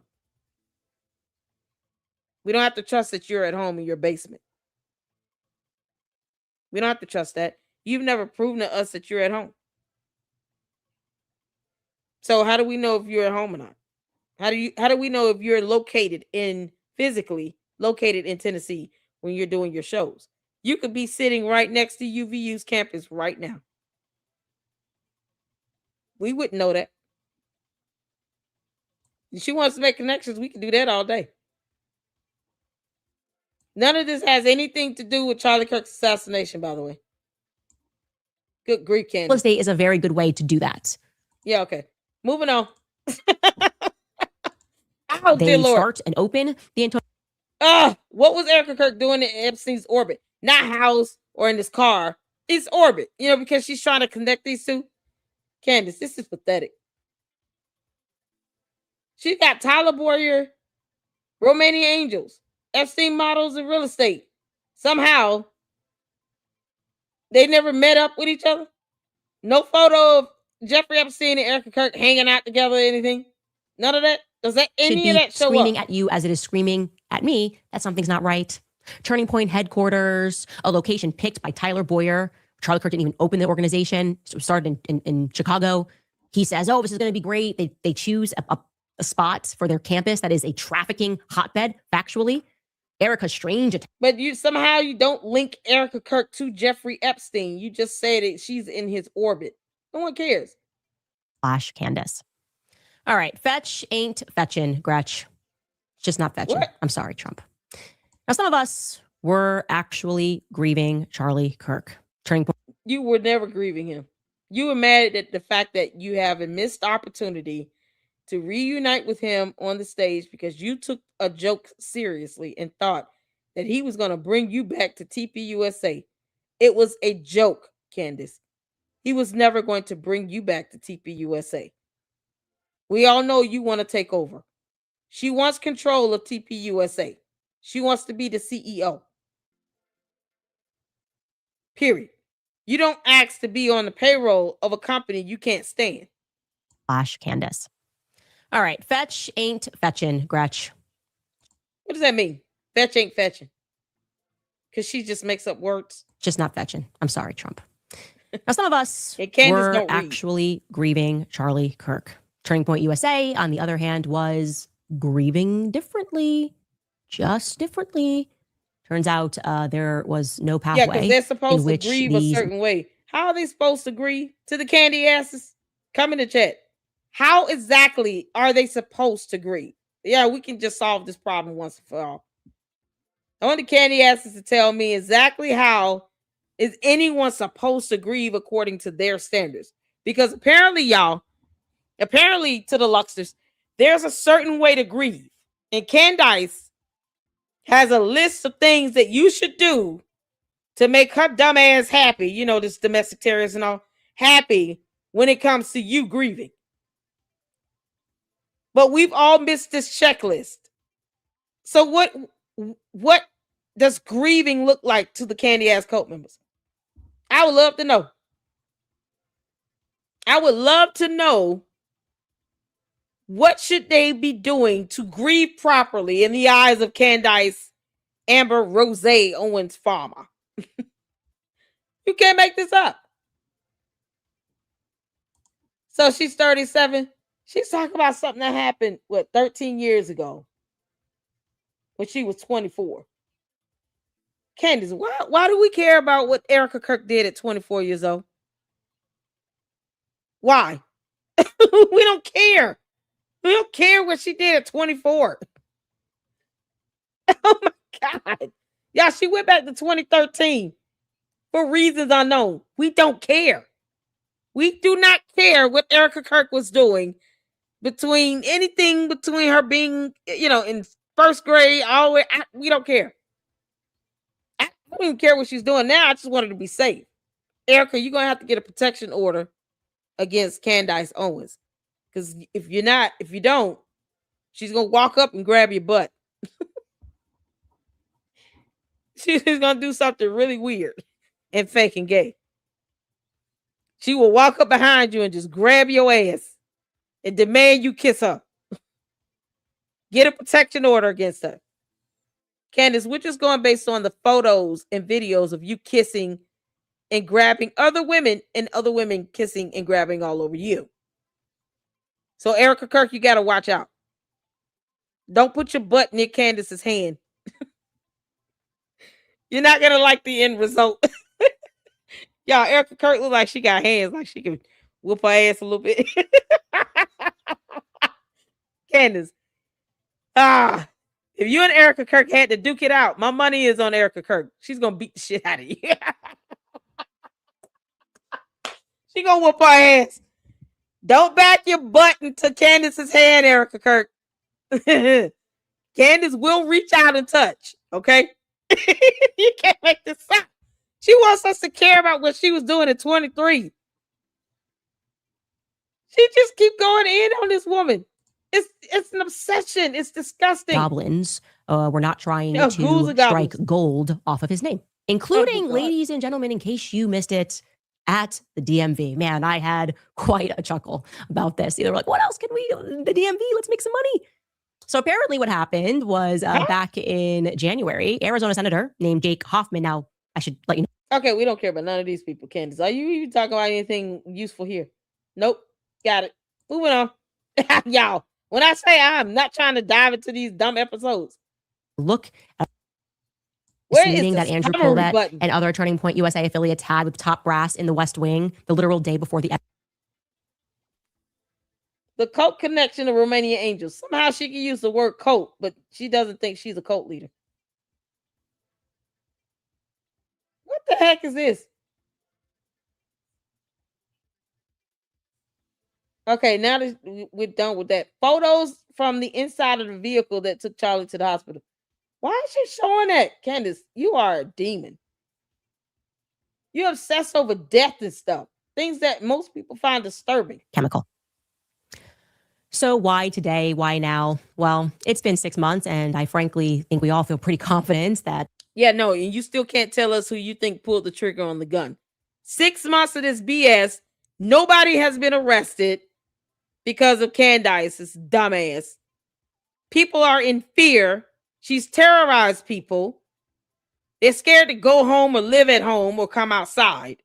She has doxed, harassed, threatened, and bullied people. And she's been the, motivation for others to go out and attack someone. She's being named in manifestos. She's been named as the influence behind people sending death threats and actually going out and executing heinous acts against other human beings. Candace Owens has made herself a real domestic terrorist, responsible for Jewish conservatives getting death threats. And they're naming Candace as their motivation. The perpetrators are naming Candace Owens as their motivation. And it's not the first time. And there are several cases. She's influenced people all the way in Australia to send out threats and execute out heinous crimes. Turning Point is 6 months. some sort of a brand hostile takeover going at the very least, right? Zionists are in there. They didn't kill him, but they are going to now force people that Charlie didn't like at the helm of this company, right? They're going to defend those individuals. And I think we are very much entitled to that opinion that something's not right. In the beginning, I was not sure about Erica. I thought maybe she is dealing with a lot behind the scenes, trying to figure out where the snakes are. I do not feel that way today about Erica. I now feel her motives are impure. And that's putting it lightly. I now know for a fact she is dishonest. Her background, pathological lies all throughout it. And so the internet must have everything because the people that should be defending Charlie are not. No, they're not defending Charlie at all. They are going around actually trying to spread this Fed slop and trying to guilt us and trying to tell us that we're demonic for recognizing that some. You're a demon because you're attacking a widow and you're violating the Bible. 1, 2, the feds are not spearheading any investigation into Tyler Robinson. It is the state of Utah, you dumbass. The Attorney General for the state of Utah spearheading this, not the feds. The feds would be the people coming for you, Candace, for impersonating an investigator and having people live in fear, terrorizing people, having people unable to live in their home for weeks to months at a time because you're an idiot, terrorizing our own citizens here in the United States. And they're afraid to come out and speak out on you because they fear retribution from you. Classic sign of a domestic terrorist, because you're going to retaliate. Your cult base go out, commit cyber crimes, dox, harass, and bully, release PII, all because somebody said something that you didn't like, as if you pay everybody's bills. Why are we giving a domestic terrorist this much power and being afraid again? At some point, we got to get past that. You can file anonymous complaints to the FBI. You file a complaint, let them know, listen, here's a history and a pattern of her doxing and retaliating and being vindictive. But we expect her to stop. And she's not going to stop on her own. Nope. She's going to have to face a judge in the court of law to stop. Let that happen. She can call it fair slop all day, as long as they're investigating her ass for doing the dumb shit she's doing. We're okay with that. Thing we were forced to all, I guess, not partake, but look at what was an occult ceremony. I believe Charlie's death, the setting of it, everything was planned down to the T. I believe he was sacrificed. Okay. And so we want to give you, we want to share all the evidence. Her believing that, no evidence on it at all. No evidence on it at all. He was shot by your friend, Tyler Robinson, Candace. How much did you pay that boy? Did George have a conversation with Tyler Robinson beforehand? Can we get the metadata out of George's phone? Because we don't know his whereabouts. We have no idea where he was. We don't have George Farmer's alibi. How many emails and communications did you all send to Tyler Robinson? You and George. Candace. I have a feeling, Candace. It's just a feeling. Because, you're weird. I have a feeling, Candace, that you know who Tyler Robinson really is. And you knew who he was before September 10th. I have a feeling. You've been trying to throw off this investigation since day one. No one else on earth has tried to do that but you. And you would have had the most to gain out of Charlie Kirk's death. Candace, I know you're listening. You can delete whatever you want. It's never fully deleted. It's always on a server. Why don't you tell us when you met Tyler Robinson? How much communication did you have with him? Come on, Candace. Let it out. It's clear that you want Tyler Robinson to get off. You want him to walk free. Maybe you and George promised him that he would not see a day behind a prison cell. But, we're just asking questions. That we have so that the people that I bet Charlie wishes he was friends with, the YouTubers that have spent time on this, the people that have put things together to try to figure out what did happen on that day. I bet he wishes those were his associates and not the people that he spent so much time building up. All right, so first let us begin with the photos inside the van. We had only showed one. I'm going to show you this one here. She's obsessing over so that this you guys stuff. can take this. Here is a closer bit. I do want just want to say that why they like a UPS, I guess you could say a UPS package ticket. What that is actually Instaclot, and which is It's fully blood on again it. Blood on hell this. is still You in office. nasty, gross. Now we're gonna get into this video. This is a long I had to video. I fast told you guys forward how through this that. I happened, how I can't- came about this. YouTube won't let me At the show beginning, all I that. didn't suspect anything with Turning Point. Obviously, that all changed after I had a phone call with Terrell. I recognized he Dear YouTube, why are you letting Candace's video stay up with her showing blood on and stuff, all of this stuff with human blood on it? And yet, if we do it, you want to sit here and flag our videos. Are you not flagging hers? Because you can't make this dumb shit up. I have to fast forward through that. Because Candace, you're the only goblin ghoul witch that enjoy watching videos and photos with human blood all over it of Charlie Kirk. Somehow you still prove nothing. It's been 6 months and that's all you've managed to do. It's just to obsess over his wife now because she's not your girlfriend. And to still not tell us where George Farmer was on September 10th last year.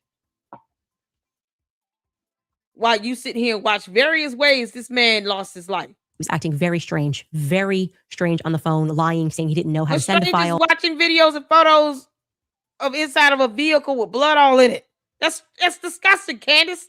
I was genuinely reaching out to him because I thought I could help clear his name because people thought he was suspicious for taking down the camera. And I thought he was going to give me a perfectly reasonable reason as to why he did that. Like, oh, I was just instructed by the Fed or something to do that. And I was nervous. Nope. Just excuse after excuse. And I didn't understand why there would be any reason he was lying, saying he didn't know how to send a file, but you run an audiovisual company. They don't owe you anything. Now I learned about his dad. They don't owe you nothing. His uncles and his cousins and their relationship with Lori Franzfey dating back to 2013. And it's all not looking good. None of this is looking good. Anyway, let's get to some of There's nothing wrong with it. She's just a moron and she refuses to tell us where the hell she was and where George Farmer was on September 10th. She was mad because she couldn't be reunited with him on the stage, you know, the grand finale of her reuniting with Charlie Kirk on the stage of TPUSA. That's what she mad about. That opportunity right there that was missed. She real mad about that. Big mad. Big mad. How dare you all point Erica Kirk and not me? Because Candace, you're a demon. Charlie Kirk didn't trust you with a pencil, let alone his whole company. this video now. We're going to scrub through this, but we'll show you. Let's get to the first few minutes of this, and then I'm going to show you some other parts. Remember, I'm on screen record here, so you can get to this. And by the way, I think at some point they said they didn't have the footage. They have the footage. Okay, this is Terrell was at his office when he showed me this. Yeah, because it belongs with the attorney general and the prosecutor. What are you doing? Well, why is she? This is what she's been obsessing over. Who sent her this? And here we go. You can just play this. And if you guys are just on audio, you'll obviously need to come cut this on video because I can't really describe. People need to stop being scared of her. If you say no, mean it. Damn it. This is what she's obsessing over. I'm trying to see who she said sent her this. And it's all not looking good. None of this is looking good. Anyway, let's get to some of this video now. We're going to scrub through this, but we'll show you. Let's get to the first few minutes of this, and then I'm going to show you some other parts. Remember, I'm on screen record here, so you can get to She this. was screen recording this. And by the way, I think at some point they said they didn't have the footage. They have the footage. Okay. They never said they didn't. They just didn't owe it to you. You dumb terrorist. This is Terrell was at his office when he showed me this, and Terrell. Who's Terrell? Here we go. You can just play this, and if you guys are just on audio, you'll obviously need to come cut this on video because I can't really describe. Obviously, the question is being asked. At this moment right here, we had assumed initially that was his recorder or something. I can confirm. You'll see later that it's whipping fast and it looks white when it whips fast, but that is in fact his necklace. That is his necklace, and wasn't it an earpiece? Didn't they just determine that was the earpiece? Terrell's the camera guy. They should not have sent her this. If it's evidence, it's evidence. So she stole. Yeah. Y'all see, it was a screen recording of the computer screen. Did they know she was doing this? Or whomever was doing this?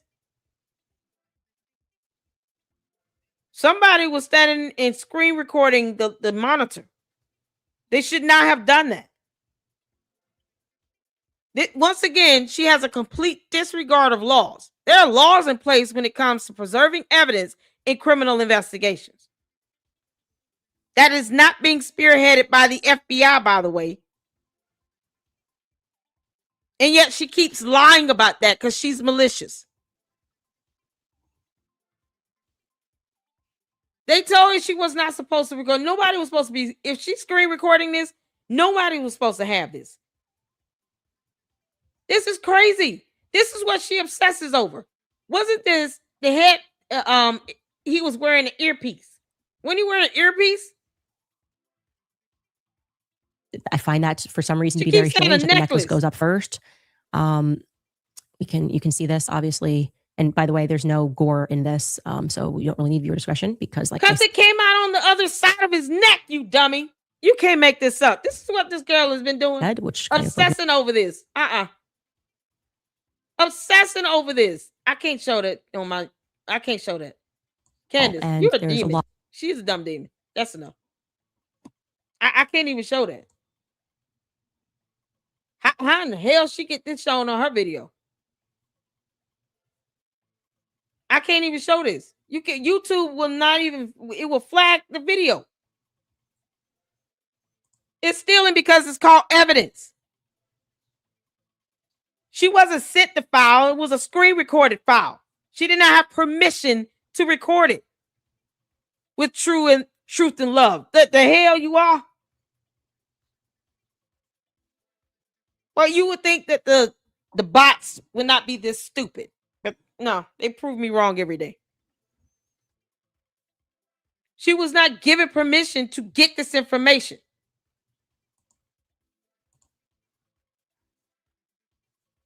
It is not something you're going to talk. Look at this, so stupid. You're going to talk about this wasn't spearheaded by the FBI, so you're also trusting the same FBI that said the Epstein list didn't exist. I don't care about what the FBI did and did not say. Do you not understand it? They're not spearheading this investigation. The Attorney General's office for the state of Utah is. It is called jurisdiction, you dumbass moron. And if you don't understand that complex term, you can Google it. This is not within the FBI scope when it's being spearheaded by the Attorney General for the state of Utah. The crime happened in the state of Utah. It's within their jurisdiction. I don't expect you to get complex terms. I can already tell because you can barely spell your correctly. They don't understand what jurisdiction means. So what's the point? They're dumb bots. This is crazy. I can't show that video. I cannot show it. Because who wants to keep watching that over and over again? Oh my good Lord. Only Candace is sitting around here watching this man get shot over and over and over again. It's disturbing. Absolutely disturbing. S-Files. All right. We're going to go to S-Files. She did a video. And then we're going to come back and hit it on some, who child?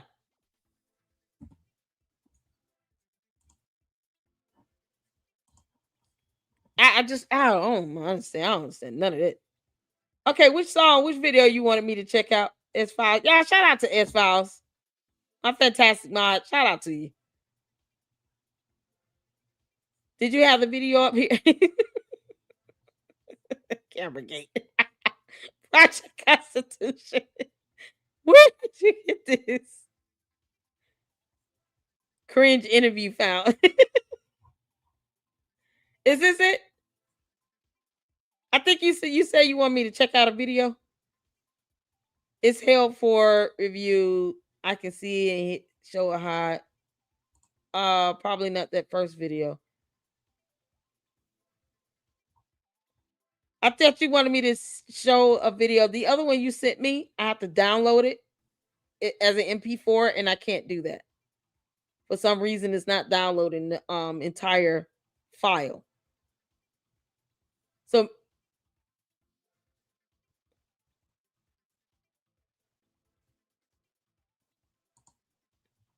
If you want me to, which video? Yeah, I can't watch it either. Child, it's disturbing, man. Oh God, I don't want. She just watches Charlie Kirk get assassinated over and over again, and feels nothing about it. Candace, that's why, you know, you have something to do with it. It's like you're looking at your handiwork over and over again on replay. And she wants Tyler Robinson to get off of this. It's my God. Oh, bye, mental health. Have a good one. What video do you want LLC to play? Which one did you want me to play as files? We'll come back to that. Just let me know which one you wanted me to play. In the meantime, y'all. We got through all that. Oh my God. We got to get some laughter in. Culture Proof also did a video. This is like an hour long, so we'll do that separately. And of course, we already saw both sides did a video where she was talking about reject the check orders in the military, because never mind military police that will lock you up. Can't make this up. Yeah, just break laws all over the place. Control, this is... All right. So, it's a leak audio from Operation Epic Fury. This is on Ami's channel. Y'all, shout out to Ami. We got to end it with some laughter. We got to end this with some laughter. And then we'll go and we'll do a live separately for Culture Proof, because they kind of go deep diving into, the deception, Candace's view on transgender, all those things. And it's about a good hour long. So, hold on. Yeah, it's the first one. Let me go back. Hold on 1 second.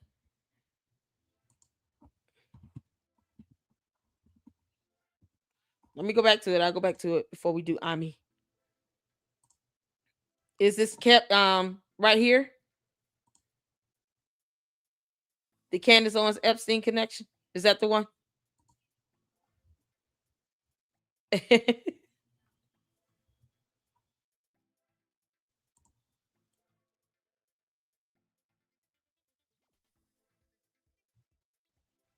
Ciao. Yes? Okay, cool. There are 4 episodes to Culture Proof right now. Okay, cool. Got it. All right, y'all, let's check this out. The Epstein Candace Owens connection. Oh, yeah. Thumbs up. Make sure you all go check out S-Files. My fantastic mod over here. I appreciate you. So let's show her some support. Here's the link to the video. And S-Files, I think you already put your YouTube channel link in the chat.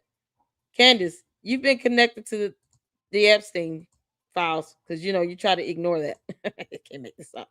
Let's go.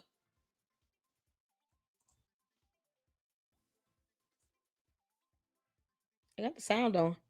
Yeah, here. Okay. Hey, welcome back to the S-Files, or if it's your first time, welcome. I am very glad that you are here. And I realize that I hate doing the intro. It makes me feel really stupid. Oh, no! Reason. Just the intro part. The rest is kind of okay. But, so Don't anyway. feel that way, honey. I'm going to okay. record an intro and then just insert it in the front of my videos or something. But anyway, welcome. I am very glad that you are here and that you stopped by to watch this video. So, this episode is about Candace Owens' connection to Epstein Island. Not the files, well, the files, but also the island. Because she is connected to, her family is connected to the actual island, not just the files. It's not like her family took a ride on a plane. This is a pretty strong connection, and it is tied directly to the island. Any of you guys used to watch Candace? Remember how she said her grandma was from the Caribbean, and she had Oh, the okay. accent. Oh, shout out to specifically No remember Reply. the episode where she was saying her grandma used to say "out the light," and she had to, she would correct her grandma. Personally, I think the little accent thing, I think that's cute. I wouldn't have corrected her, but anyway, that's because that is where she's from. They are from the Virgin Islands, which happens to be right next to Epstein Island. So that is what I'm going to be showing you today, is the connection between Candace Owens Farmer and Epstein Island. Okay, this is the family tree. At the bottom, to the bottom left, you have Candace. Above that are her parents, and above them are her grandparents. father's parents. Nola Alexis Blyden. Blyden is the name that is the connection to the island and to the files. So you have there Nola Alexis Blyden, who married Robert Lee Owens. Those are Candace's grandparents. Now, to the right of them, those are Nola's siblings, which she has 10 of. Goodness gracious. There is a ton of them. 10 kids. The one that matters is Joseph Blyden. Also, Edward Blyden. He got cut off at the end because it's a screenshot of a family tree I made because I wasn't going to buy the program to download the tree. But I can show you in the next slide, we will be looking at all of the siblings. Okay, this is Candace's grandmother's obituary that lists all her siblings. Wow. And as you see, Joseph Blyden is listed as one of her siblings. Because I used obituaries to link the family together, I used the obituaries. Well done. Pastor Blyden. And you can see that Nola is listed along with Joseph Blyden, connecting the two siblings. Okay, so that connects Joseph to Blyden. That connects Joseph Blyden to Nola, which connects to Candace Owens. So by using the obituaries of her other family members and the obituaries of the other Joseph Blydens, I was able to, by process of elimination, if you Google Joseph Blyden, like Joseph Blyden Virgin Islands, the first one you're going to get is Joseph C. Blyden. That is not the right one. He died in 2025. The Joseph Blyden that is related to Nola was already dead by then. So that is not the right one. There is also another one, Joseph Amos Blyden. That is not the correct one either because the timeline doesn't match. He was born way too soon and was also dead way too soon to fit into the timeline. So they were both, and his family members didn't match.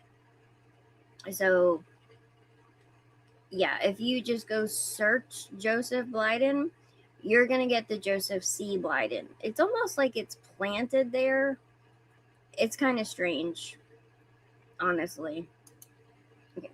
This is where Mr. Blyden shows up in the files and documents. This is an email talking about permits, and it mentions Mr. Blyden. Good morning. For the past week, I've been calling Paul Ferreira's office and DPNR, and I conveyed this to Bryce. As of today, Ferreira's office confirmed with me that a copy of the CZM permit was forwarded to Mr. Blyden at DPNR per his request yesterday. He gave me a timeline for a completion of review and signature of the guest cottage permit. The guest cottage being Epstein Island, by close of business on Thursday, January 19th of next week. My understanding is that DPNR only does sign-offs on permits on Thursdays, and according to Mr. Blyden, the guest cottage permit is not on for signature today. So that is a reference to Joseph Blyden because he worked in the DNPR or the DPNR, which is the Department of Planning and Natural Resources in the Virgin Islands. Yo. Oh my God. And the address at the bottom, 6100 Red Hook Quarter, that is the office suite of Jeffrey Epstein. What? Oh, come on. And then we have this email, which was from Jeffrey Epstein himself and then forwarded on. And this one basically reads Dock at Edward Blyden Ferry Dock. Y'all just see bring that? your passports and the boat dock. Y'all, look at this. From Jeffrey Epstein, Tuesday, 1/11/2011 at 3:06 a.m. Y'all see down here? Jeffrey Blank said, just bring the passports and boat documents you want registered, and she'll do it tomorrow. You don't have to be present. Hours 6 a.m. to 5 p.m. Closed for lunch, noon to 1. Directions from redacted to redacted. Down from Frenchtown, is he coming by boat? Dock at Edward Blyden Ferry Dock. Candace, isn't that your relative? Jeffrey Epstein is docking at your relative's ferry dock.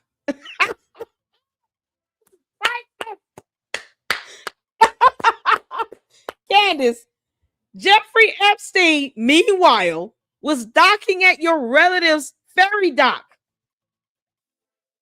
Well, she gonna turn around and say, I don't know an Edward Blyden. I didn't know he was related to me. Candace, Jeffrey Epstein was docking at your relative's ferry dock. I don't know if you've seen this email, Candace, but I'm sure the cult members will get this back to you.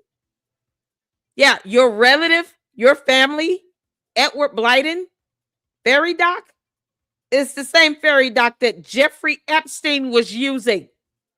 Yeah, make sure you tweet that out. Documents you want registered, and she'll do it tomorrow. That you don't even have to be there. In 2011, y'all. Hours and asks all these if they're years coming she's known by this. boat.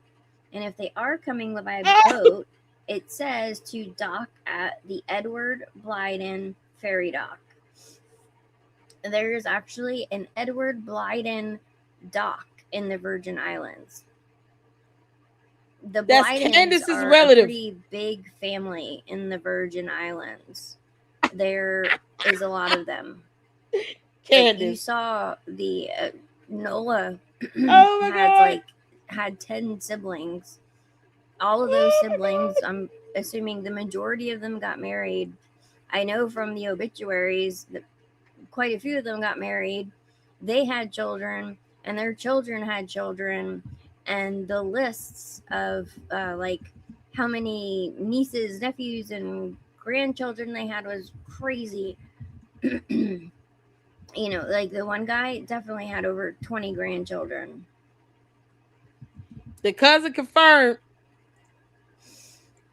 Okay, so this is document Hold on. number 3. This is an invoice. Just so y'all know, the cousin interview that we watched confirmed that there's a lot of cousins in her lineage. Like Candace and her cousins, it's a whole lot of them. And she referred to the cousin now that did the interview on that podcaster. We checked a little bit of that out. We didn't watch the whole thing. But she said they have like a group of cousins that were all born around the same time. It's the 89 Club. So that right there confirms that they have a large family. The cousin confirmed that. It's a lot of them. And yet Candace has not said anything about her relative owning a ferry dock in the Virgin Islands that Jeffrey Epstein used himself. You know, because talk about an Epstein connection. The things to note is that it's No. Tropical Shipping Company. Also, you have Jeffrey Epstein's address on there, and it is for 100. I know. She said her full uncle was in supplies, prison. but it also She said she was visiting uncles in prison in the interview with Russell Brand. Which uncle? Because she said, you know, we're going to go see your uncle in prison. Are they in the Virgin Islands or in the United States, Candace? I'm curious to know that too. I'm also curious to know why her parents put her out at 14 and she went and lived with a boyfriend for 6 months. And she was all of 14 years old. Candace is not that big and tall. So you imagine her living with some boyfriend and she's 14? 14. Living with another man at 14. Then said she didn't go to school for 6 months because some voicemails or something that we still have not heard to this very day. Anybody heard those voicemails? From these other classmates that allegedly sent these racial voicemails that led to her getting a settlement. One of her relatives was registered with the NAACP. That helps her out tremendously. I'm curious too. Who are these uncles that she visited in prison? Realtor, several cousins, Candace's uncles were in prison. Which one? Can y'all name them? Brett Blyden went to prison for fraud. He worked with Joseph Blyden. Oh, there you go. Brett Blyden.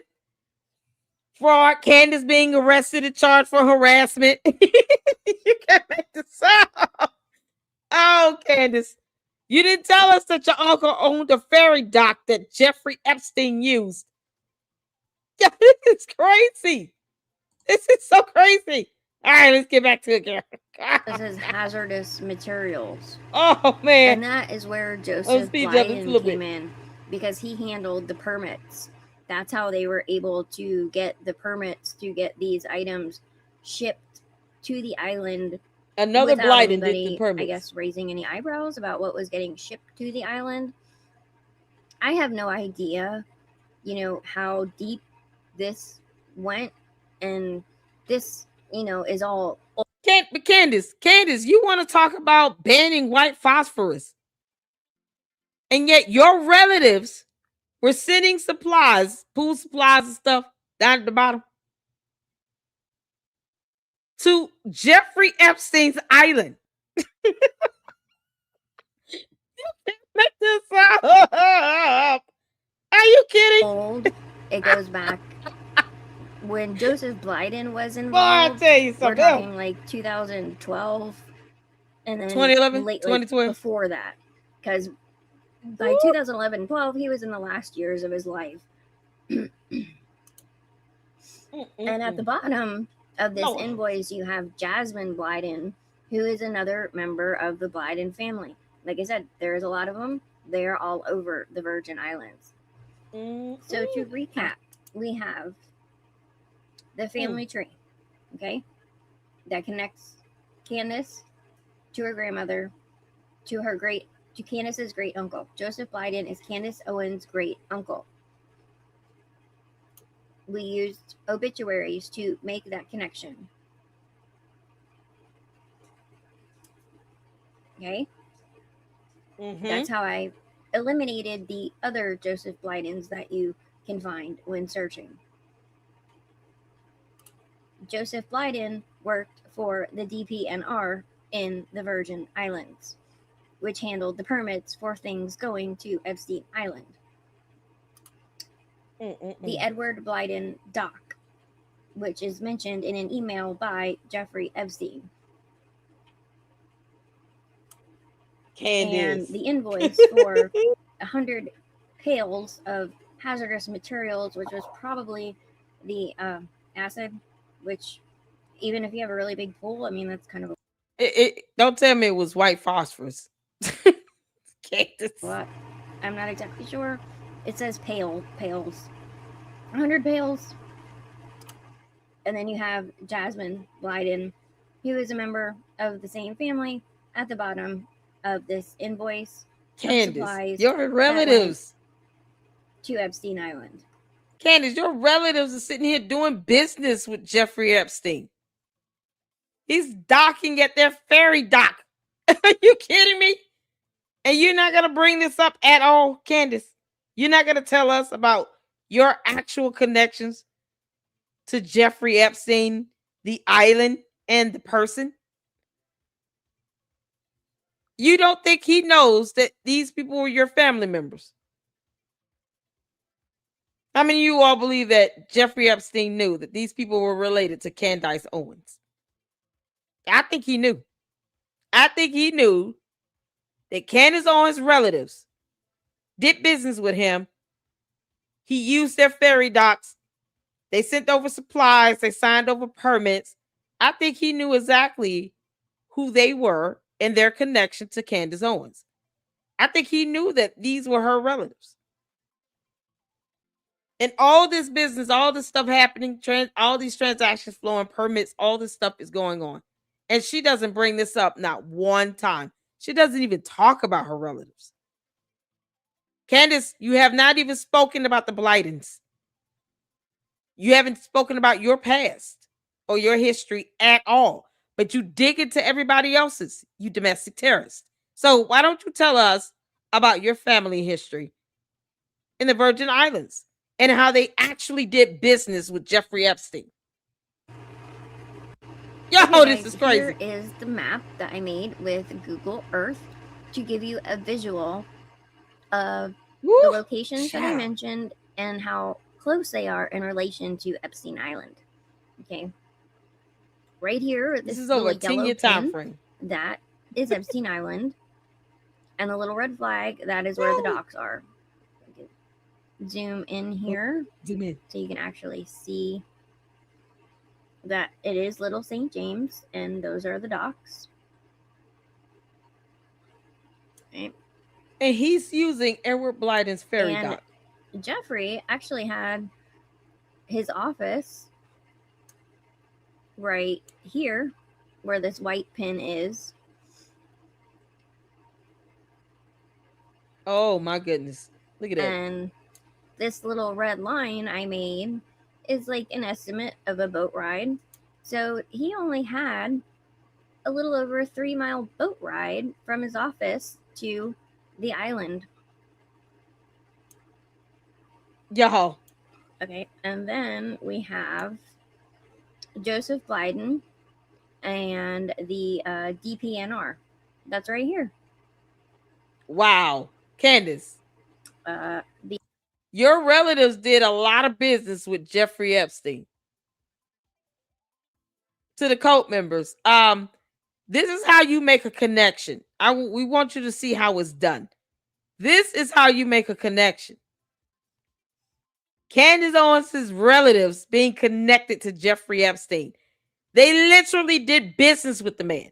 They fulfilled orders. They allowed him to use their ferry docks. They had people emailing him directly. They gave him permits. That's how you make a connection. This is crazy. She's too busy obsessing over Erica Kirk because Erica Kirk don't want to be her girlfriend.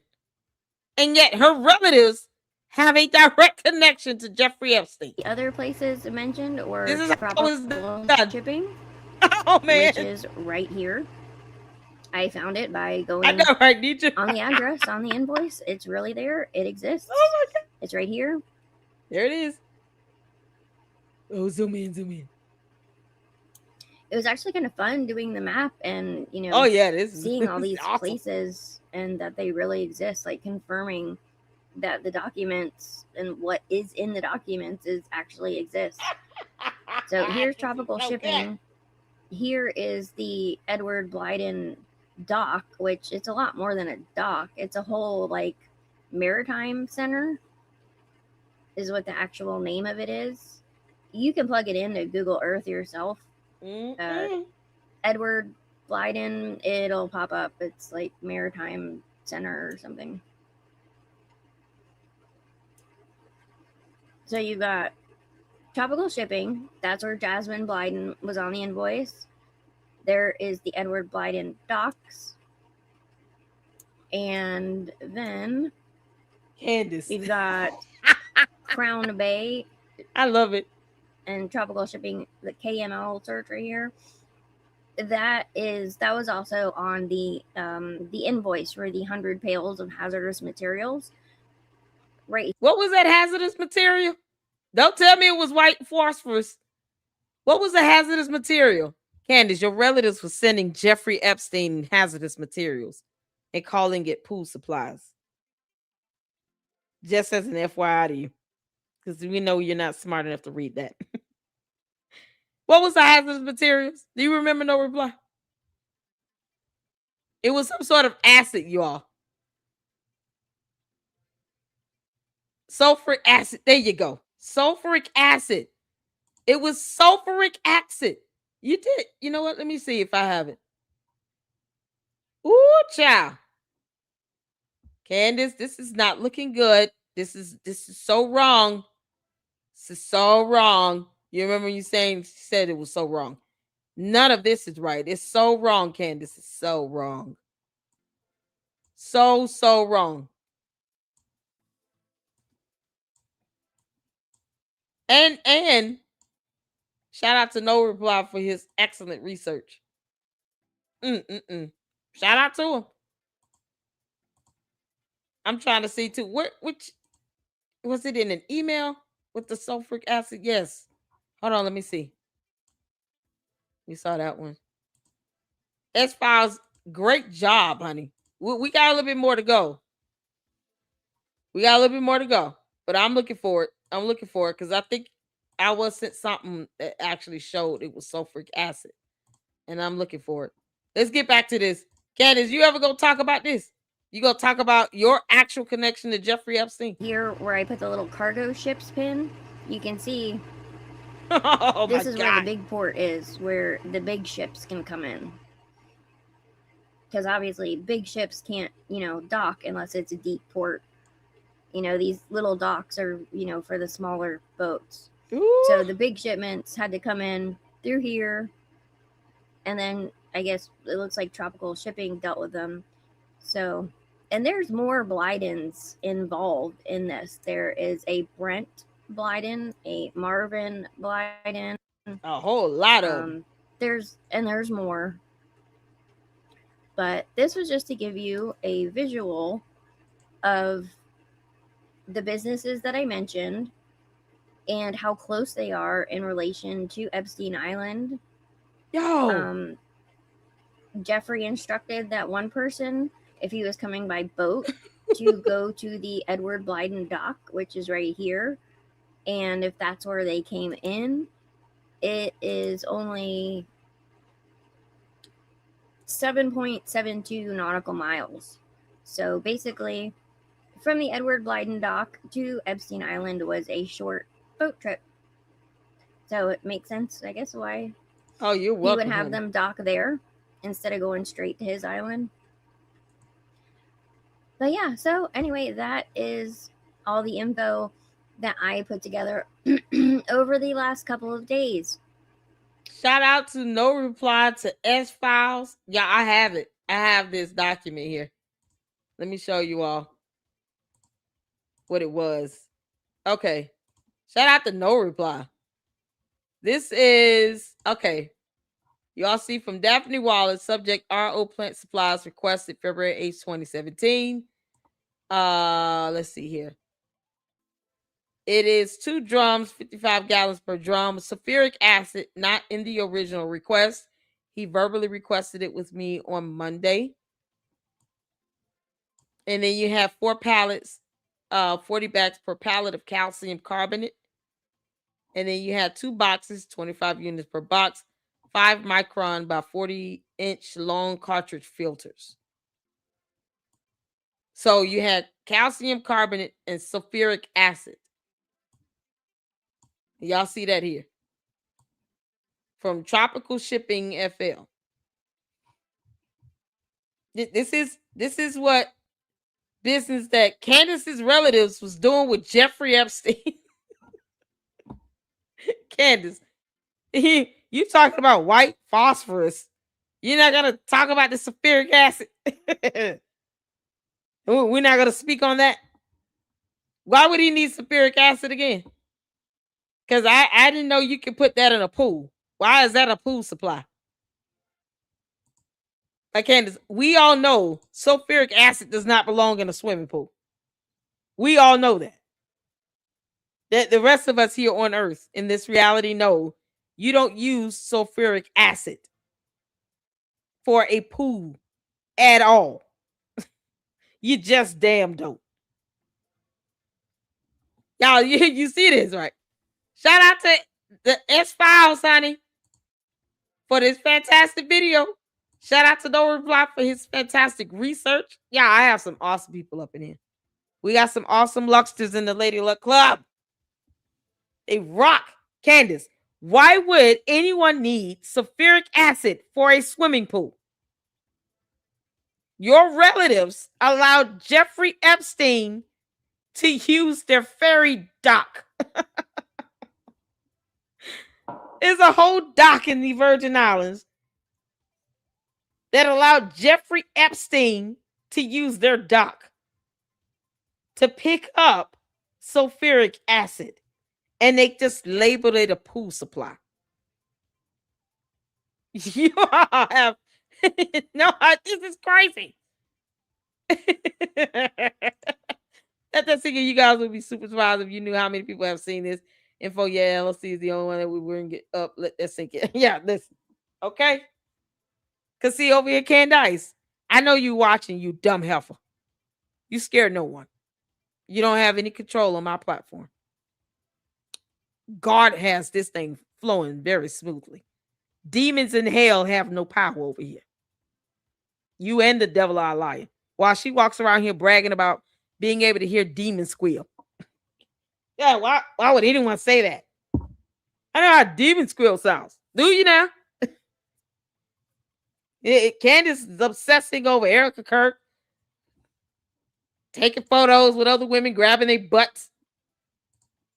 George is over here taking pictures with other men, kissing them on the cheek. They did say everything is fake and gay, didn't they? No, you can't make this up. Information is information. Either Candace can come out and confirm or debunk it. And I'm sure she will lie like hell. Candace will lie like hell if she had to sit here and confirm or debunk this. That's why Candace keeps her family history real hush hush. Exactly, Poetry Princess. Because her family members in the Virgin Islands did business directly with Jeffrey Epstein. From permits to using docks to shipments, they did business with the man.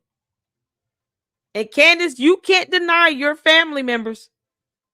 You can try to disown them, but you can't pretend like they're not your family. The Blytons. Y'all just keep that in mind. Well, we should just flood Candace's tip line with her blighting information. Like, why would pool supplies, like, why you need sulfuric acid as a pool supply?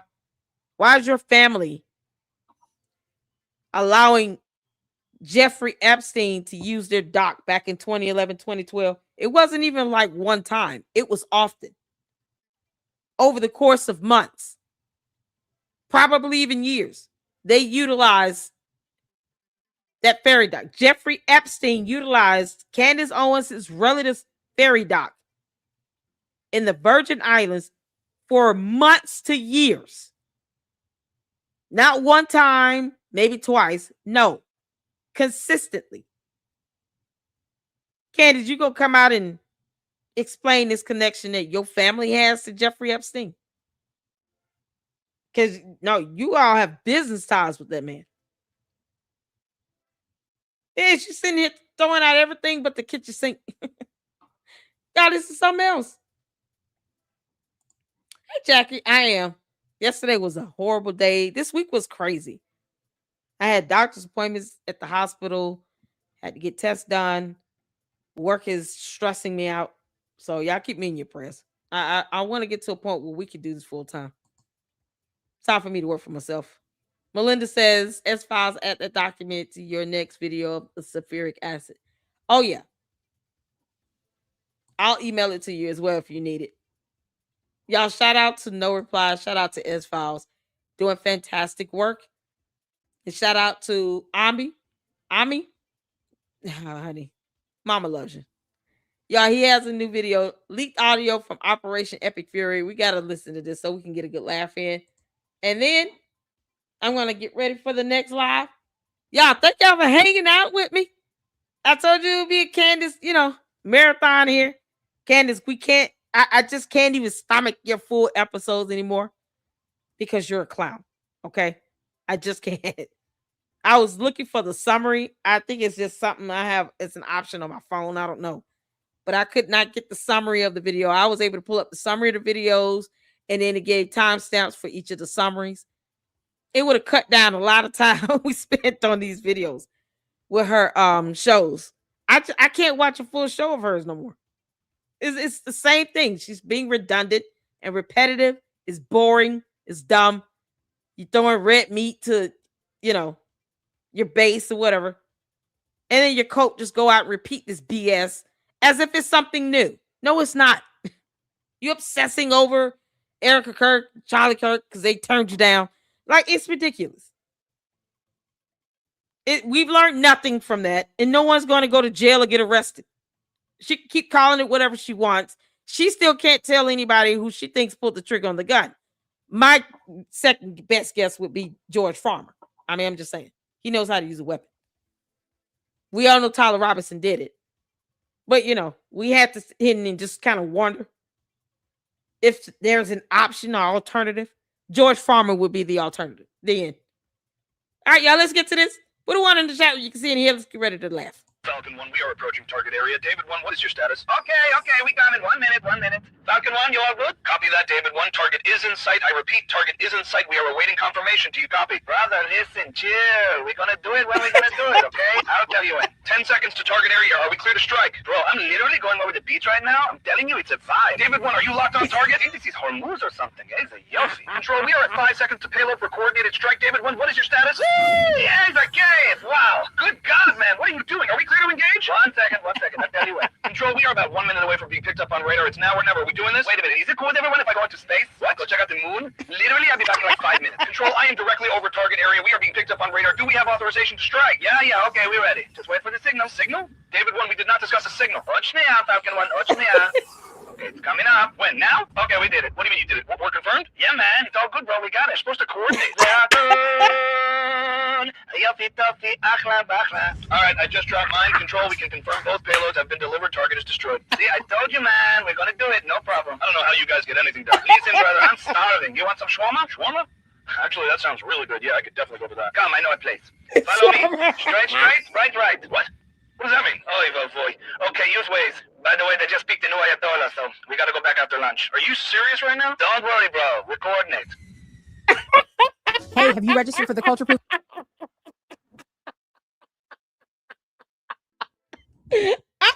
Oh my God. Oh, please tell me y'all heard that.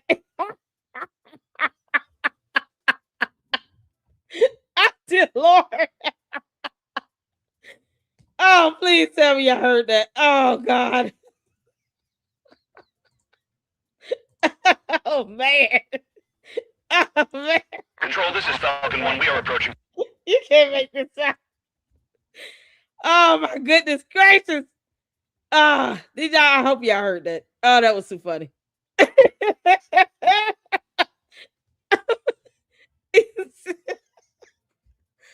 Oh, Ami.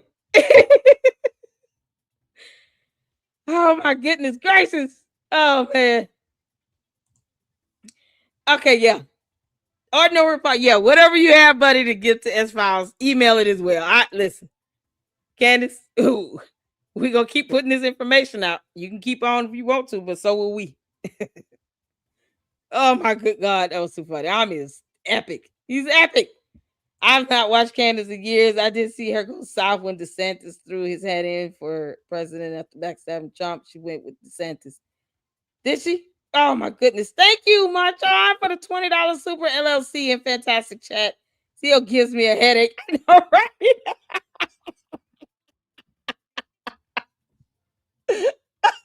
That's why we gotta end with laughter. We have to. We have to. If not, you'll be watching her episodes, yelling at the phone or your TV, wondering what's happening and why is she still roaming our earth, our planet. Like Candace, ET phone home. Okay? Get the hell off of our planet, you dumb alien. We didn't ask for you to come here and to terrorize everybody domestically. Yeah, people are scared to speak out. Don't be scared to speak out. Report her behind to the FBI. Keep on impersonating investigators, Candace. You and your dumb cult members shouldn't even be mad about it. Take it like a champion. Stand on it. Y'all want to keep terrorizing people? Stand on it. You got people out here actually sending death threats to Jewish conservatives because you don't like them. Why cowardly walk away, you punk? Candace, you're a coward. You and George Farmer. You're both cowards. Can't make this up. Now stand on that. So if you get charged or sued, Candace, don't feel bad. Go to court and stand on it. You know, let's hope you get to that discovery phase where you think you're going to get subpoena power. Can't make this up. Y'all, it's something else. Thank y'all so much for tuning in. This has been fun. I just couldn't get through the videos. If y'all want to see her shows, honey, where she keeps going over the same old photos she's already shown